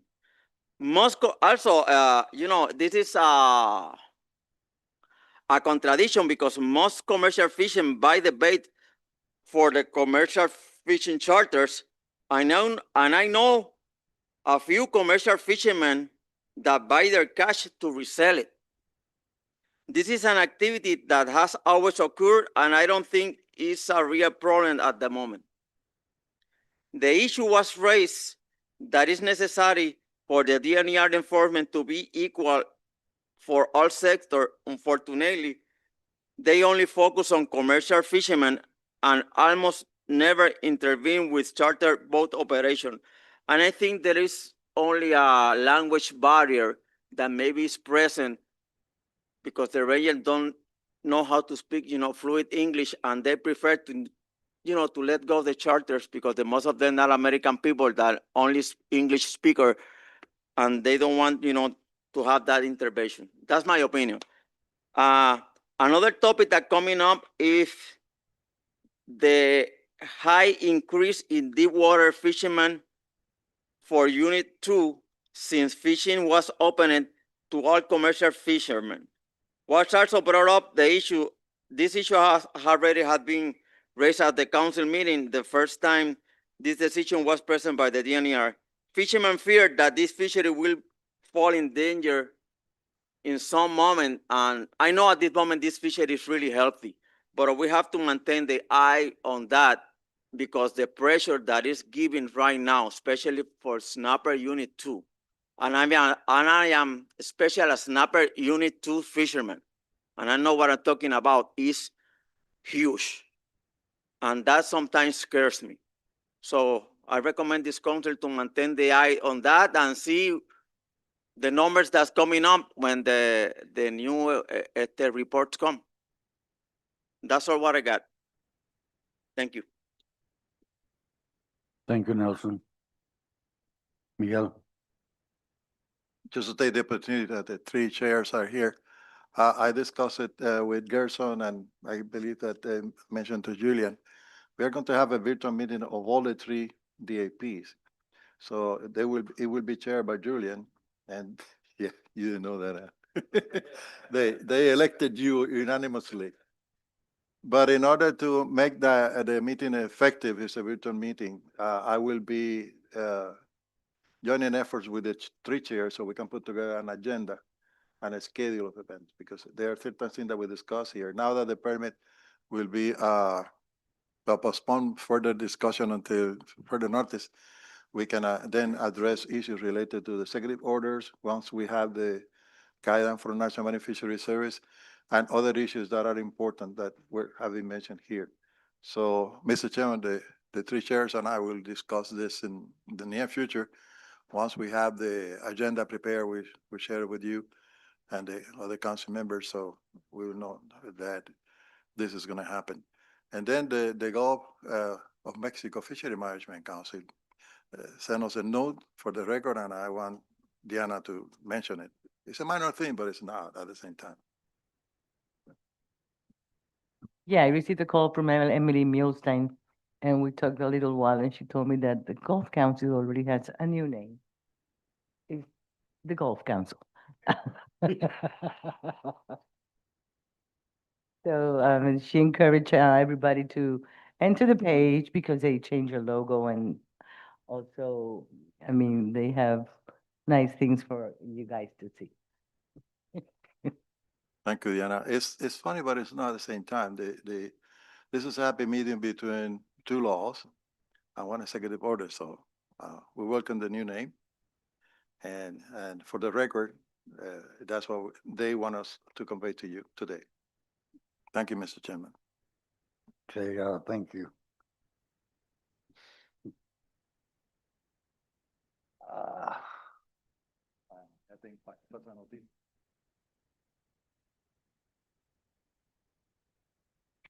Okay, next on the agenda. I want to say something about what Crespo mentioned on the deepwater snapper in Puerto Rico, because I go there quite often, and I agree, it is a huge fishery, and I believe it needs some serious attention to management. So I would recommend you listen to Nelson. Enforcement reports. We have DNR Puerto Rico. Good afternoon, Consul, and all the public attending today. My name is Ricardo Lopez. I will be presenting the report of law enforcement from the Puerto Rico Department of Natural and Environmental Resources, specifically the DNR Rangers. As you can see in right now in the presentation, there are movies of two interventions, both of them in the exclusive economic zone, one of them specifically in Bajo de Sico. So that report came from DNR Ranger Edwin Rodriguez, who was the previous commissioner from the DNR Corps. And the report was provided by Yamire Perez Roman, who is a DNR Ranger in charge of working in maritime zones and in the ocean. Next, please. Okay, as in previous reports, you can see in the bullets, different bullets, what they have been doing in terms of activities and interventions. You can see that there are different laws, but the ones that are of more concern to us are those in the green rectangle. For example, the Law 278, Puerto Rico Fisheries Law, they have 5 cases in this season. And for the Regulation 7949, which is the regulation on fisheries, they also have 5 cases. We can compare this data with previous reports in the next slide, please. As you can see there, we have different seasons, different years, and it's more or less the same. We can see that most of the interventions are in the Puerto Rican water navigation and safety law, and very few of them are in Puerto Rico fisheries law and fisheries regulation. And Now we have, I believe, 2 new vessels that we can see on the next slide, please. Maybe the next one, but on this one, you can see evidence of an intervention with a queen conch. It was done in Puerto Real, Cabo Rojo. All those queen conch went to the fishery research lab to be researched by the biologist. And on the picture on the right, you can see the bags full of queen conch, but also you can see three engines. Those are 3 new engines for one of the new boats that have the DNR Rangers that are used to go to the easy zone. Next, please. Okay. In this other slide, you can see also some activities and interventions, many of them with commercial fisheries. None of them, of those in the pictures, have any illegal activity involved, but they were there and they checked for safety and for fishes and any kind of activity that the fisherman was doing in that zone. There you can see also the new boat with those 3 new engines. I believe we have 2 of those. And you can see also in the bottom of the picture a description of the price, of the cost of those boats that they are using now. Next, please. And they also, they not only intervene with fishermen and illegal activities, but they also help the different organisms in the ocean that may need help. And in that case, that manatee was tangled in a rope. It was then released during the month of Valentine, and then he engaged with another boat. That happened during this season. That was Tuque. Tuque was a very known manatee. It was released in Ceiba when he was young. Now we can see it's not that young anymore. Let's go to the next one. Okay, there you can have the different emails and telephone numbers of the colleagues that provide information. And if you have any question, I'm here. Thank you, Ricardo. Questions for Ricardo? Graciela. Ricardo, thank you for that. How do you get the poundage of the Queen Kong and the exact location where it was harvested, and what's the disposition of that conch once you? I don't have that information at this moment, but I can get it for you very soon, probably for today. So those were juvenile conch, right? Well, one of the problems was that the person didn't have a permit or a license for that. That was the main problem. Yeah. But also, if we have that information from the illegal side of the fishing, it's also undersized from what I saw in the picture. So it would be, very good to have that information. Thank you. All right. Thanks to you. Any more questions for Ricardo? Hearing none, thank you, Ricardo. We have DPNR. We have okay. U.S. Coast Guard. Good afternoon, everyone. This is Lieutenant Kayla Shida from the Sector San Juan. So I just took over as Living Marine Resources, so happy to be a part of this team and looking forward to collaborate. So I just want to highlight one of the multi-agency operations that we conducted in February 28th of this year. So this was the first fisheries-focused operation that Sector San Juan has done in a couple of years, or at least since the last 3 years that people have been here for. So we're really excited to get this initiative off the ground. We were able to encompass Coast Guard, FUTA, DNER, and NOAA OLE on the operation. So we're really excited to have a joint unified presence out on the west coast of Puerto Rico.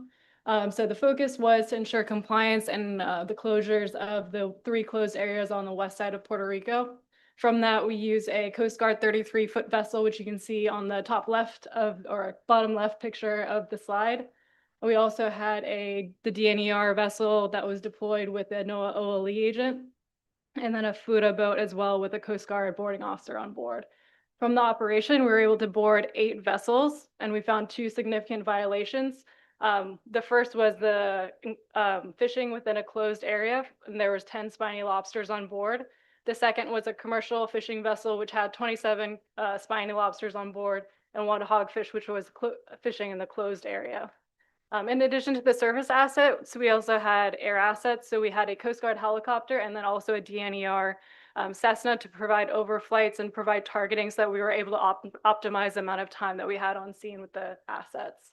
So again, just want to highlight that we want to do more of these operations where it's not just Coast Guard out there, it's not just DNER, it's not just FUTA out there. We're able to do a unified approach where we're showing presence, not just on the West Coast, but hopefully moving across to St. Thomas and the U.S. Virgin Islands as well.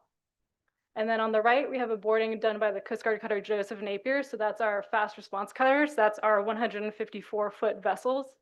So they were out doing their normal law enforcement patrol when they encountered a fishing vessel. They conducted a boarding on a 22-foot commercial vessel, which was actively fishing in the closed area.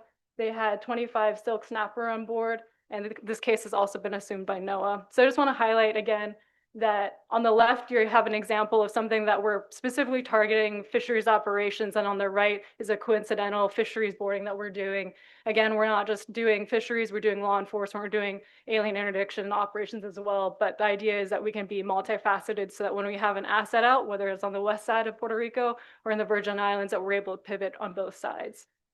Moving forward, I'd like to propose that we do more operations for enforcement for the Coast Guard. And granted that we do have limited resources, but again, I think if we get creative in working with our partners with DNER, working with NOAA OLE, we can be more effective in the region. And that's all I have from the Coast Guard, pending any questions. Thank you. Questions for the Coast Guard? Vanessa. Thank you, Mr. Chair. Vanessa Ramirez for the record. Thank you for the presentation. I just want to make a comment for the record. We have a situation this Saturday in our bay in Puerto Real with an intervention with a fisherman, a commercial fisherman that was escorted to the port. And it came like a big issue because it was on the beginning by the Coast Guard. And then came also FURA. At the beginning, they were alleging that they were throwing out drugs. Then they find out that they were just cleaning the quink.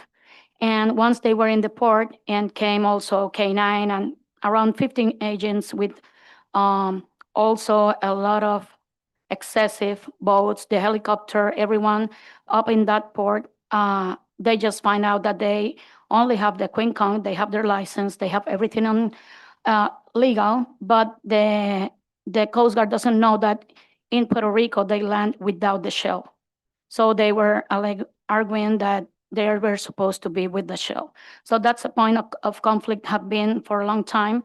So I hope that the NRA can take notes on that and could put together the information, the orientation, so that when this kind of things, especially because in the west side, we have the areas that are federal zones inside the state waters, just to be clear and don't pass through this situation again.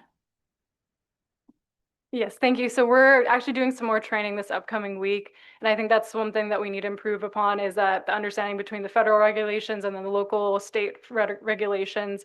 We're getting better at that, but I understand that that was a big conflict. So we'll make sure that we clarify that with our boarding officers moving forward. Thank you. Anything else for the Coast Guard? I want to personally thank you for the collaboration on fisheries out there with the Coast Guard and the local authorities. It's really helpful. Thank you. Vance. Real quickly. I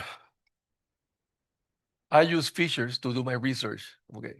And the fact that they have a scientist on board, they feel that they can be a little bit relaxed regarding live vests and stuff like that. So we were stopped by the Coast Guard. I said, what the hell's happening? Well, they didn't have the right number of live vests. I had bought new ones that they didn't take them.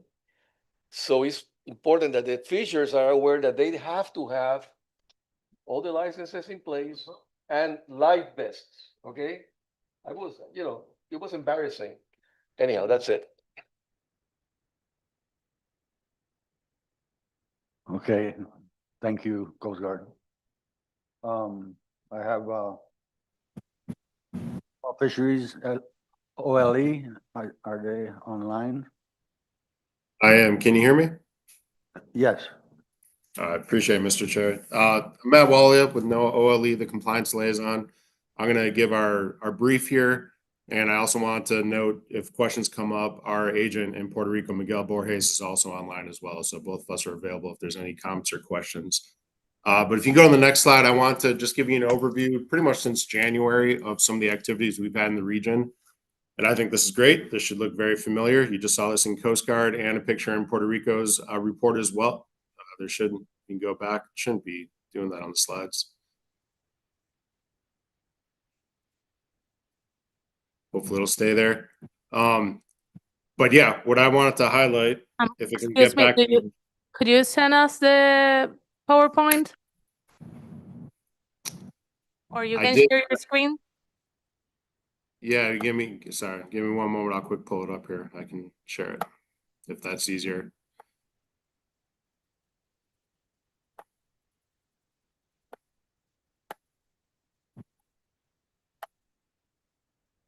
If you allow me to share my screen, I can pull it up. Yes. You're a co-host now. Thank you very much. All right, can you see that okay? Yes, we see your screen. Apologies, that was sent over, should have been good. But yeah, what I want to highlight here is, so this should look familiar. Like I said, you just heard from Coast Guard, and this is great. You know, there's a similar theme between all law enforcement on this, and this is great cooperation of what our priorities are. We want to patrol the closed areas, make sure folks are keeping what's allowable, not getting in there and fishing when they can. So this was a recent patrol back in February that Miguel Borges worked a lot with, and he's got a great relationship with Coast Guard, helping them train over at Sector, as well as working with the Rangers as well, getting out. So he was able to get out on patrol. He was on the DNER vessel that you just saw. He was with the Rangers. Coast Guard also had their boat out there as well. You heard with the air assets, and they made these cases. So with the hogfish, with the lobster, that he was on one that they made a case with those conchs you see in the right picture as well. And then got called over by Coast Guard for assistance with the picture in the middle with the lobster and hogfish and octopus. So all that was in Abreu La Sierra is where those were actually found in on the western side. So those are open and pending right now. Those are, we're waiting to see where it is, but that's all civil right now at this point. As far as civil penalties, there was a question about what happens to it, I think, on the state side, but on our side, these are open right now, working, and there's usually some result of a civil penalty at the end. Next slide. Oh, sorry, I forgot. I'm sharing my screen. Sorry. All right. So on this one, you just saw too, this is from the cutter, and this is just another, just to reiterate our working relationship that we have with our partners, and this is how we're successful no matter where we are. This was with the Coast Guard cutter. They referred this catch of the snapper over to us. They end up escorting this vessel into port. The captain at the time thought he was on the edge of the closure. This was in Abreu La Sierra as well. He was not. We were able to document very clearly where this boat was and where the fishing activity took place. So that one's also currently open and working on as well.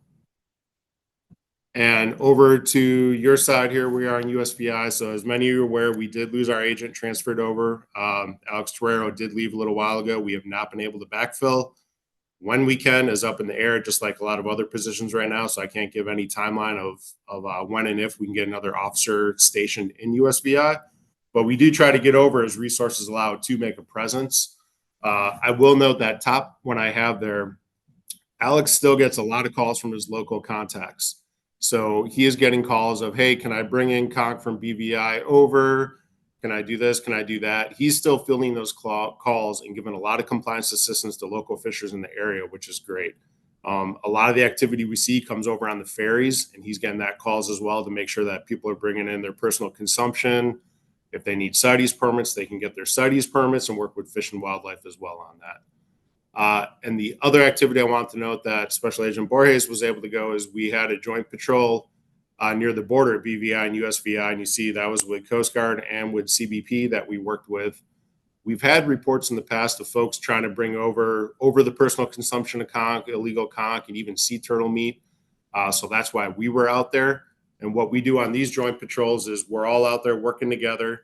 We each have our agency's jurisdiction that we're responsible for. So we're able to multiply that force and go look for multiple things at the same time and accomplish all our missions working together with.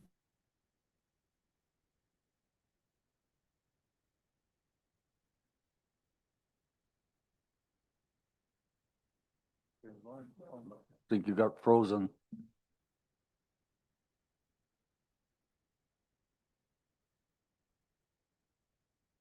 Enclosures for all the groupers. Dramatic Bank is still closed, and then you have the Mutton lanes for them to spawn is still closed through June. And the main idea is just know your boundaries. You know, some of those cases I first showed you in the beginning, the captain thought he was good. They didn't think they were in the closed area. During the interviews, they said they knew there was a closed area nearby, but did not think we were in there. And hopefully you can hear me. I just see a message if I was frozen, but please speak up if you can hear me, if I need to reiterate anything. No, we got you. Okay. The last slide, just one, I always want to reiterate our hotline. Please, reach out, contact us. You have Miguel's number as well as on the Caribbean side. I saw Christina, you put that on there. So you have local contacts. You have our main number. Please don't hesitate to reach out if you need anything. And like I said, Miguel's on here as well. If there's any questions or if I froze, I missed anything, please let me know. But that's what I have, Mr. Chair. Thanks for the time. Thank you. Any questions for Julian? Yeah, Joey McGrath for the record. So I have a question, and maybe you can help me out. Custom and Border Patrol stopped a vessel in USVI territorial waters a few weeks back. Puerto Rican vessel, and they were pulling fish traps illegally by hand, but they didn't know what to do. And I'm wondering if you guys work together, or who can I get? I have the officer's name and everything, who has the video and all the information. I got the boat number and everything, and want to know how it can be dealt with. Because number one, they didn't have a USVI license. Number two, they're pulling one of my commercial fishers' traps. So lucky the commercial fisher didn't pull up on them, but we want to know how we can proceed to get this dealt with, since they actually have the videos and everything. And then another issue, when we had that long period of calm weather a couple of weeks ago, we had several boats that from Puerto Rico also that were fishing inside the MCD. And one of our fishers came from the west, one came from the north boundary lines, and when they saw them, they ran away. But just want to throw that out there, like the weather is so flat again today, we're happening to see a lot more activity inside of the MCD. So if you want me to call you directly to speak about the issues, I can, but I just need some guidance. Thank you. Yeah, no, I appreciate that, Julian. I would say to your second point you brought up, continue to report that in. If you can get that out to the local folks, but you even heard Coast Guard speak to it, right? We can only respond to what we can as our resources allow, and sometimes that's not always real time.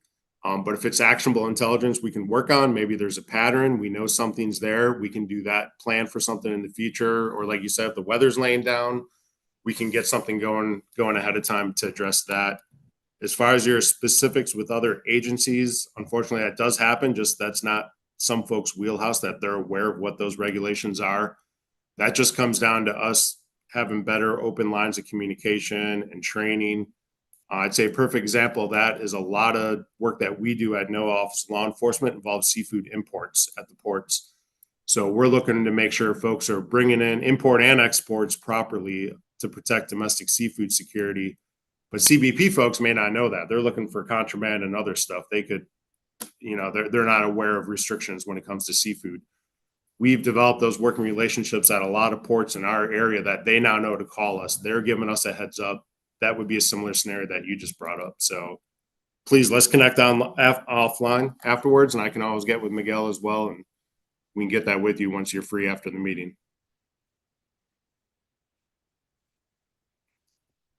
Coast Guard. Lieutenant Sheeta for the record.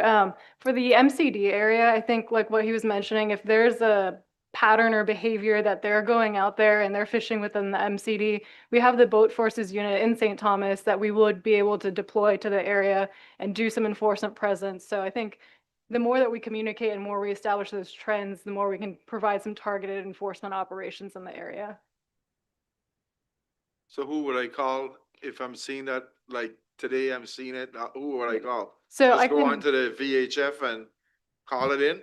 No, so I'll give you a phone number for our Sector San Juan Command Center. So that's like our operational node for everything, all the missions that we do in Puerto Rico and USVI. And they'll forward that over to the appropriate office, either me or the law enforcement duty officer for that. Graciela? So I would ask the same thing for the Land Bank area because we had 2 incidents of illegal fishing at the Land Bank spawning aggregation site in March. And we called it in and everything else, but we need more help in terms of actually, because it's a very small area. And, you know, we're trying to figure out how well the aggregation is doing and, you know, if they're fishing there. So the one that's coming up, I think it's the mutton snapper. So that's southwest of St. Croix. So, you know, we would like to have a phone number to call it in and see if we can start working here in St. Croix. Thanks. Yeah, and I would just say real quick, we have our 800 number I put up, right? So that may not be real time in that scenario, but report it in. If we get enough reports, we can show there's a need for that resource. We can try to act in the future on it. So please utilize that 800 number as well. So maybe I can work with Christina to put that Sector San Juan Command Center number on the website. That way it's available for everyone to call in any reports of people fishing in the federally closed waters. And just to note on the Lang Bank, that one's a little bit more challenging for Coast Guard presence just because our small boat assets are in St. Thomas. So getting all the way down there is a strain based on weather and then operating parameters. But if we have a fast response cutter in the area, we can definitely have them do some enforcement in the area. Graciela? So we had a little chat about getting the dates and the specific moons for the different spawning area sites. So if we provide that information to the enforcement agents, that would be better because it's not really the whole month. You know, they're very specific on the moons that they spawn. So we'll continue working on these. Thanks. Okay. Full moon is a key word. Okay, any more questions? Graciela? So for Miguel Borges, because I did have his old phone number, so he's provided for us the new phone number, 727-295-5925. Thank you, Miguel. Yes, thank you, Graciela, and everybody there. Hi, Miguel Borges, for the record, no Oli. That phone number is mine, so 24/7. That's the same number that Christina had on her slide and on the Caribbean Council page. So the 1-800 number that Matt put up and this 727, which is mine, those are 2 good numbers to call to report anything. In regards to Julian's comments, I think for those cases, the best assets that we have there are, like Kayla said, from the Coast Guard. That Coast Guard station in St. Thomas would be the fastest response. I do have a lot of communication and good relationship with the Customs and Border Protection Marine Unit there in St. Thomas. I know they have like 5 new agents that might not be aware of all the regulations, but I did go there just a few months ago and did some training with them. So hopefully I can continue that and provide them with more information on when they do encounter these fishery cases. They have the knowledge on what to do and who to refer them to. So that's all for me. Thank you. Okay, thank you. Any more questions for law enforcement? No. Okay, moving on. We have ecosystem risk assessment. Lee Fletcher.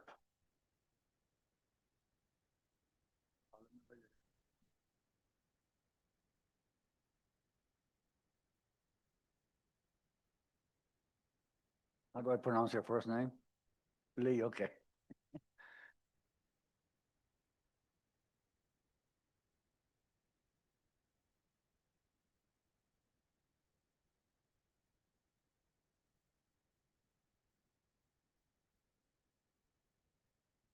There.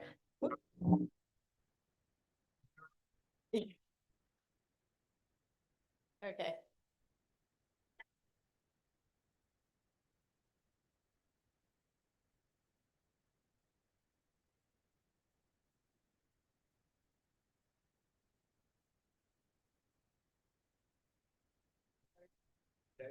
Yeah. Hi, can you do?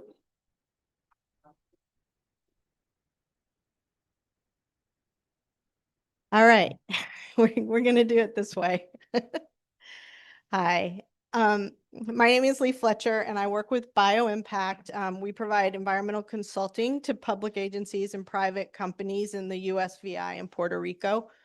As Sanai indicated yesterday, BioImpact was retained to work with the EBFM TAP on the risk assessment framework a little over a year ago, and our work was funded by a NOAA grant. And I want to step back and just kind of talk about a basic definition of risk. Risk is a word we use in everyday conversation. We talk about someone doing something risky, or we say that there's a risk that this or that bad thing might happen. We make decisions on how to act in part by deciding if the likely outcome of our actions is going to be what we want. For instance, if I was going to go on a hike, I might choose not to go on that hike if I saw dark clouds on the horizon because the clouds would signal rain. Risk management is the process of assessing the risk, making a decision on how to act based on how we understand the risk. Oh, could you go to the next slide? I'm sorry, Christina.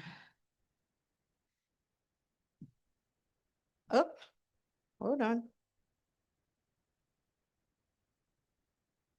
Next, before that one. Yeah, there we're good. Okay. So,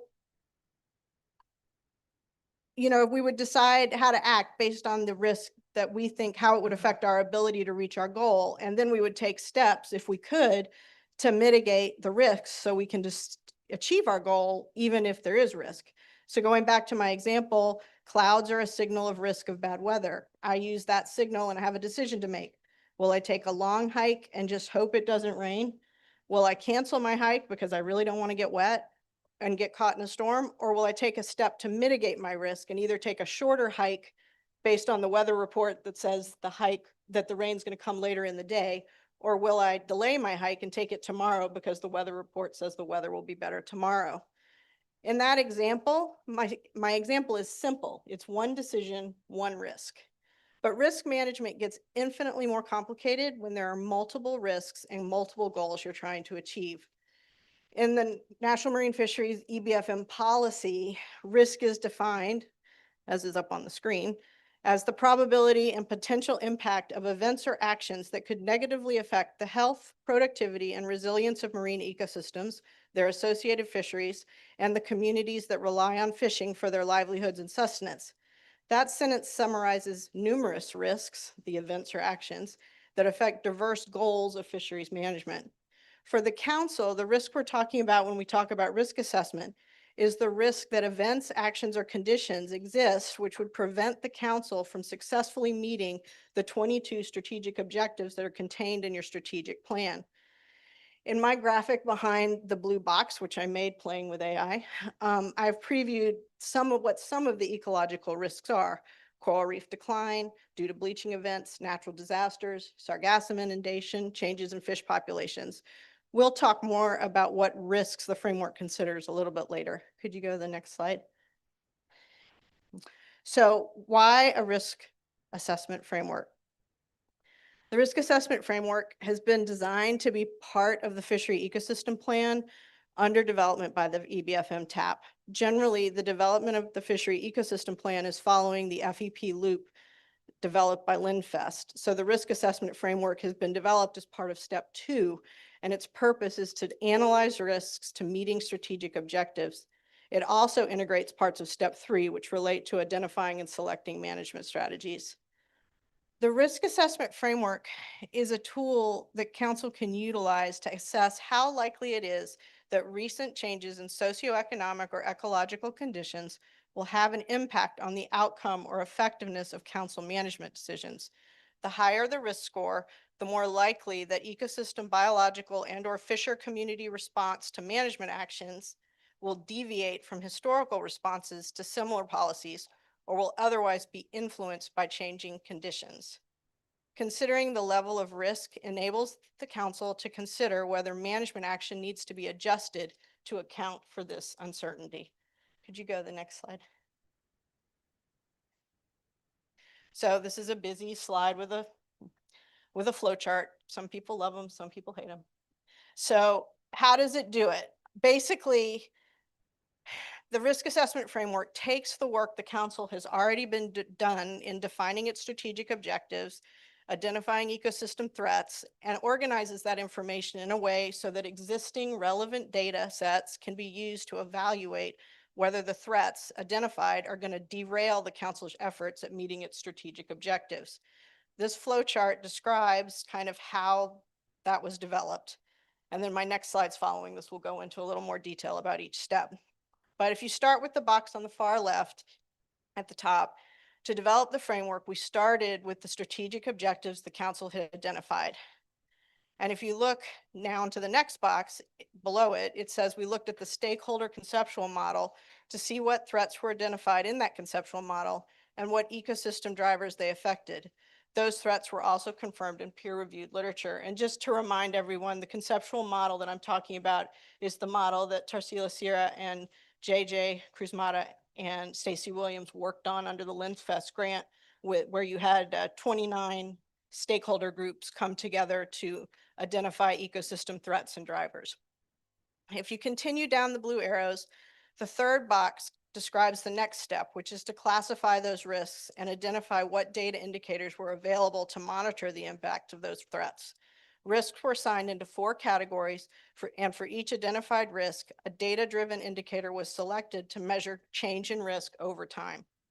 Because the ecosystem status report was also developed in part based on the threats and drivers identified in the conceptual model, the data for many of those indicators was already being summarized in the ecosystem status report. For the indicators that were not already tracked in the ecosystem status report, we worked with Mandy and Krissa to identify data sets that could be added to the ecosystem status report. And as a result, most of those data sets were incorporated in the January draft of the ecosystem status reports.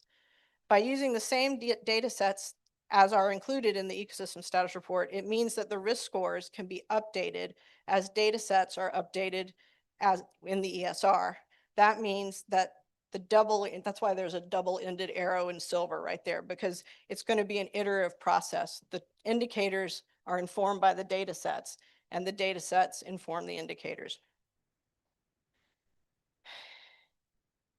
Going back to the blue arrows, the next box summarizes the next step, which was to identify thresholds of change that would indicate increasing, decreasing, or no change in the risk being evaluated by the indicator. For each indicator, what is being evaluated is whether over time the risk is likely to have a greater or lesser impact on the outcome of management decisions. The ESR calculates trend metrics summarizing change over time in the data for each ESR indicator. For those indicators, we're able to use the summary of change in data for the most recent 5-year period to establish those thresholds. The next step was to develop a tool that would make all this information usable.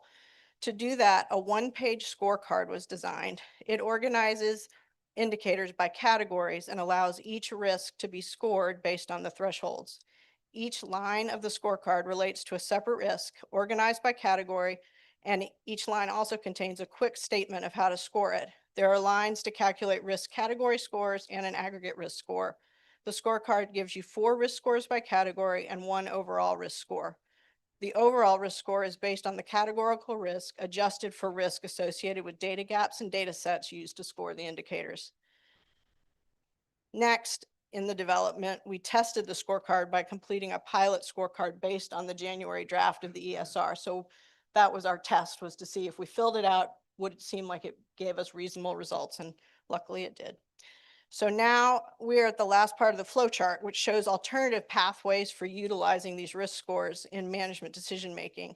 The risk assessment framework provides a literature-based analysis of the relationships between strategic objectives, risk categories, and globally used fisheries management tools that could be used to manage or mitigate identified risks. That information can be used either on an ad hoc basis or in a structured decision-making framework. The risk assessment framework outlines examples and potential workflows for both potential uses for consideration by council later. Okay, next slide, please.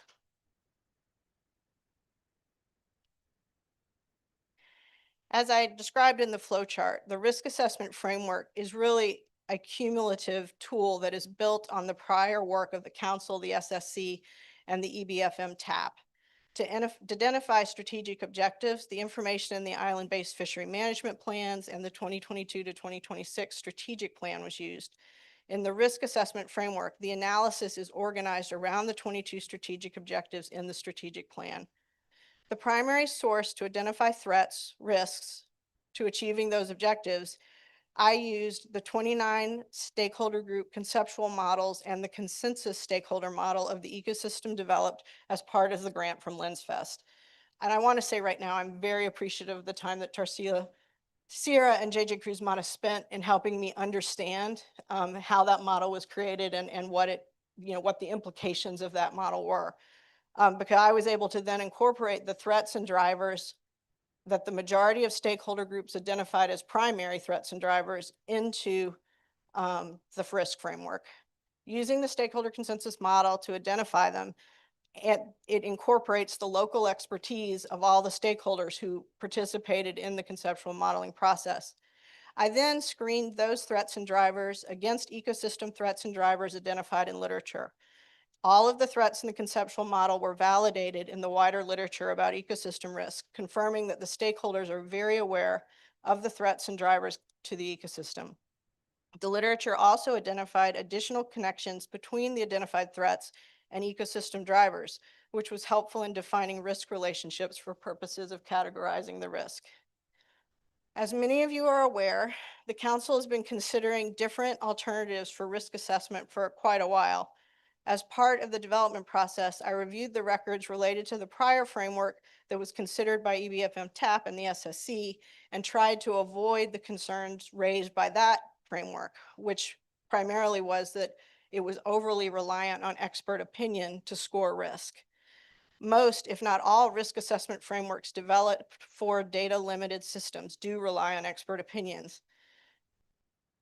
So therefore, I conducted a literature review that went beyond fisheries management risk assessment and looked at other types of risk assessment to see if there was a model that would work for the council.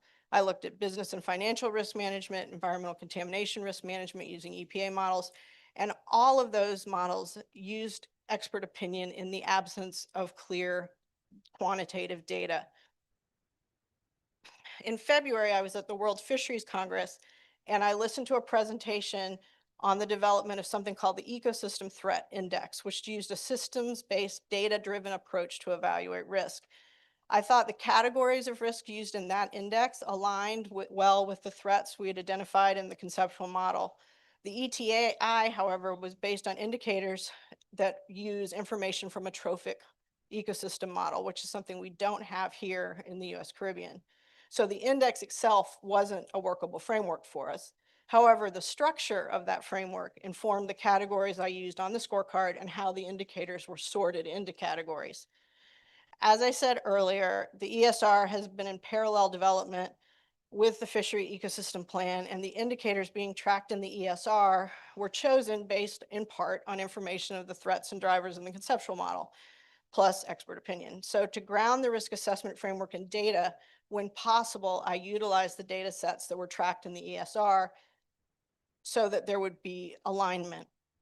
Because the ESR is planned to be updated on a going forward basis with new data, using the ESR also ensures that the risk scorecard can be recalculated using data sets that become updated every time there's an ESR update, giving the council continual access to a data-driven risk score. Next slide. as I said, the threats in the stakeholder consensus model, which represented the threats of at least 4 different stakeholder groups, became the working list of risks to consider for the framework. On the left-hand side of this slide is the list of the primary threats that are identified in the consensus conceptual model. To begin identifying indicators, I grouped those threats based on what they related to, and that's what you see on the other side. I also looked at the ecosystem drivers and the identified relationships between threats and drivers in the conceptual model. I don't know if you remember, but in the conceptual model, there are red and green arrows, and they point in different directions depending on which way the energy is kind of flowing between those drivers and threats.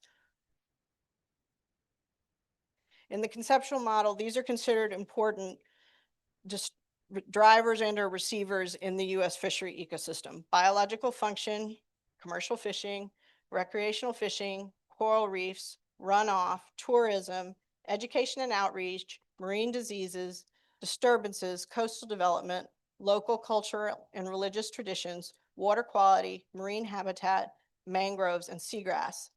Using those factors, the indicators were identified and sorted into 4 categories. During this process, it became apparent that for some risks, additional work was going to be needed to create the indicators that best represent the threat-driver relationship identified in the conceptual model. Okay, next slide, please. So this is a conceptual view of the scorecard. I'm not putting the scorecard up on the screen. You saw a preview of it on Sanaya's slide yesterday. But I wanted to talk conceptually about the categories of risk more than focus on the details of any particular indicator for this presentation.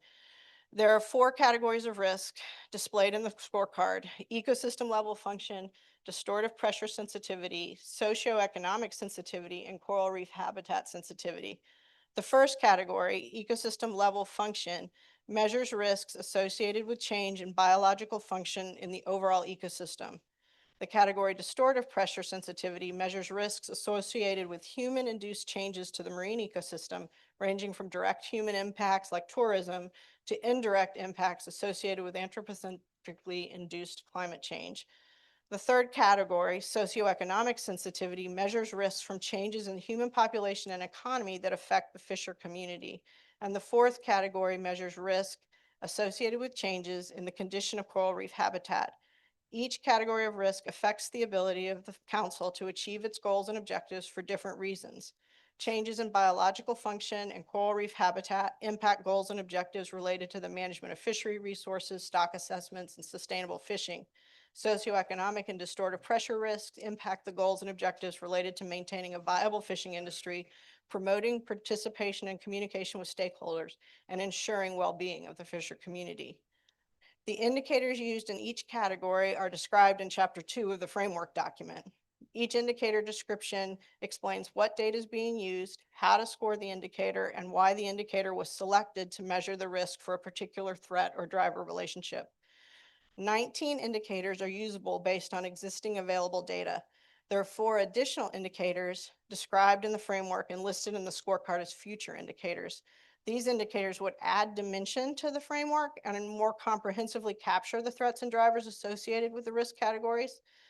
At present, however, either there's insufficient information to calculate a score or more work needs to be completed to develop the metric. The additional work required for each is more fully described in Chapter 5 of the framework. So looking at the slide, the category in green is ecosystem level function indicators. These are indicators of macro level change over time in the marine ecosystem. These indicators will offer some insight into the overall function of the system at a generalized level to provide context for the more fine-grained insights provided by indicators in the other 3 categories. The ecosystem level function risk score will increase the likelihood that synergistic, additive, and antagonistic effects between multiple threats and drivers are captured in the framework, because those types of effects would be reflected in measures of change occurring across the ecosystem level, even if they aren't reflected by changes in discrete indicators measuring change associated with a single threat driver interaction. Indicators in this category have actually not been finalized. Choosing and developing ecosystem level function indicators requires additional work to select the metrics that are most appropriate. During the development of the framework process, we workshopped, EBFM TAP workshopped potential indicators for this category, but ultimately decided that input from SSC and others would be required to choose the best indicators of ecosystem level function. Indicators considered during the workshop were cumulative biomass curves, several indices of ecosystem overfishing, length-based indicators of overfishing, several different biodiversity indices, and several biomass measures. These are also described in Chapter 5, along with a summary of kind of the pros and cons that were raised during the discussion of each potential indicator. Until the ecosystem level function indicators are selected, a score adjustment of 0.25 points in the aggregate risk score to account for the risk that there are synergistic, additive, or antagonistic effects among the other threats and drivers will be added to the aggregate score. The next category is distortive pressure sensitivity. And there are 12 total indicators and 1 future indicator included in this category. 3 indicators relate to changes in commercial landings of conch, finfish, and lobster. Another 3 indicators relate to changes in tourism, measuring changes in visits by air, hotel, and cruise to that territories. 2 indicators relate to water quality, Enterococcus bacterial counts in the nearshore waters and turbidity measured by satellite. Other indicators include recreational landings, sea surface temperature, sargassum inundation, and changes in other ocean economy uses. The future indicator relates to measuring changes in coastal development over time using a landscape development density index. The steps for developing that indicator are described in Chapter 5 of the framework. All of these distortive pressure sensitivity indicators are designed to assess the risk that human-induced changes to the marine ecosystem and coastal environment are disrupting its equilibrium or otherwise impairing marine ecosystem function, and therefore management actions related to marine function might have unexpected results. The goals and objectives of the Council relate not only to ecological resiliency of the marine ecosystem, but also to the socioeconomic resiliency of fishers in the wider community. The socioeconomic sensitivity indicators are designed to assess the risks that changes in the structure or economy of the human community are impacting the well-being of the fisher community and or the marine ecosystem, and therefore the ability of the Council to meet its strategic objectives and goals related to socioeconomic well-being. Using the ESR and other available data, risk associated with socioeconomic changes is measured using 5 indicators. 3 of the indicators are calculated using currently available data. Those are population change, unemployment rate, and disaster declaration rate. 2 of the indicators cannot be calculated until a sufficient time series of data is constructed and are specific to indices of fishing community vulnerability. The ESR maps and scores commercial fishing engagement and fishing reliance by community for the period of 2016 to 2020. When additional maps are developed for subsequent periods, comparing the maps, it will be possible to track change over time, and that will be used to measure whether risk is increasing, decreasing, or staying consistent. The 4th category is coral reef ecosystem sensitivity or resiliency indicators, and are designed to reflect that the risk that changes in the coral reef ecosystem will affect commercial fishery resources in the U.S. Caribbean, and therefore the ability of the Council to meet its strategic objectives related specifically to coral reef habitat and sustainable fisheries. There are 4 indicators and 1 future indicator in this category. The 4 indicators are average monthly degree heating weeks, percent coral cover, fish density, and number of threatened and endangered species in the reef ecosystem. The future indicator is the number of invasive species in the U.S. Caribbean. So as I said earlier, Chapter 2 of the framework document describes in detail each indicator and why it was chosen and the basis for scoring that indicator. We can go to the next slide, I think. So, basically what I just covered is what's on the risk assessment scorecard. And that is the tool that quantifies relative risk that 4 different types of pressures, the systemic pressure, distortive, extractive, or additions to the system, socioeconomic stress, and habitat changes will influence the outcomes of management activity. Based on the stakeholder consensus conceptual model, it provides a snapshot of risk based on available data tabulated in the ESR and in other public sources. The scores are calculated for each island where data is available, recognizing that the pressures experienced are unique in each jurisdiction. From a management perspective, the lower the risk, the more predictable outcomes for management activities are likely to be. But translating a risk score into actual management decision-making requires some additional steps. Going back to my simple example about hiking, choosing between 3 available alternatives, canceling the hike, shortening the hike, or delaying the hike, each uses a different tool or mechanism to respond to the risk of bad weather. So to use the information from the scorecard, the council needs to determine what management actions will respond to the identified risks and which management techniques could mitigate those risks.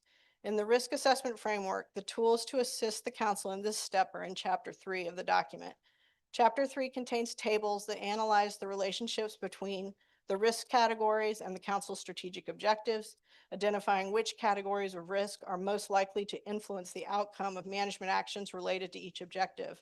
Another table summarizes the relationship of a variety of fisheries management tools identified in literature to risk categories on the scorecard, and a heat map summarizes the strength of each identified tool as a mechanism for advancing each of the council's strategic objectives. Taken together, the council can use this information to incorporate risk assessment into decision-making.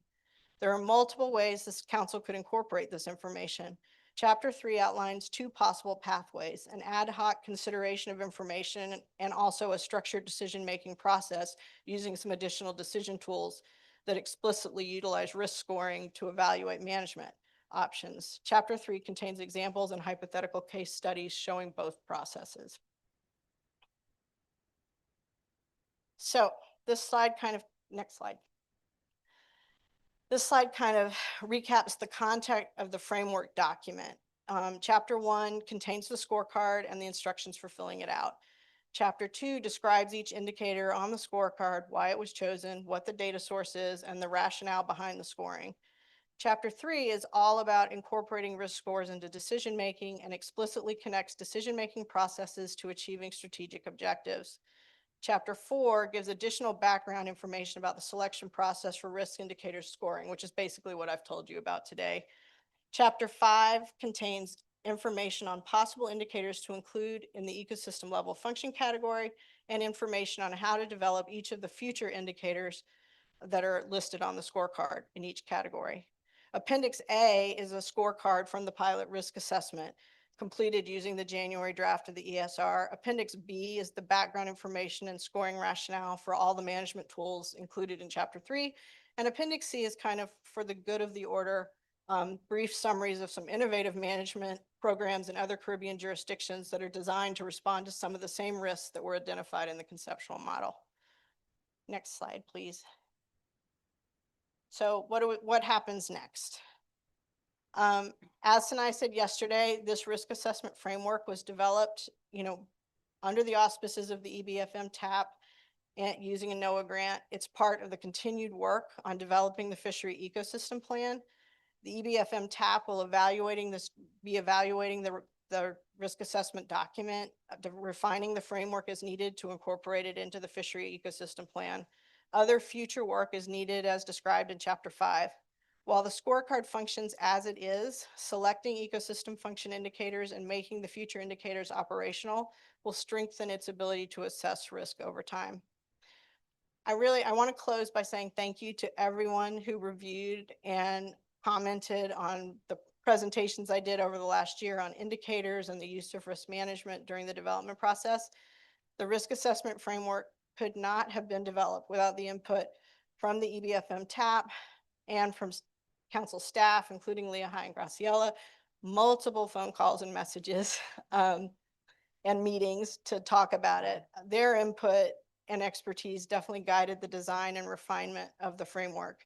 I also want to specifically thank Tana Rankin, Tarsila Sira, Sinai, Oren, JJ, Kevin McCarthy, Dr. Jason Link at NOAA, Mandy, and Carissa, who worked on the ESR, because all of them gave generously to their time to help with the development, selection, and review of the indicators and understanding the conceptual model, the ESR, and the strategic plan of the council. So that is my brief summary of what is in the risk assessment framework. Thank you, Lee. We have someone on chat. Michelle Shatter. Thank you, Lee, for putting all this information together. Question: were seagrass and mangrove habitats also considered in the coral reef ecosystem sensitivity, since these are critical to productive fisheries and under direct risk from impacts related to anthropogenic coastal disturbances? So yes, mangroves and seagrass were considered. They're not listed as a specific habitat category under the coral reef, but the impacts to seagrass and mangroves affect several of the other indicators in the distributive pressure and are part of the scoring.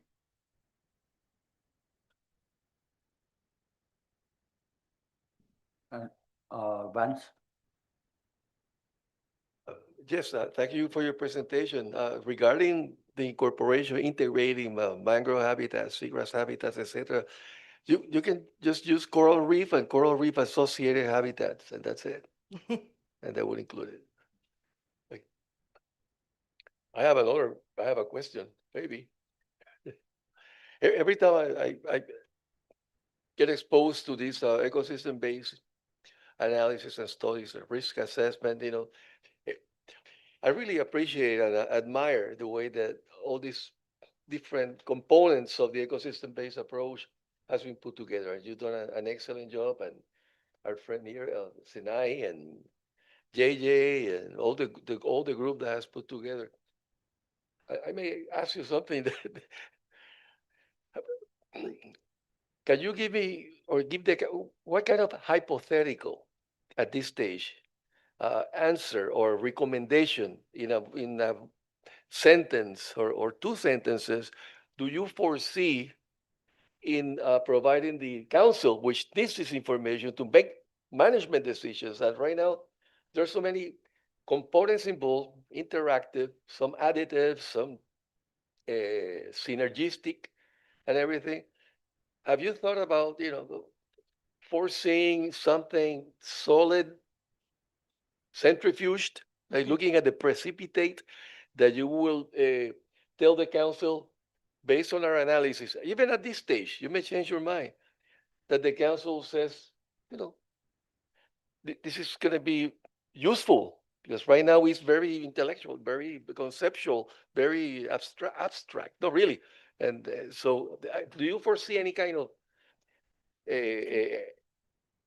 recommendation that you can give Yeah. the council and that they will assimilate? So the risk framework document that has 5 chapters is very, very utilizable. Like the first chapter is literally a 1-page scorecard that you could fill out using the scorecard right now based on the data that's in the draft ESR and calculate a score. So today you could, in fact, I did it in the pilot risk assessment. It's done for using the January draft. Here's the score. So there's a threshold risk score that I calculated for each island based on that. And they are all right at the threshold of increasing risk on the aggregate. Okay, and in some of the categories, they're at the very high end of consistent risk. What pushes them over into increasing risk is the data gaps. And so because we account for the potential risk associated with not knowing some things, so for instance, in the Puerto Rico analysis, there is some bacterial water quality data that's just missing. So you can't calculate that particular indicator for Puerto Rico. So the way the risk assessment framework works, it adjusts the score up 0.25 to account for the fact that we don't know if bacterial water quality risk is increasing. Now we can make some assumptions, but we don't know. And my direction was to build something that could be used entirely on data that's available to us now, right? So that's how you calculate the scores. So then once you have those scores, that's when you get to chapter 3 and it's like, okay, well, what does a slightly increasing risk mean? Well, that's what chapter 3 is about. Chapter 3 is about how you take that score and you associate the risks with which risks are most likely to affect which strategic objectives. You have 22 of them. So some risk, like the strategic objective, and I can't remember the number, but the one that's about coral reef habitat, clearly the category of risk related to coral reef habitat, all of that risk category any increasing risk in that category is going to make it harder to achieve your objectives about strategic, right? Yes. Well, maybe it's correct you on something regarding the bacteriological studies, Uh-huh. especially pathogenic bacteria, coliforms, and there are monitoring stations in Puerto Rico. Correct. So let me clarify my statement. So No, there is that, there is yeah. that data. Okay, yeah, no, let me clarify my statement. There is that data. It's in StoreNet. For the years 2016 to 2018, Puerto Rico did not upload the data. Now, I understand there are other sources for that data, but again, what we're trying to do is define a definable, useful data set that is reliable and can be returned to over and over again to get the information. And that current data set right now is missing 2 years of data. So there's no way to calculate the risk score using that data set. And the importance of this is not, there is no way we are ever going to know, okay? In the global picture of things, there's too much information. And so at some point you pick and you say, this is a reliable enough indicator. And that's what's in chapter 2 is a discussion for each indicator and each data source. Why did I think it's enough? And why did I choose that particular one? And it's always a balance between what data is available and what data best fits the risk, and trying to put those two things together. So that's how it works. But I agree with you, that data, there is lots of data on bacteriological. It's just, Yes, but even that you can use, there are designated water quality standards for Puerto Rico and the U.S. Virgin Islands, which are very similar, especially for coliform. yes, For example, you cannot exceed X Correct. number of bacteria per unit scale because it will prevent the usage of those waters by divers, swimmers, correct. And and those are everything. the standards that are used in the indicator. That's what I'm saying. to Okay, you. good. You see what I'm Okay, saying? okay. So you use, yes, you're using other standards that are reliable standards that are quantified in data that's available to calculate a risk score. It's kind of a, and that's not to say that there's not another set of data, but these are the data sources that we picked as being the most reliable for the purpose that we need in this particular risk assessment. Does that make sense? Yes. Okay. But one more thing, I mean, there are almost a weekly monitoring on the North Coast, especially by the San Juan Bay Estuary Program run by EPA. And they keep a record. Yes, And they advise people not to dive, and not to come into direct contact, that's right. recreation and that. So there may be, enough information, but maybe what it needs to be doing is to evaluate, Correct. see what weight are you going to give to that, and that I understand. So I won't take more of your time. It's an excellent work. I feel. But you raise a good point, and let me say this thing is designed to be adaptive. If you at some point find a better data source that, as the council looks at it, says, hey, this is more reliable, this has got more information, we'd like to switch our data source, then if that new data source gets incorporated in the ESR, it'll be very easy to use. Even if it's not in the ESR, then you could choose to use it and calculate a trend over a 5-year window using that new data source and be able to achieve the same goal. So the idea is that this risk assessment would be adaptive over time to allow you to use best available data as it becomes available. Because we all know, watching the sargassum presentation today, sargassum data collection is changing. In 3 or 4 years, there may be a better data set. So the idea was this was built, so it's kind of plug and play in that way so that you can continue to make it as useful as possible as you make decisions. No, and I admire your work and appreciate it. It's been very educational. I still have to do more reading and trying to get all this model together, all the components, and see how they can be analyzed in such a way that it's going to be useful for the council to make fishery management decision. Okay, so I'll stop here. Graciela? So thank you, Lee. This is the beginning of what you're going to be seeing regarding the risk assessment. It has to go to the EBFM tab, and then it has to go to the SSC for their input. I wanted to make sure that some of the conceptual models were included from the DAPs that were part of these 29 stakeholders. So we passed along the information to that group of LENFES that was working on the conceptual models. And the ESR still has to be presented to the EBFM tab and to the SSC and to the council. So these are all small pieces of the puzzle to complete the fishery ecosystem plan. And this is something that you'll see, it's workable, it's a good tool. And one of the things that it identifies is the data gaps. Where are we missing information that is critical for the ecosystem function? That's going to be extremely helpful, most likely for other agencies because we don't have control over those, but it points to where the information is lacking. I think we have one question, if it's possible. If not, Yeah. Brent Stoffel. Hi, thanks very much. That was very interesting. I have actually two questions. The first one is, in your discussion of the socioeconomic risk and impacts, it seems to me like from a methodological standpoint, that's essentially what a social impact assessment is, something that's done under NEPA, under the EA. Is that the type of method you would use to incorporate into this larger EBFM framework? It could be. Right now, we're using NOAA's Social Vulnerability Index that NOAA has created, the tool that is on NOAA's website, Right. as kind of using the two sub-indicators in that can be calculated based on available data. But you're absolutely right that there are other ways and other sources of data. It's really a question of finding the available data sets that are, again, repeatable and easily accessible. Right. And then that's great. And then let me ask a second question real quick. You mentioned sargassum, and I'm working on this workshop that's coming up next month. And the one thing I'm learning about sargassum is that sargassum has positives and negatives associated with it. If you are dealing with sargassum in, let's say, an inundation of sargassum for a number of years, but for hire and recreational fisheries, it has positives for the pelagics and it's negatives for the set gear. How do you build that in where the same variable has competing responses from two segments of the fishery? It's built into the scoring so that the scoring, it's scored, either as increasing, decreasing, or consistent risk, but in the framework, it actually discusses all the factors that went into defining whether an increase in sargassum is an increasing risk or an increase in sargassum is a decreasing risk.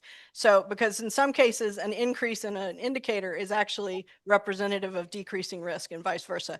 In the case of sargassum, the kind of the weight of the information that was available about the impacts pushed it toward increasing sargassum being more of a negative than a positive, because it has in-house nearshore effects, and it has impacts on fishers' equipment, and it has impacts on shoreline and other kind of living for the fishing community, because they live close to the shore, many of them, and have to deal with the smell and all of those kind of things. So all of that tilted it toward increasing sargassum being a increasing risk.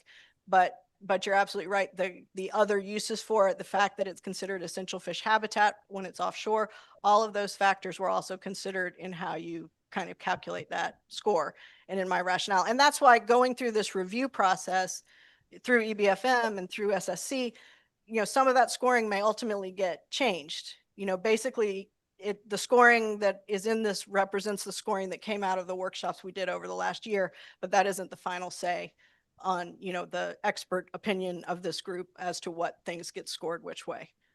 Okay, because it's so basically what you're saying is it's sort of you aggregate those numbers and then you get your score, even though in one section of the industry it may be positive, the overall score in itself identifies based upon its EBFM scoring as a potentially a negative impact. Correct. Okay, I see. All right. Thank you, Lee. We're going to take a quick 10-minute break and finish up the afternoon.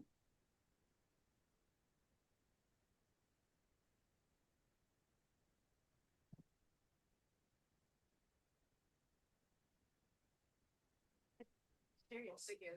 I don't know, very serious. I don't know. Look what you did. Yeah, very good. So the thing is, next one really has to be like Un break de 10 minutos y ya no le queda a nadie a la reunión.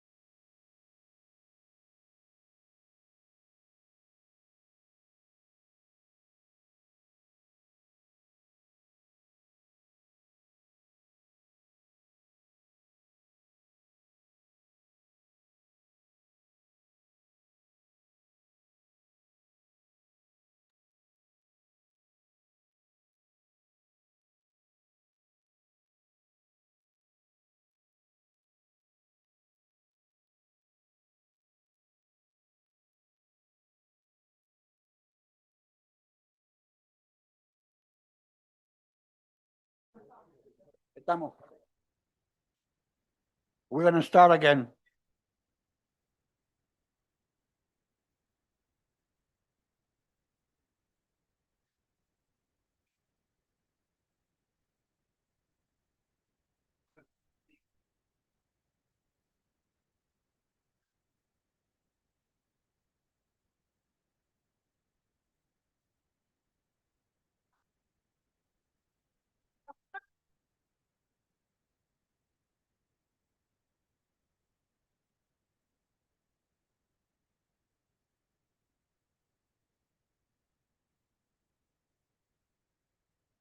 René está ahí, chapa.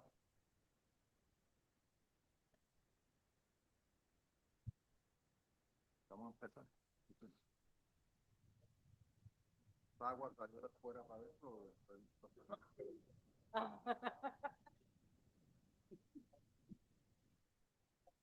Okay, so next on the agenda is the advisory body membership.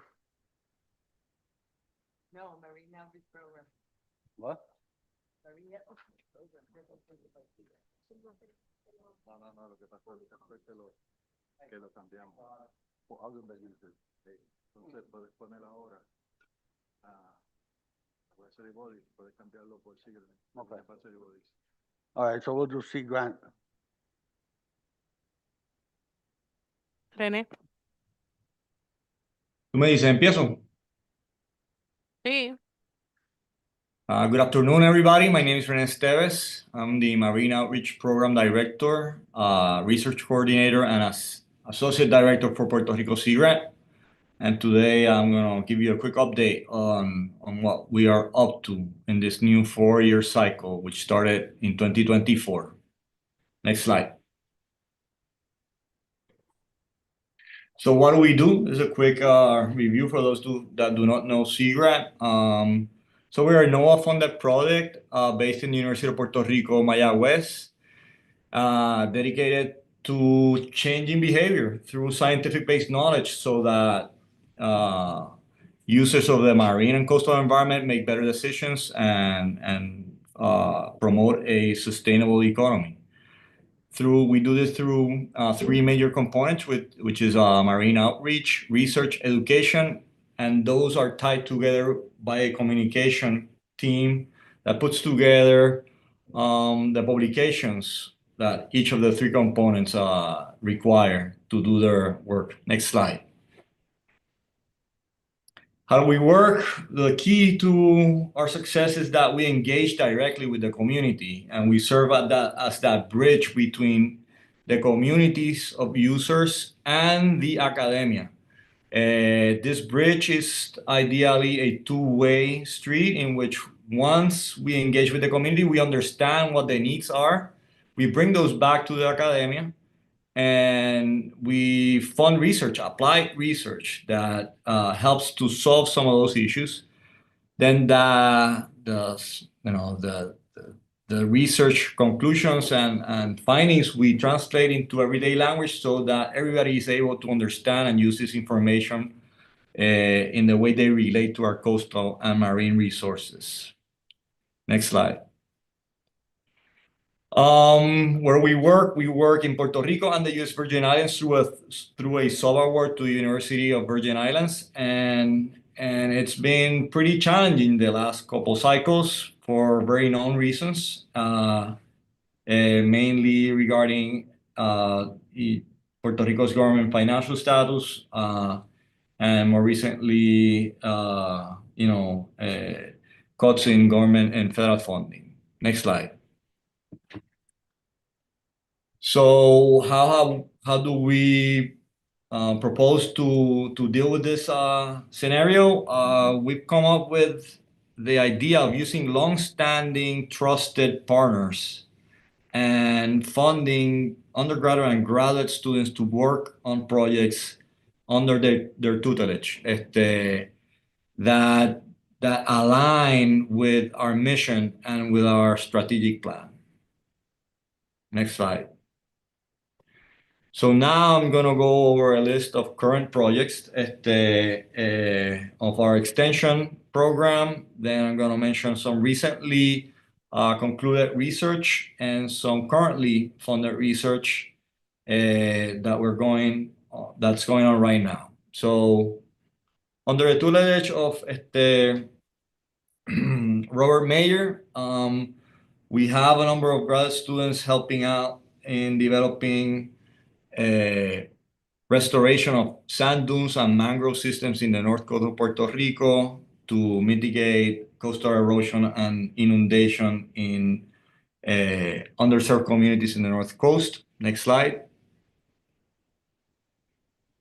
Under the tutelage of Dr. Miguel Canals, which is a leader of the board of the Tres Palmas Marine Reserve, we found a couple of graduate students that will help with the creation of the update of the management plan for the Tres Palmas Marine Reserve, which is an example of how communities can take leadership of the management of the resources in a co-management agreement with the state agency. Que se me esté dando una presentación.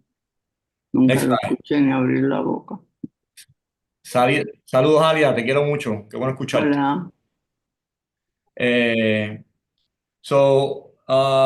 One of the environmental economists at the University of Puerto Rico, Dr. Yvonne Diaz, is guiding students on the creation of a local environmental justice atlas, which will be supported by, ideally by a map, an interactive map, where you can then click on locations where these conflicts have led to judicial action, and so that everybody has a reference of what's going on around the island regarding the issue of environmental justice. Next slide.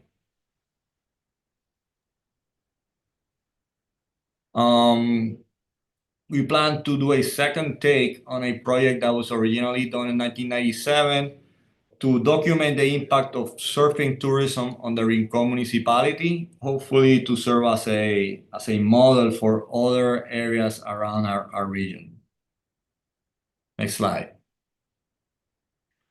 After very tough, many sweat and tears, we've been able to install fish aerating devices on the west coast of Puerto Rico, and we'll be documenting the impact it has on the local recreational fishing efforts and economic activity. Next slide. As a continuation of a project that is very dear to us, because it's one of those examples where our work actually saves lives. We train 15 fishermen in Cabo Rojo, 16 fishermen in Vieques, in safe diving techniques as to minimize the decompression sickness cases that reach the decompression chamber, hyperbaric chamber in San Juan, Puerto Rico. And the next step in this project is to train 2 local fishermen into being instructors themselves, so that the communities have this resource for the future, and that in our outreach model, there is no better way of transferring this information and knowledge than for somebody from inside the community to do that. Next slide. As you probably heard, we've done for a number of time, led by Janet Ramos, who's there with you guys. She's done great work on educating not only consumers, but also local chefs into the preparation and the selection of appreciated fish species in our waters for a very vital gastronomic experience. What we hope to do is to release some of the pressures on the typical species that are always sought after by the consumers, and that most of them have seasonal closures, and to offer alternatives during these times for both local fishermen and local businesses. Next slide. Under the tutelage of Miguel del Pozo, There's a couple of students that are going around the island redefining or recapturing what local names are given, no common names are given to local species, what techniques are used to capture them, and what groups are focused on targeting, what species they focus on targeting. Ideally, this will be beneficial to local management. Next slide. Led by Lilian Ramirez, we focus on the capacity building of first responders. Those can be community leaders, they can be government workers, agencies, through formal training in collaboration with the University of Hawaii NDPTC program, and how to prepare and respond to extreme climate events. Next slide. As a consequence of Hurricane Maria and several other storms, the oldest private-owned business in the region, which is the Cabo Rojo Salt Flats, suffered a breach in their coladeras, and the restoration project, in collaboration with Fish and Wildlife, Protector de Cuenca, we're leading the outreach effort in keeping the community informed and involved in what's being done at the salt flats to restore the capacity to hold the water and eventually let the sun do its work and keep producing salt, which guess what? It brings a lot of wildlife, specifically birds, migratory birds to the area. Next slide.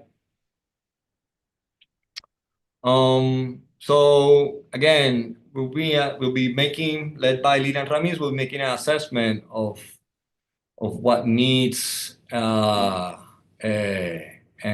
gaps are there for us to develop new tools and workshops for community first responders, the emergency manager personnel, for upcoming extreme events. Next slide. And then led by the Graduate School of Public Planning, we've funded a number of graduate students to work directly with communities in the issues of collective participatory approaches and just equitable governance. This is related to issues that are associated to short-term rentals, displacement of communities, and the way public planning can address these issues. Next slide. So for the last 3 decades, we've been the group that has kept the statistics on drowning in Puerto Rico. Awful to say that we rank among the highest, if not the highest, at the jurisdiction in terms of per capita drownings per year. And we've led by Ruperto Chaparros, who some of you may know. There've been a number of approaches and efforts to convince local government to establish a formal force of open water lifeguard services to be placed on public beaches. And this study is directed at documenting public opinion with regards to paying an additional 1% tax per night, per room night, to fund these efforts. Next slide. So our partners on the Virgin Islands, University of Virgin Islands, they're called Virgin Island Marine Advisory Services, or VIMAS. They do some great work led by Howard Forbes Jr. In St. Thomas.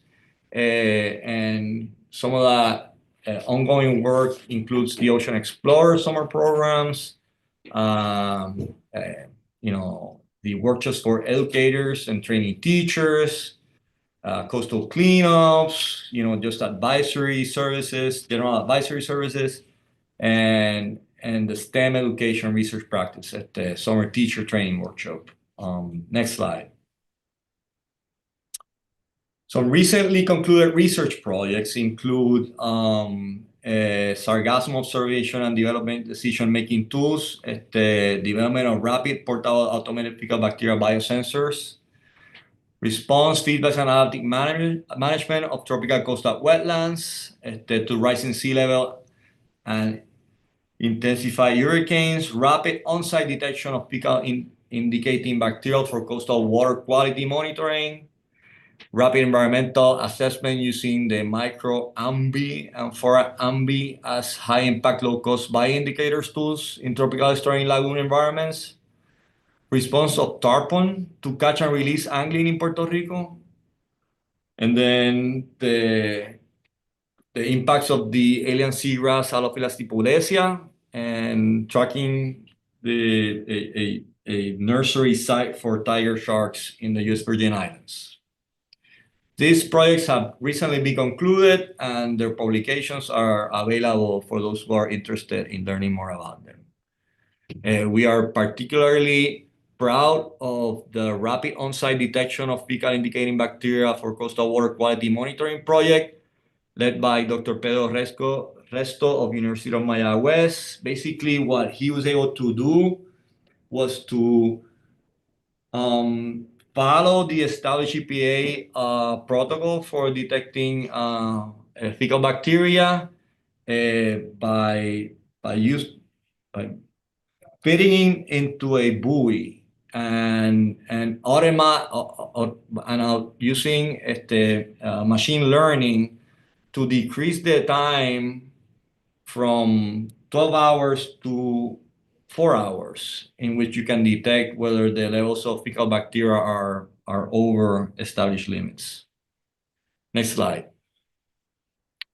So currently funded projects include Protectores de Cuencas, is a watershed to reef connectivity in the west coast of Puerto Rico, Rio Guanajibo. Ocean Foundation will be using sargasso as carbonization of sargassum to better soil quality. Dr. Manuel Valdez Piscini will be doing a tour around the island to assess the villas pesqueras, the fishing villages, and document the current issues affecting them. Dr. Stacy Williams will be cultivating ova seaweed to support her ongoing restoration work of sea urchins and crabs. And Dr. Brian Legare will continue that work in the tiger shark nursery area in the U.S. Virgin Islands. Next slide. So new and ongoing initiatives. We recently had a chat with local fishing charter businesses in the west coast of Puerto Rico, where the official Miguel Borges joined us. The group from the NER joined us there too. Coast Guard was present, basically educating about what can and what can't you do as a fishing charter business with regards to catching fish and selling fish, both based on federal and local regulations. We're really keen on educating and keeping informed the community about QueenCon changes to regulations based on their recent listing.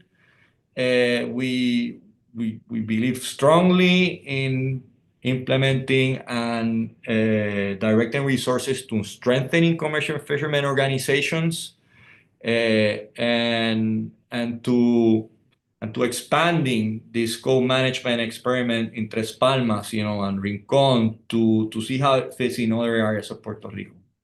Next slide.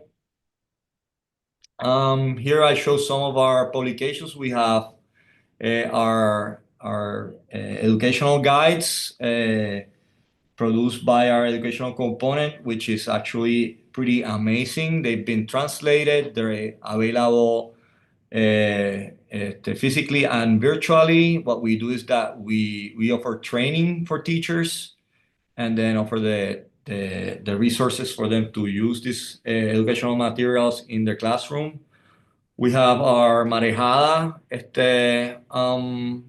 magazine, and we have our Feti Verguilla magazine directly to fishers, to commercial fishers. And with this, I conclude my presentation. I know it's almost 4 o'clock. You've been listening to people all day and yesterday. I want to thank the council for always being there for us throughout the beginning and recent history of Sea Grant. I've been able to witness what very positive and strong collaboration and partnerships can be developed based on our island culture, and I'm very proud of being part of it.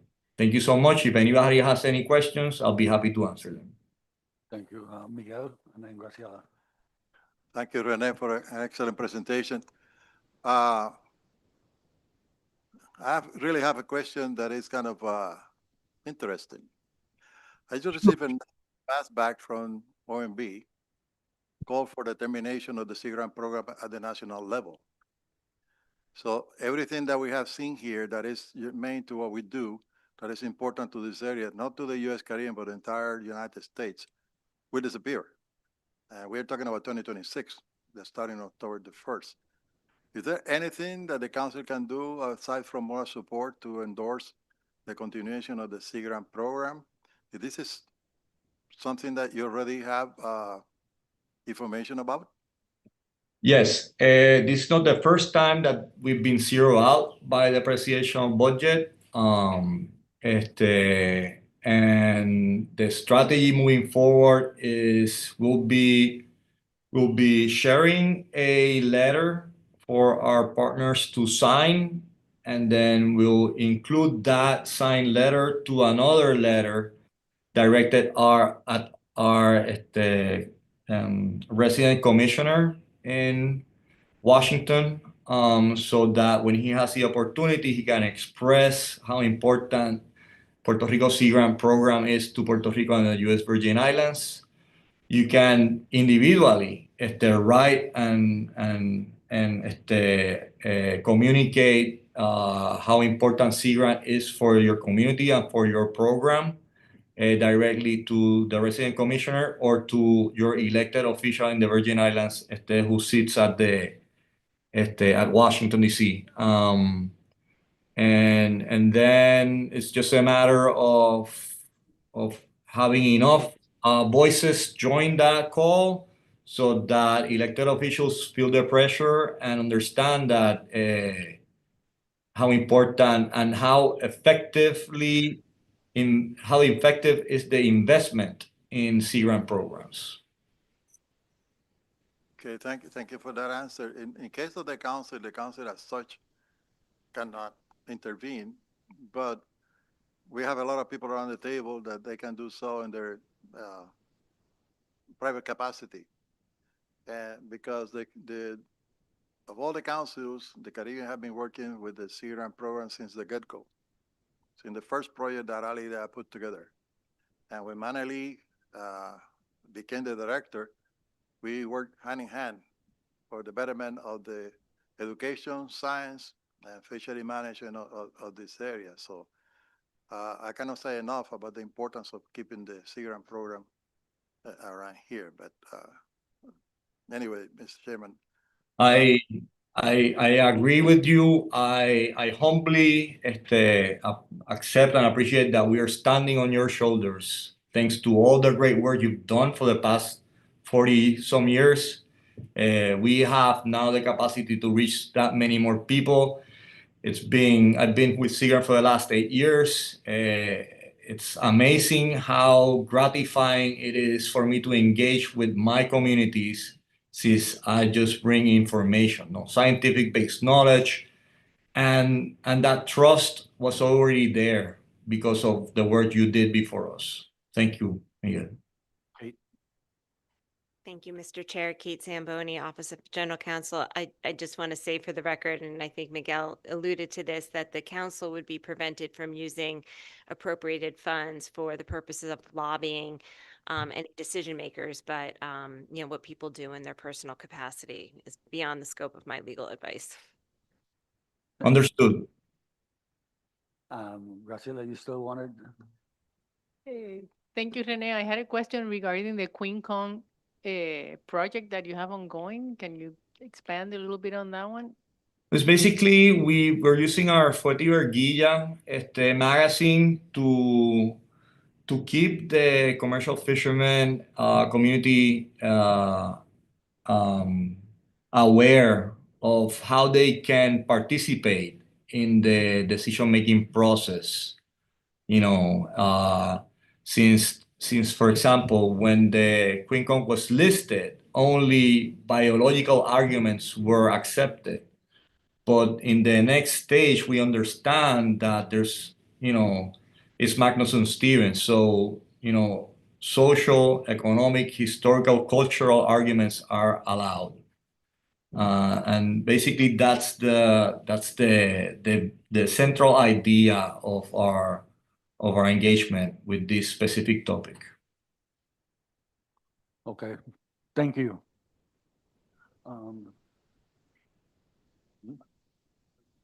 Any more questions for Sea Grant? Hearing none, we have Andy with some priorities.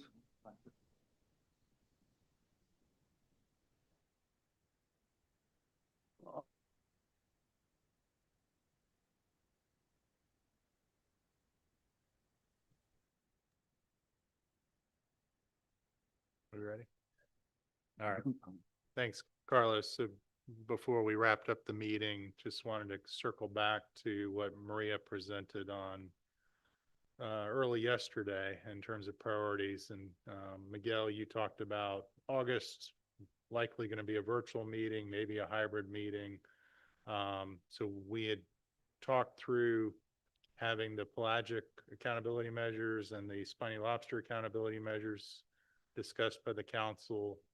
My team's also preparing to bring back the sustainable yield levels for those 3 species. And I think it'll be beneficial to start having a conversation, or at least discuss the process for species in need of conservation and management as we look to update some of the catch limits. So just wanted to get confirmation that those were the key priorities for discussion in August. And then after that, have a brief discussion as well about the Germanic Bank alleyway that we talked about earlier.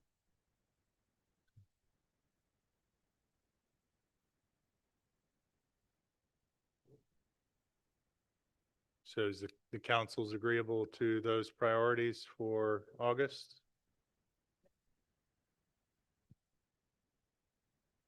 Is the council agreeable to those priorities for August? I just want to confirm. Yes, yes. Okay. So then with the alleyway discussion, we really didn't kind of wrap up and reach a conclusion yesterday. I was hearing obviously kind of interest in more research. I've talked a little bit with Sinai on the side about maybe some opportunities so we could work with the fishermen to understand, the fishing activity better in that area.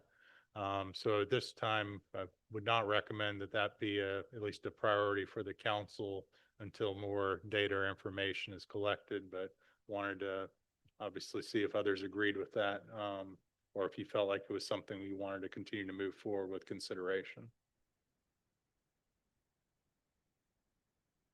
Does anybody have anything to say on that?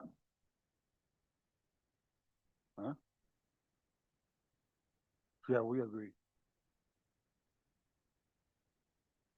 So now that Andy has spoken to the regional administrator, that means that these will be the top priorities for the August meeting. There will be a today meeting. Doesn't mean that will be the only thing that we are going to discuss, but with this guidance, then the staff will work toward the preparation of the agenda and document, et cetera, that we need for that meeting.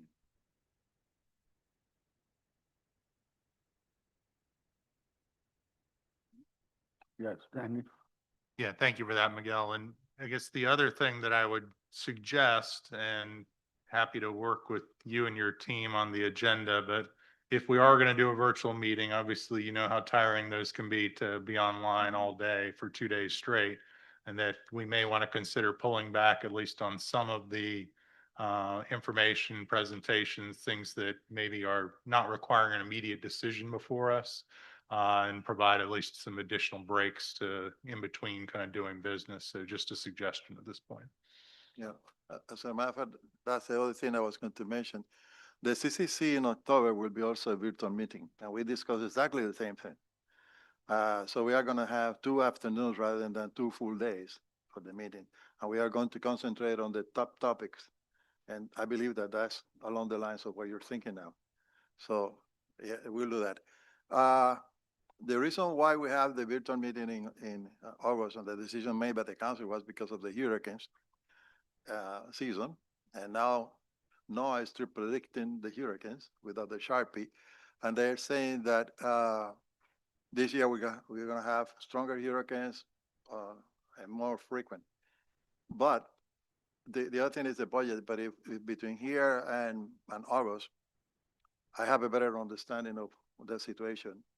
I personally prefer minimum hybrid meetings because what we discuss sometimes at the coffee break or lunch is more important for the future of the council, the discussion that we have especially with the action agency. So we'll do our best to see if we can get the monies to have at least the same type of meeting that we have here today. If not, then will be a virtual meeting, and we will accommodate the time, make sure that it will be the most effective, less tiresome for the people participating in the meeting. Tú tienes ahora los advisory bodies. Okay. All right.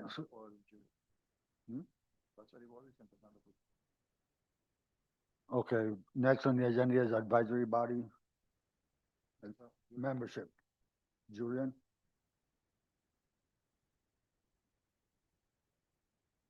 Julie McGrath for the record. So, of my 12 members, I have 3 members on my committee that will no longer be sitting. That's Darrell Bryan Sr., Colin Butler, and Christy Berry. So I spoke with some of my other fishers to get replacements, and I was able to come up with 3 replacement names. And as it pertains to Darrell Bryan, his son Junior, Darrell Bryan Jr., has agreed to join the district advisory panel if approved.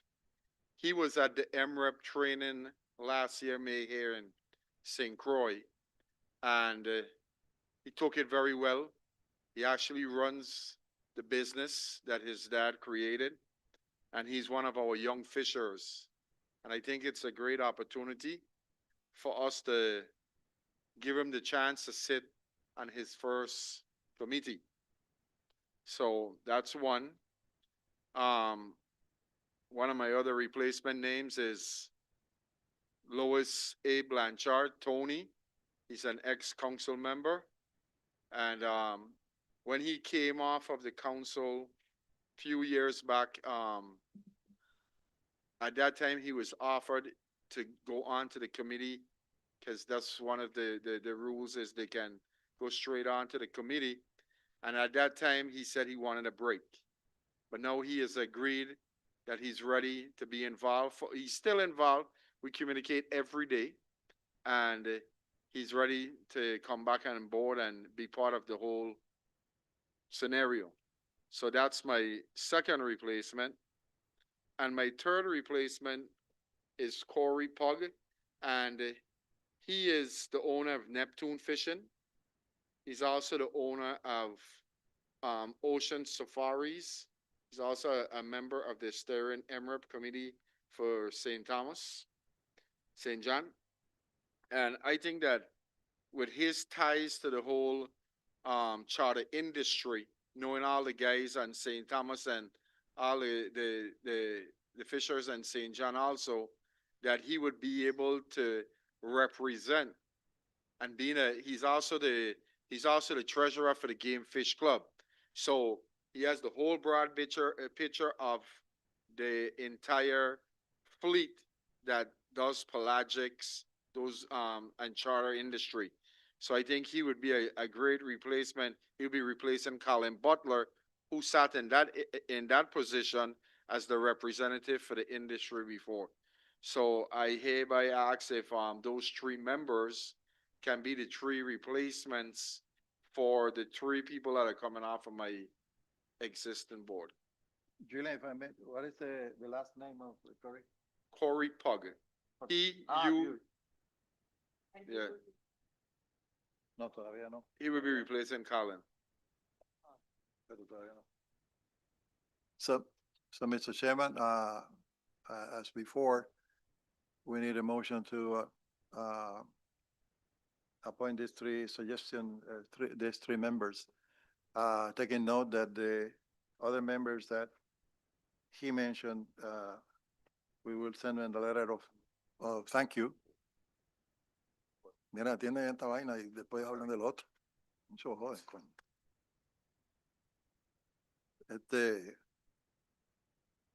So, Dr. Bryan Sr. and Mr. Butler and Mr. Berry we will send in a letter thanking them for the participation of the advisory bodies. And then we need a motion then to appoint Mr. Dr. Bryan Jr., Louis Blanchard, and Corey Pugh to the DAP St. Thomas and John. Go ahead. Yes, and I have this for the record. I move that we accept the appointments as recommended by DAP Chair Julian McGrath, and that would be Tony Blanchard, Darrell Bryan Jr., and Corey Plow to be the new members on the St. Thomas St. John DAP. In a second. Vanessa Ramirez, second. Any discussion? Hearing now, we'll take it to a vote. All in favor, say aye. Aye. Aye. Aye. Any nays? Any nays? Any abstentions? Hearing none, motion carries. O Sabater? Roberto. Aye. Thank you. Next, but someone. Gerson? Gerson Martinez for the record. I have two nominees. I have Daniel Santiago Colon. He is a commercial fisherman in the diving industry. Graciela has his contact information and his email. I recommend him to replace Michelle Pugh. Carlos, can you tell me who is the other person we replacing? I don't have that information. I'm going to open that email. Replacing Michelle Pugh? Daniel Santiago. Yeah, Daniel. For the diving industry. Yeah, he's replacing, Yes. yeah. I think he's replacing Bobby Thomas. Bobby? Yeah. Okay, so it's Bobby and Michelle Pugh replacing. Okay. I also have Nicholas Charles. His occupation is line fishing for pelagic and also diving for lobsters. And Iana has his contact information and his emails. So Nicholas Charles and Daniel Santiago Colon. So Gerson, then those two people that you mentioned will no longer be members of the DAP, and then you're suggesting to appoint? I'm suggesting to appoint Daniel Santiago and Nicholas Charles in replacement of Michelle Pugh and Robert Thomas. We have 3 openings. Michelle Pugh is still in here. And we had 3 openings. And you gave me 2 names. 2 names. I filled out those 2 spaces. Now we have 1 more open seat. And if Michelle Pugh is no longer going to be part of the group of the DAP, then you have 2 seats. My question, and I want Mr. Chair to confirm, is she going out or? Michelle sold her business and she's no longer going to be part of the Fisheries Advisory Committee or the DAP. However, whoever took over her chartered diving business, we have not met him. She's going to bring him to one of our meetings to see if he's willing to come into the FAC, and if he does, we'll ask him about the DAP. As of now, I don't have a third person. So Carlos, just to make it clear, now we have the open seat for Michelle Puck, the open seat that we had before, those two. No, with the only other open seat we have is for the ex officio member, which is not really to be filled out. So we're clear, we only have 2 spaces open for the DAP of St. Croix. Okay. Santiago Colon, Danny Boy, and the other guy that Gerson mentioned. Do you need a motion then? I need a motion. Tonight you want, oh, go ahead.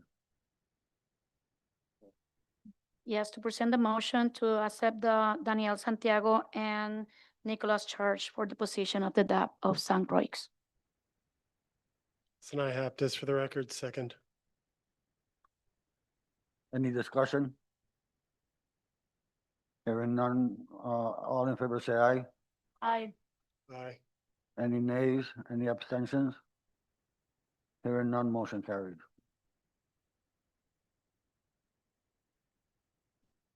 Crespo? At this time, we don't have any open position.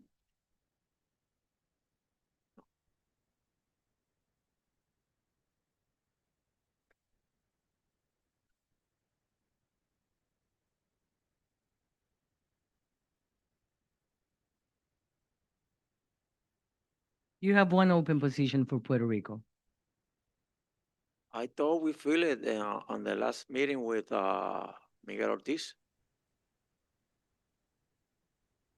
I'll tell you in a moment, because I believe we already have him and we have another position open. No, what happened was a confusion because of the ex officio. I'm gonna take that one, but you're correct, Nelson. You're right. So the thing that we have The ex-officio one. is the ex officio one. You remember that the Pew Charitable Trust had a position at each one of the DAPs, but they're no longer operating in the Caribbean. And I have been informed that they are not going to operate in the Caribbean for the first for the future. So we have an option. Reduce the number of the AP. We have 1 NGO, or leave that open and see if there is an NGO that would like to participate. We don't pay those representatives the same way that we don't pay the local government representative for the Coast Guard. So at this time, we just wanted to know whether the council will want to keep that open for the future. You don't have to discuss it here, or you just keep it vacant. The other option is to eliminate that position altogether. I only have 1 NGO as member of the DAPs. Crespo? Thank you, Mr. Chair. I would love if it's possible to have back the Coast Guard like an ex officio member at the DAP panel or any other enforcement agency that be willing to attend our meetings. The Coast Guard is an ex officio. You cannot kick them out. The problem is, yeah, we have to be careful with that. The problem is that because of budgetary constraint, they have not been able to send somebody. But the last time that we have a conversation with the representative from the Coast Guard, he said that if you have an issue with enforcement that is present, yeah, we will send somebody. Make sure that the Coast Guard position is understood, that we get the information from the fisher so we can take action. And that's what we have that there. So far, we have not identified an issue like that, but the Coast Guard told me that if we identify an agenda, yes, they will be willing to participate in person or virtual to the meeting. when it comes to the NGO, I would like to keep that at least open. I think that they're an important stakeholder, so I suggest we keep it open for now until see if somebody's interested, not eliminate it. So with that, we conclude that part, Mr. Chairman. The other advisory bodies are okay. We have them, all the terms expire next year or the year after. So we are okay with the SSC, the TAP, and the Regional Education Panel. That's it. Okay. So other business. I have a couple things. And then in the December meeting, Sinai was discussing about the EEJ, the plan development, and there was supposed to be a meeting of the minds with Graciela, Sinai, I believe, Science Center, and Miguel, and I don't know if that ever happened. Jesus, Trump already eliminated the whole thing. We're gonna even talk about it. I'm serious about it. I was intervened by NOAA, was a friendly auditors, and they told me that is a big no-no. And all the plans, everything have been scratched. So, Andy? Yeah, based on the change in administrations, this is a priority under the Biden administration.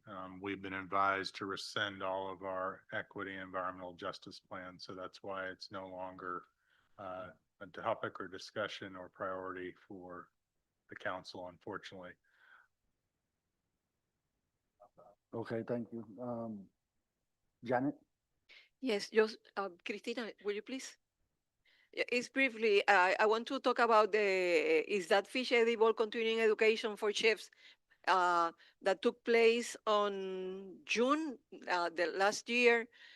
And one of after the course, one chef, his name is Joe W. Padilla Castro, won the World Paella Day Cup 2024 at the Valencia Marina in Spain with his paella, El Susurro del Pez León Caribeño. His dish was inspired by the knowledge he gained during the days that we have the course. And also, we presented, next slide, Cristina. Next slide. Next slide. That's a chef. And the next slide, please. Those parts of the dishes that they were created. Next slide. And also we have a workshop on creating jewelry with lionfish spines with Gloria Albino. She is an artisan from Cabo Rojo. Cristina, next slide, please. It's part of it took place in Blanca Colbert Public Library in Cabo Rojo in July. Next slide. These are part of the person that were there. Next slide. And these are the creations and the accomplishments. Thank you. Thank you, Janet. So the last thing I had was we were discussing, Gerson and I, about the funding issues that the council is having and some cost saving measures, and we agreed, well, St. Croix, I don't know about the St. Thomas District, agreed that we won't mind if we hold our meetings in Puerto Rico instead of all three islands in different stages, although we would like to give everybody a chance. But until funding is stabilized, it's cheaper to just move 3 or 4 people to Puerto Rico than to move the staff and all that equipment that costs a lot of money to ship to St. Croix, St. Thomas. So it was just a suggestion from Gerson and myself. It's up to the council. yeah, James Craiglow. Oh, I would say I definitely agree with that. If we can save money and have it in Puerto Rico, let's save the money. And yeah, we have to be careful about saving money and the duties that you have with the industry and the people. And actually, I have an email opposing that by an official from the U.S. Virgin Island government, saying that we were thinking about discriminating against the U.S. Virgin Island fishers and industry by doing that. So I'd rather save money by not sending people to meetings that doesn't, well, meetings, other meetings, that sacrificing the meetings in St. Thomas, St. Croix, and here. In the case of St. Croix, this hotel probably will be out of our pocket in the future because it's quite expensive. And Diana and I are looking for other places to have the meeting, but there are only two other places besides buying houses, crosses. We have the Divic Arena Hotel that we used to have meetings there, and it's a little bit cheaper. And the other one is the Carambola. But the Carambola, yeah, Roy Crabtree had to go all the way to the Little Hill to make a call to the regional office. And they said, Miguel, can you have a meeting some other place? Trying to go up the hill to have a phone call. I know. So, yeah. Well, maybe next time. So the point is that Diana and I will come back after we talk about the next year meeting if we all survive this, and we will keep the meetings in St. Croix, St. Thomas, and Puerto Rico as much as possible. There will be hybrid meetings, so not everybody needs to travel. Right now we have Roberto because of health issues. He had to stay there, but he had been instrumental participating in the meeting, voting, and everything, and it's something to do. But anyway, that's my 2 cents about it. Because, okay, we have budget crunch and everything, but what happens if we lose the people after we have a couple of years, 200 weeks from now, we have more money and we need to go back and talk to the people. It's difficult. And the council system was created with the principle of having the people that were going to be impacted by regulations involved since the beginning in the discussion that will impact their livelihood.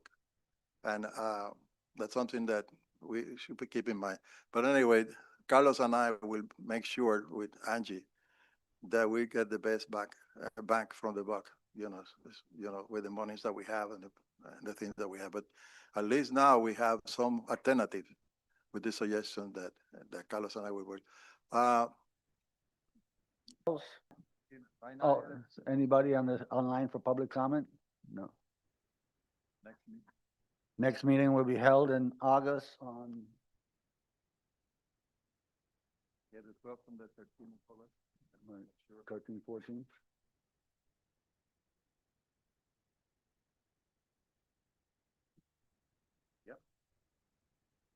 The meeting approved at the December meeting is August the 12th and the 13th. And it will be, at this time, it will be virtual, but as we just discussed, if we are able to get the money, it will be a hybrid meeting similar to the one that we had these 2 days. Okay, everybody have safe travels, and this meeting is adjourned. That was.